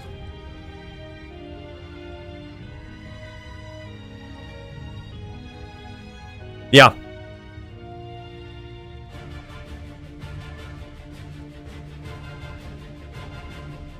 $230 aka Coolio Low versus Hellian next. Let's go, baby.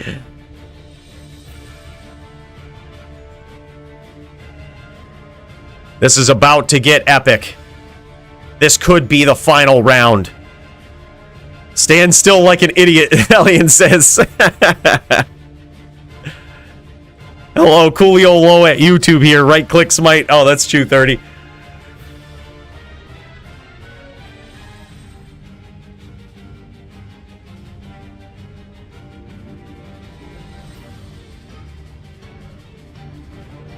Who's it gonna be? Currently 3-0 in favor of Joby.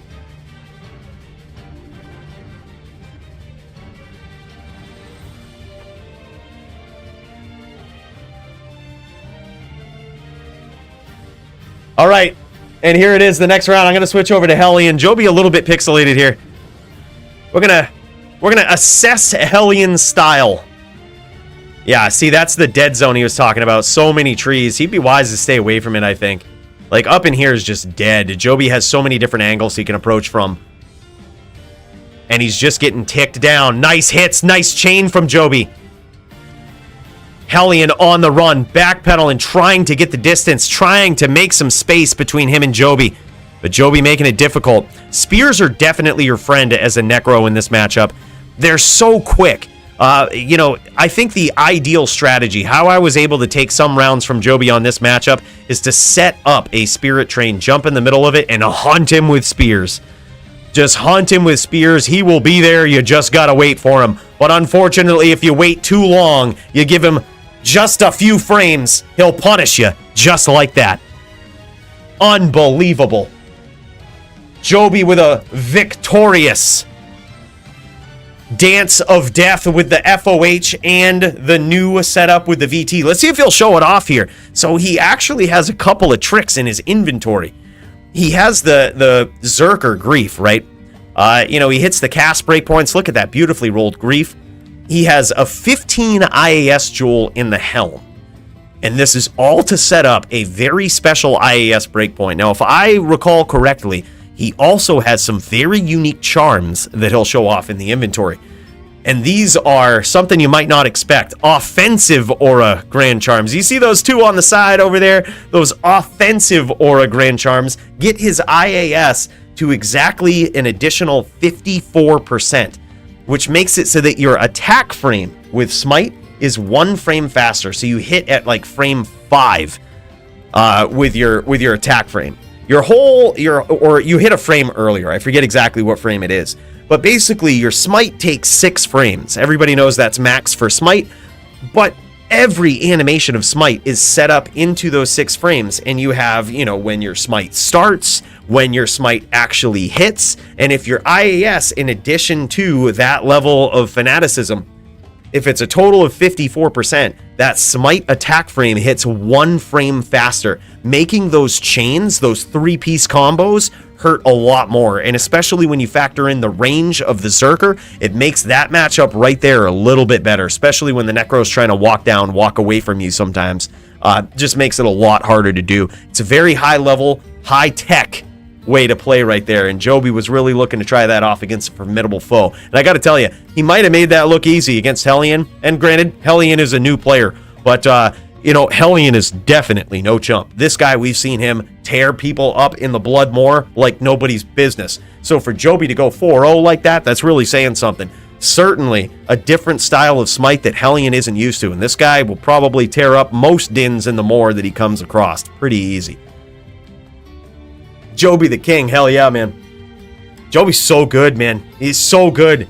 I'm telling you, once you get that, doesn't it feel bad, Hellian, when he gets you with that Smite and he starts going with that 3-piece with that new fucking IAS breakpoint? Shit feels bad, dude. Like, he hits quick. You think you have so many more frames to get out of the way. It feels like you have so much longer to get out of the way, but you don't. Like, before you know it, you're just taking 3-piece punishment all across the map, dude. It's nuts. Yeah, it makes it a lot harder. That 1 attack frame difference, dude, he literally changed his whole build around that, man. Did some research and everything. I was sitting there teching with him. I was like, dude, I didn't know this, not gonna lie. Did not know this. It's really cool. Something I'm keeping in mind. That's for damn sure, man. GG Joby and GG Hellian. Good duel. Quick, to the point, vicious, exciting, back-to-back, man. That was nasty. Absolutely nasty. Had to go grab T-Gods, COA. Yeah, it's nuts. You just gotta you gotta be defensive, man. Like, that's the only way around it. That or just don't get hit. That or just let him try to FOH you out and don't get hit. That's the Coooley game plan.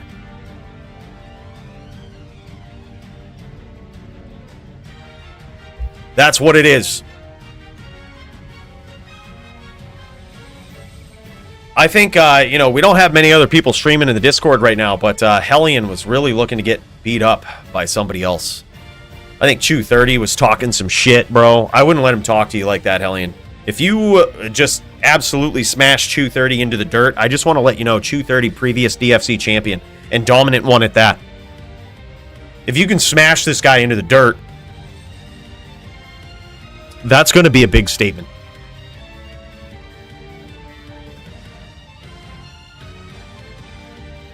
It could be Marvel. You never know.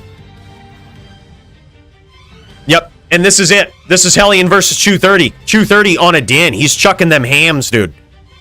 But does Chew30 have the skills of the top dins? Is he going to be able to catch Hellian on this Necro? Or is he just going to be another chump that bites the dust, gets his face slammed into the Bloodmore dirt by the newcomer, Hellian? Hellian certainly making it difficult for him. I like his use of spears here, honestly. So now we have a different type of din that's going up against Hellian. Before, it was the VT, the fast smiting VT. Very good, very aggressive playstyle. What we're going to see here is still pretty aggressive. You're going to see aggression on both ends, but the hammered in is going to look for opportunistic stomps. He's going to be dancing around. He's going to be trying to dodge these bone spirit trains and stay out of the way of these bone spears, which it looks like Hellian is very good at launching. Oh my god, and he caught him walking up there. Caught him with a smite, too. He's trying to get him with that 3-piece, dude. Nice spear from Hellian, and Chew30 just dodging him like a champ. Teleporting right in, right at the absolute last second that he can. That's some high-level hammered and shit. I would expect no less from previous DFC champion. Look at this. He hasn't even caught a spear. Not a spirit, no nothing, dude. He's staying right in the pocket and avoiding all of these bone spells. And look at this. It isn't like there's a lack of them. Oh, man. Big spears there. Big hits from both players, but I don't think Hellian won out on that duel.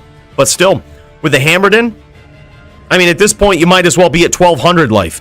Like, you're still one hammer away, right? You still got plenty of time. Hellian wisely looking for these spears when he comes in. Jumping in front of his spirit trains, looking for these spears.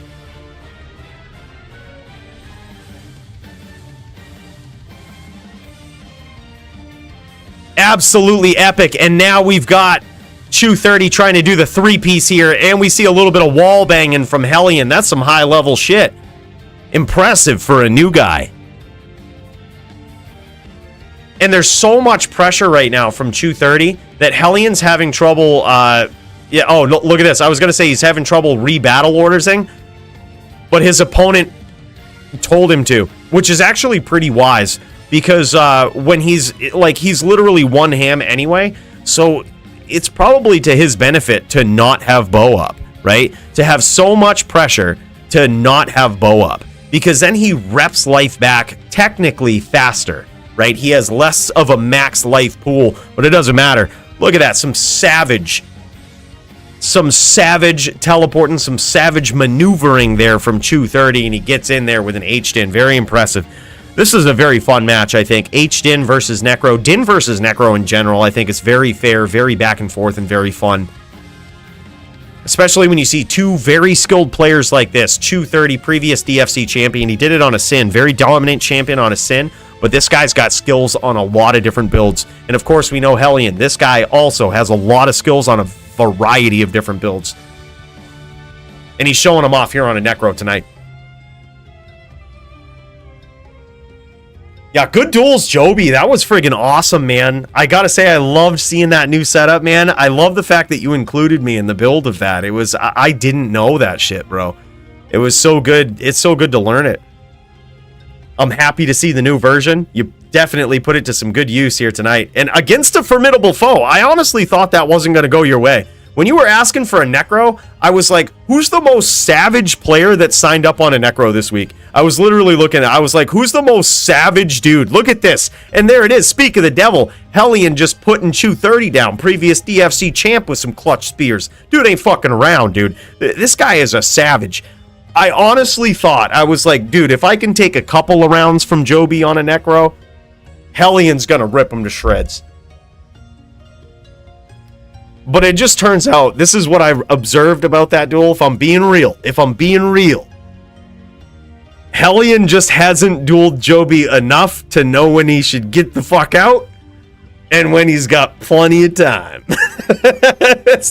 I've had the misfortune of getting my ass beat by Joby for years now. So I know when he's about to set me up with that 3-piece. When he's got that chain lock, I just fucking know. I know when he's got it. I know when he's thinking about getting it. In fact, I know when he thinks I'm about to stomp him. I could just tell, you know. I'm getting good, man. Who won that last one? I missed it. That was Hellian. So now it's 1-1.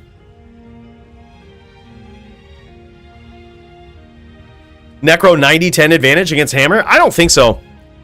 I honestly don't think so. If it's straight Hammer, I would say it's probably 60-40. If it's straight Hammer in favor of the Necro. But it really depends on the skill. It depends on what your opponent's bringing to the table. When you see skill like that right there, like Chew30 just doing the 3-piece combo on the Din, if your opponent can do the 3-piece, dude, I'm going to say at this point, it's probably 50-50. Like, it's probably 50-50 at that point. If your opponent can do the 3-piece and your opponent is a mage, I think it's probably 40-60, like 60-40 in favor of the Din. But again, it just depends on how good the necro is. Do you got Vamp the Champ playing the necro? Well, then your Din's probably gonna lose, and there's just no way around it. You know what I mean? It's such a duel of skill. It's almost as good as NVD, I think. Like, Din v Necro is almost as good as NVD. It's a very fun, very skillful duel to watch.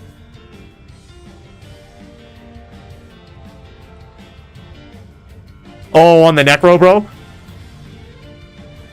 Yeah, I can see you walking down and then giving up on it. Like, oh shit, this isn't fast enough.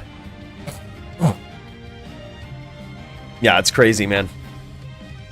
Still very skillful. Oh, that was a nasty stomp, dude. If Chew 30 would have just started chucking him right there, but you're so lucky he didn't notice where he was.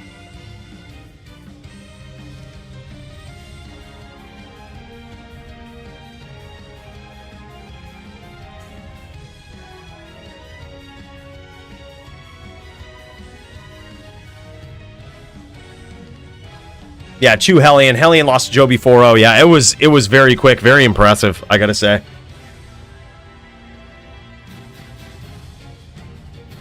I honestly didn't expect Joby to win that. He was specifically asking for versus Necro. So I was like, alright, man, well, like, Elite isn't in here anymore. So I was like, I totally would have given him Elite. But, like, dude, I tried to pick the most savage one.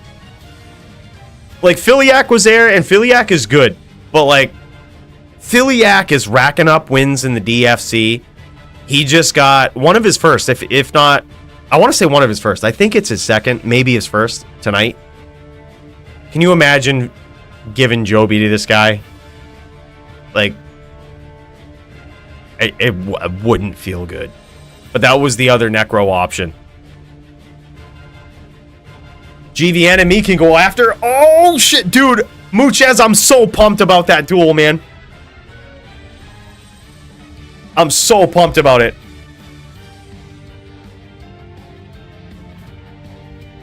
That's the duel I've been looking forward to all night, brother.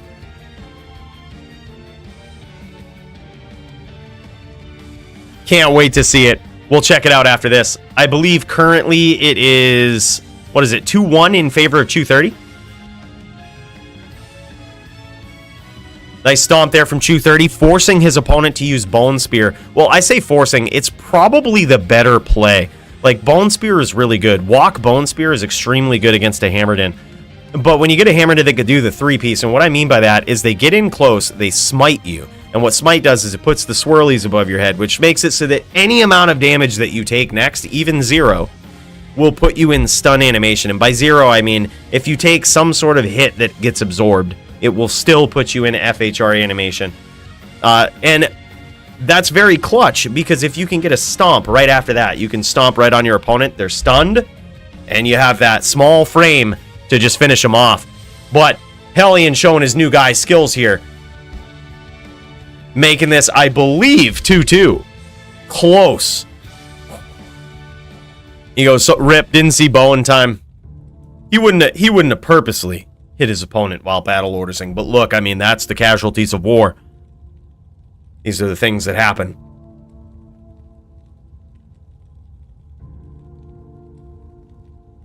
Dude, epic match, man. Alright, so right now we're watching Hellian. I wonder if Chew 30's streaming it. I don't see Chew 30 streaming it, unfortunately. It's really unfortunate. But that's alright. Luckily, Hellian's got a good stream. We don't see no pixelation. No hacks from this guy. Which I can only assume, you know, when people are getting pixelated, they're just hacking. It's logic. This guy's new, he doesn't hack. That's why you never see pixelation on my screen. No hacks. Just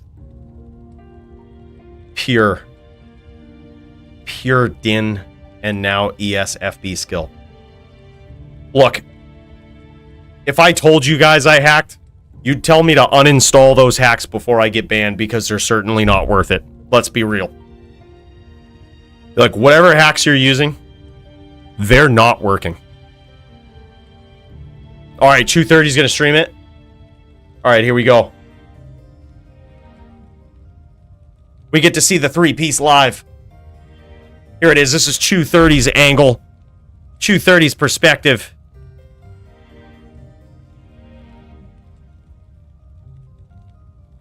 Apparently, pro players play without sound. See, I just don't think that's worth the sacrifice. Sure, it saves you a little bit of... It does save you a few frames, so I hear. But look, there's certain luxuries in life that should not be given up, and I think sound in Diablo 2, especially dueling, is one of them. Or perhaps he's playing it through a different mode that we can't hear. Oh my god. Vicious hits. Vicious. Bone spears, bone spirits. Chew 30 just chasing his tail out here, looking for an angle, but unable to find it. And he is in a lot of trouble against Hellian, the new guy.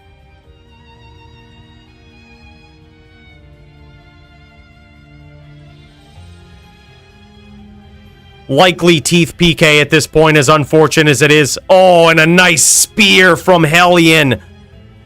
Yeah, 6.5k life. I didn't even notice that, dude.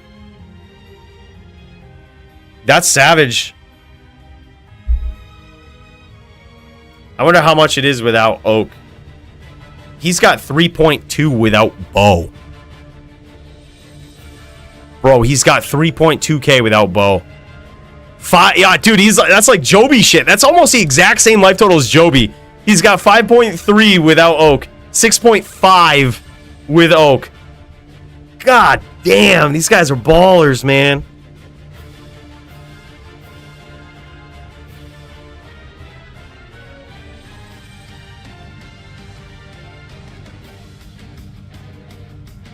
In a back and forth between these two titans. Hellian remaining extremely evasive, forcing the constant pressure. But damn, look at this, man. 230 lands a ham. It's currently 3-2 in favor of Hellian. But it ain't over till it's over, man. He could go the rest of this duel without catching another ham. He could be at 1 life and go the whole duel without catching another ham. Very unlikely. At that point, he might get FOH to death. It's hard to tell exactly how much damage the FOH does. Oh my god! A chain! Hellian tried the chain, but 230 punished him for it. That was savage, man. Dude, he tried that at like 25% life. That is literal no fucks given. Like, that is no fucks given. It's like, your Oak is down and I'm just gonna chain you now. That was a, like, 230 just turned the corner. Almost got PK'd there. But luckily got 1 ham off before he dropped. And that killed his opponent. Oh my god, dude. That was Pog.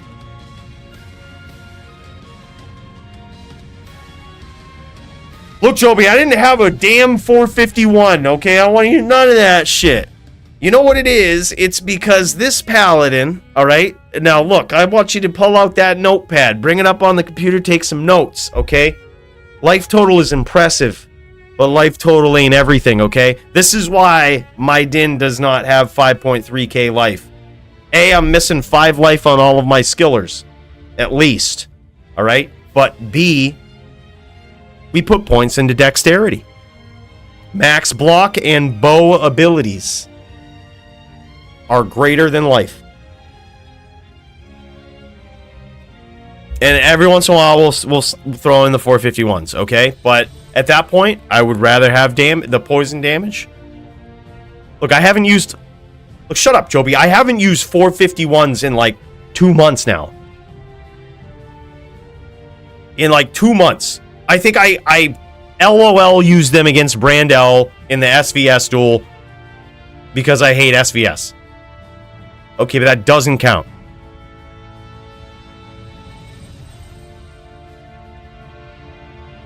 That one didn't count.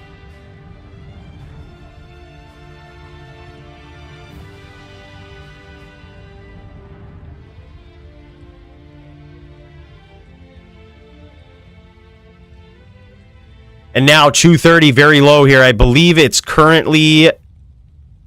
What is it? Is it 3-3 right now? I done forgot the score, man. I done forgot the score. It's close. That's all I know. It's very close. These guys are just back and forth going at it, dude. And now, Hellian pulling ahead with these necro skills. Is he going to be able to clutch it right here? The win is within his grasp, but so is the three-piece combo for his opponent. You never know when it's coming. Constant walkdowns, constant moving, making it very hard for his opponent to land a smite. The very crucial piece of that combo. He almost gets there, but Hellian takes him down. I think it's either 3-3 or it's over. Threes. Okay, that's what it is. Yeah, it's 3 threes.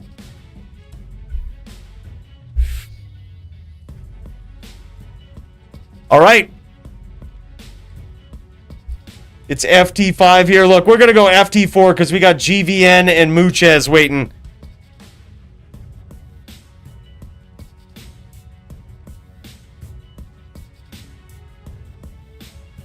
And I don't want to keep these boys waiting. This is a duel we all been looking forward to. Look, bro, we threw you on the card last minute.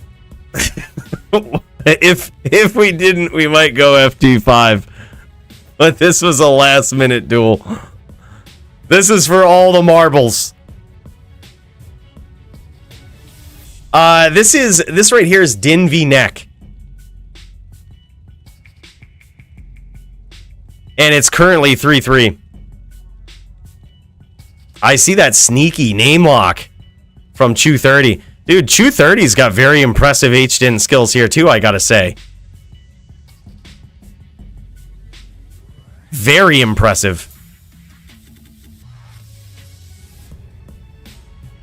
Like, I mean, the CT casting, the three-piece, that's like the ultimate test of how good you are on a din. Can you do the three-piece combo?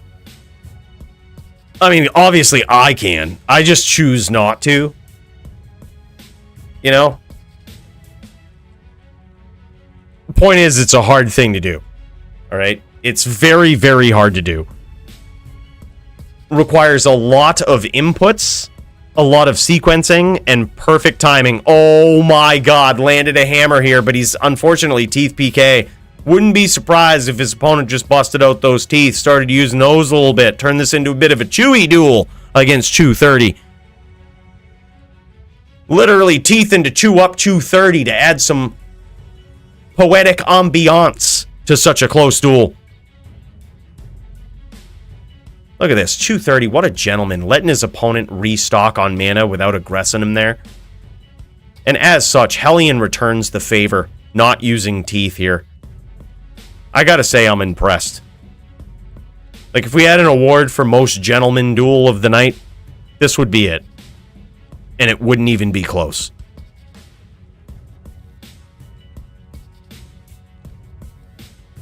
They're just making sure each other's okay mid-duel. Ooh. Ooh. A close one, man. And there it is, the one spear, hunting that name lock. GG, man. Hellian gets there. On the necro with those savage skills, man. I'm telling you, this guy is really good. He might have got 4-0'd by Joby, but let that not speak to how nasty this guy is. That's Chew30 right there. Previous DFC champion. I believe the first time we've ever seen him play on a din in the DFC. And holy shit, I gotta say, I'm impressed. But boys, it is time. Let's kick over to our friends, the Mirror Match Zons, to see how this is gonna go. This is GVN versus Muchez. These two, just to give you a little bit of history about this and why personally I'm so excited to see this duel. These guys are not only some of the best duelers in the DFC, they are some of the only Zon players in recent history in the DFC. And these guys, both of them, have pretty equal records. We've got GVN with, I believe, a 4-2 loss against Riz. We've got Muchez with a 4-3, which is like that's a formidable foe, man. Like, on the Zon, to even get a couple of rounds against that guy is insane. Muchez almost did it. GVN almost did it. And additionally, these guys are just racking up the damage racking up the wins against various opponents in this organization. And they're doing it on what I have always considered the most underrated build in the DFC, and certainly underutilized. There's a lot of tools that you have in your toolbox. You got Impale, you got the Javs, you've got the bow, you could go Telly Boa. You could even technically focus more on the Javs, be it with Plague or CS. There's a lot of options that you have. But what we see from a lot of the top Zons, and, you know, I'm saying top Zons from history past, and also these two top Zons right here, you see what I call the hybrid tribrid approach, all right? You remember the tribrid Zons, the ones that would walk down with Fortitude, mix it up, throw in the Plague Javelin, the Poison Javelin. They'd really keep you guessing. Their walk down skills were on point. We went from that phase to seeing a phase of telly boa Zons, where people would telly across the map, shoot multi, and then telly away, right? We see a hybrid now of those two styles of dueling. We see Zons like these guys using Enigma, the ability to teleport around the map. They still have those nasty walk down, javelin, swap skills that just make it so tough for any dueler. But they also have in their arsenal the ability to just become a telly boa Zon. And right now, we're watching GVN go up against Muchez. Muchez getting some big hits in there early, but GVN punishing him for that stomp, dude. After some early hits from Muchez, and we see a very weird shield here from GVN. I'm wondering if that is if that's swordback hold, which is going to give him open wounds, really paying some big dividends. And especially with the way that he's shooting here, I wouldn't be surprised if that's what it is. You notice that he shoots multi-shot and immediately switches right back to the shield. Not just to block the opposing arrows from the other Zon, but to make sure that when those arrows hit, he's on the open wounds side of his setup. And there it is. He had his opponent wonned. Both of these guys, a very close duel. But Charcy, a.k.a. GVN, takes it. Very close round, man. Yeah, that's definitely swordback hold on that side.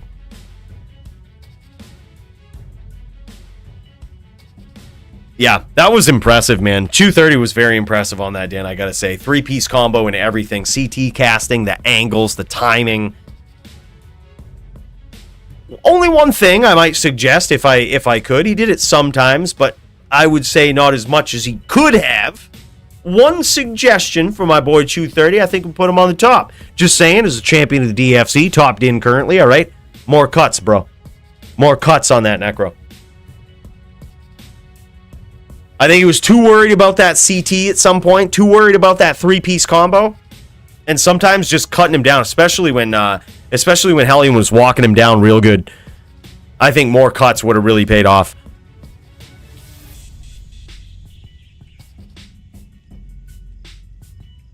GVN holding that name lock. Getting some shots in there. Let's pop over to Muchez. Look and see how this is going. Muchez looking okay. Looking aight. Not cut open yet from all of this open wounds. Not too badly anyway. But dude, he's got to be very careful because now he's poisoned, but not necessarily cut open. You can tell when they're cut open because you notice that like when he's poisoned, he's losing like 3 to 6 life a second. When he's cut open, it's going to be a lot more than that.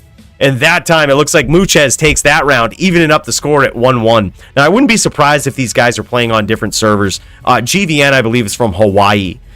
So his ping might be a little bit different. If these guys swap servers mid-duel, I wouldn't be surprised. And I honestly think it'd probably be healthy. Especially in such a high-profile matchup. The winner of this is clearly going to be the top Zon in the DFC. This is for all the marbles. This right here is a big match. GVN has got my respect as probably one of the best Zon players that I've ever seen since the days of TFC Priest. In my mind, nobody will ever beat the TFC Priest. That guy was a savage. I've never seen a better Zon dueler than him. Granted, this was back on D2 LOD. But goddamn, dude. Like, if there ever was a guy, GVN is that guy. His Zon skills are on point, but far better than most other Zons I've ever seen, practically all of them. His EVZ is so hot right now. Yo, I'm telling you, I don't see much of it. We don't see much of it here. We don't see many Zons in the DFC. And like I said, I think that's a mistake. I think this class is so good. Granted, it has some hard counters. You run into Joby on this thing, it's just fuck GG. Just hang it up, dude. You're not going to win. But there's so many other matchups that are just an easy win on your part.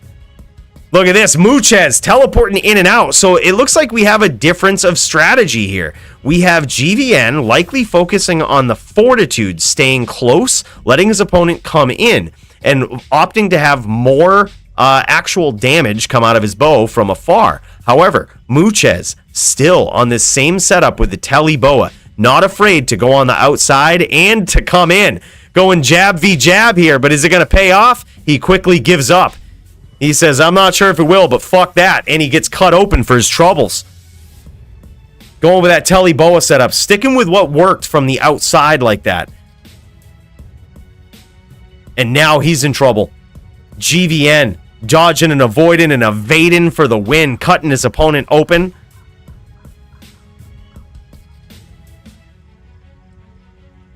This is big. I gotta say, I love the dueling styles here. The GVN likely fortitude setup. We haven't seen it, but the fact that he's not teleporting around tells me he's likely got fortitude on. The reason he has that is because he's going to rely on that 300% enhanced damage to make his arrows do way more damage at a distance. But there it is, a nice name lock. I was gonna say it's probably over at this point.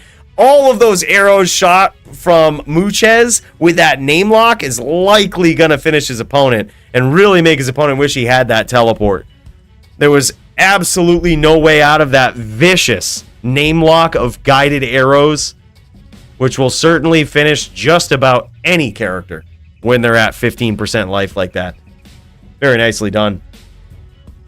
I'm going to switch perspectives and pop back over to GVN. Yeah, he's got 4 at CA, keeps proccing. Yeah, yep. It's also good for the defense, especially, that kind of pays off with, between your dodge, avoid, evade, defense, block, all of that is really going to pay off when your opponent is shooting mostly multi-shot from the outside. That's going to factor in a lot. But Muchez has done a great job of getting in, locking up a name lock, shooting a couple of guideds, and just making that defense completely null. Testing that dodge, avoid, evade from his opponent. And likely stacking up some open wounds of his own.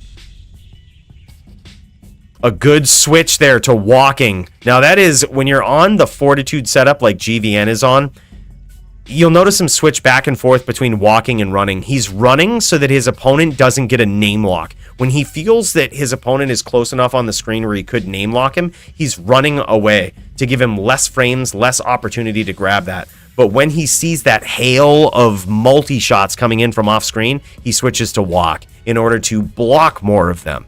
When you break it down, right down to the run, walk, the shield choice, when to shoot, when to throw, all of these things come into play when you're going with this fortitude setup.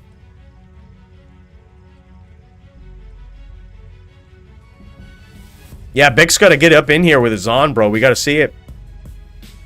And there it is. Now it's 3-1 in favor of Muchez. The Telly Boa quickly pulling ahead.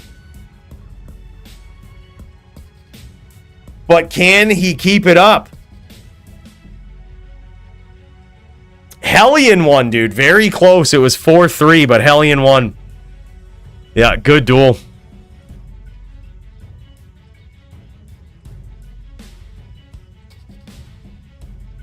Wow. So as we can see so far from this strategy, the hybrid tribrid, as I call it, it's probably a misnomer for it if I'm being real, because the build probably doesn't use poison jav, but it's hard to call it a hybrid Zon, I guess, because when you think hybrid Zon, you think fortitude Zon that's walking down, throwing javs, shooting arrows, and a Telly Boa is just a different build, right?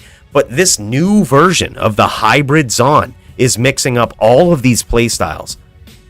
And really effectively, as you can see, staying right on the outside, keeping his opponent on the back pedal, not knowing where to go, hunting for these name lock guideds. And the biggest advantage that I think that he has in this, and there it is, a 4-1 win for Muchez for top Zon of the DFC. That's a big win for him, man. This guy just stepped in here, absolutely decked out Zon, racking up the body count in DFC, and now taking down who I would consider the best Zon player the DFC has ever seen. And you know that can only mean one thing. These guys are at least neck and neck and tied for such a title. But technically, this guy, top Zon. Look at this. Look at this absolutely beautiful gear, man. Oh my God.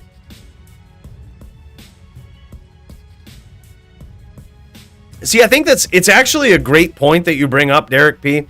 That, yeah, this guy has a decked out Zon. This guy has literally everything perfect, right?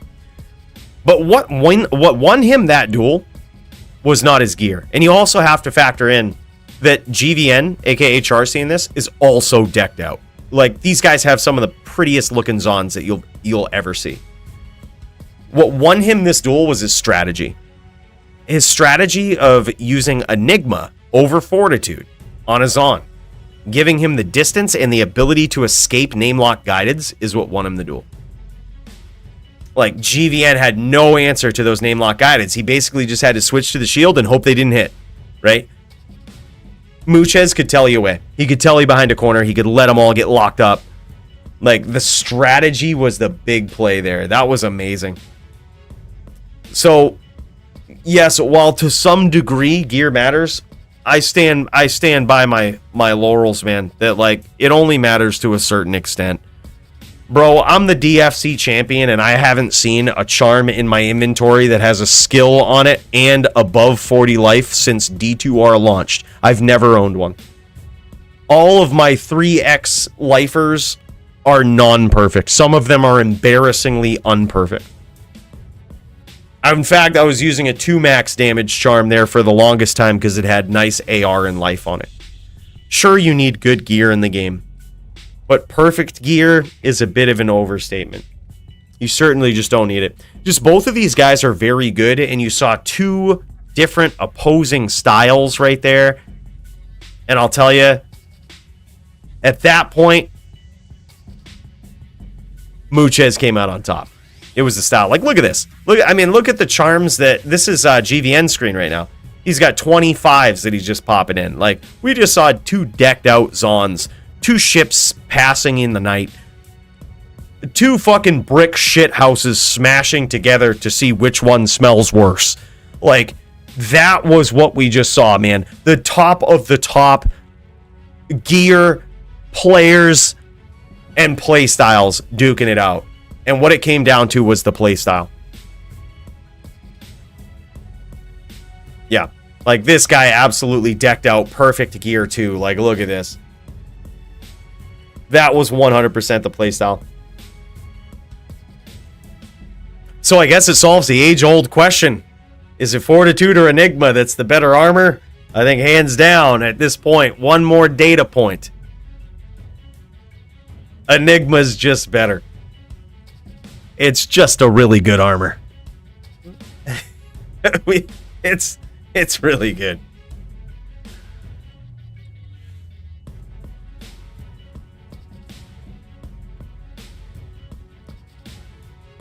Wow, boys. What a hell of a night. Is there no one else? Is there no one else? That was savage, man. What a hell of a night of duels. On the holiday, the U.S. holiday of Thanksgiving, I want to cheers to all you guys. I want to cheers to these two guys. I'm actually glad we got to see this tonight. This was a duel I was really looking forward to. Oh, Gertie? Yeah, dude, I would love to see that, man. The real duel. Let's see it. Let's give him a little bit. Have you heard from him?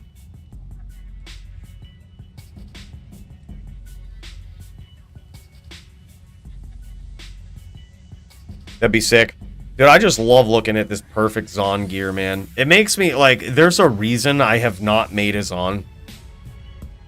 And it's just because I see the playstyle of these guys and how good they are on it. I see their gear, and I'm just like, dude, I've got so far to go. But much like I feel about SVS, I'm going to make a Zon that's next level bullshit. So when I show up in the DFC with a Zon, best believe no one's going to be ready for it.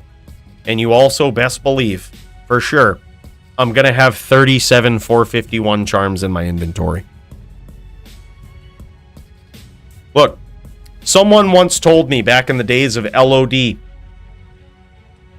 back when I started making videos, they said, Coooley, you only use poison skills because you lack real skills.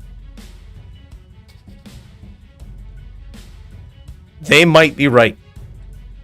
But whoever said that is not the DFC champion. So 3 years late, I'd like to say to that guy, fuck you.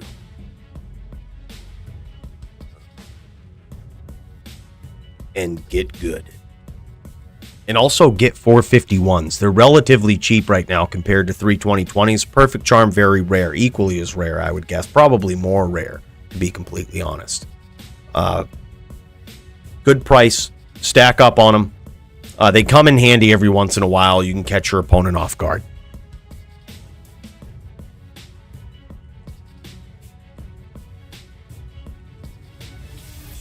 Bro, that was a sick duel, man. I gotta say, it also felt good to be back on the din tonight. Like, I'd practically given up on this guy.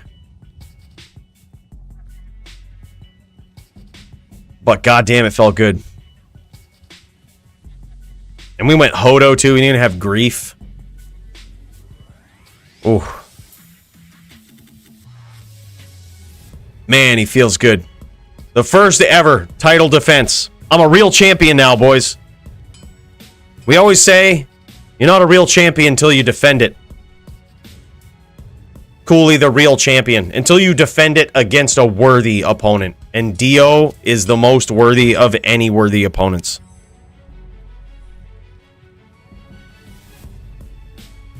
But, truth be told, I would have been just as happy if he won. Dude deserves it. When it was like 2-2, I was like, dude, I might actually lose this duel. I was like, Dio is fucking good. I was like, I might actually lose this. But I was like, I couldn't ask for a better person to lose it to. Like, dude deserves it. I know someday he will be. Someday we'll run it back. Maybe we'll try Drew V. Din. Give him the advantage. And I'll put my best Armin P skills to use.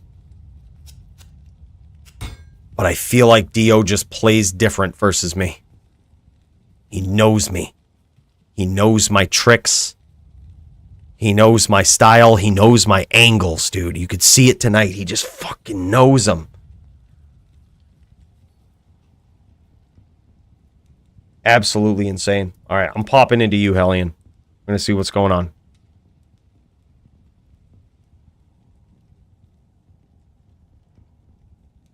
What's up here? We doing this? I see a pub game right now. Where Gertie ass at?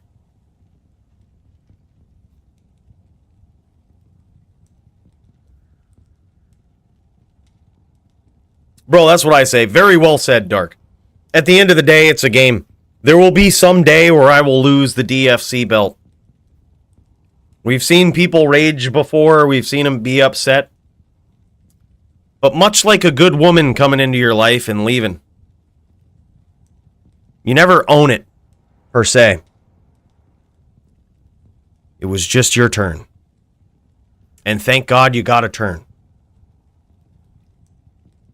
But no matter if you're the DFC champion, how many tournaments you win, you lose, there's two truths in D2 PvP. 1, the more you play, the better you'll get. And 2, there's always someone better than you. Always.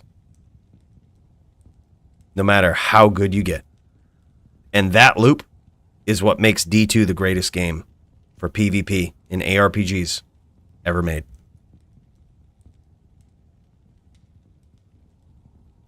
I did, Brody. We defended the title. Din v Din versus Dio. It was actually very close. Very good duel, man. We got the first round in early and then finished it up later on. I got a good lucky first round win early on. We got it.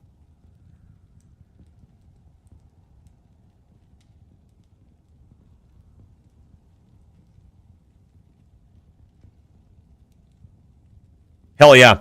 Well, it doesn't... Are these guys ready to go? Where's Gertie at? I don't see Gertie. Look, you know what? This is what we'll do. If he's ready to go, we'll catch it in Discord. I'll be around for a little bit. If you guys aren't in the Discord, would highly suggest joining up. You can find it in the description of this video. Good old link. Get you in there. Check it out. I'm sure these goons will be dueling for a little bit, especially the ones in the U.S. who have nothing going on tomorrow, likely the day off. Black Friday shopping, maybe, is the only thing they're going to have to get up early for. But boys, what a night of duels. Holy shit.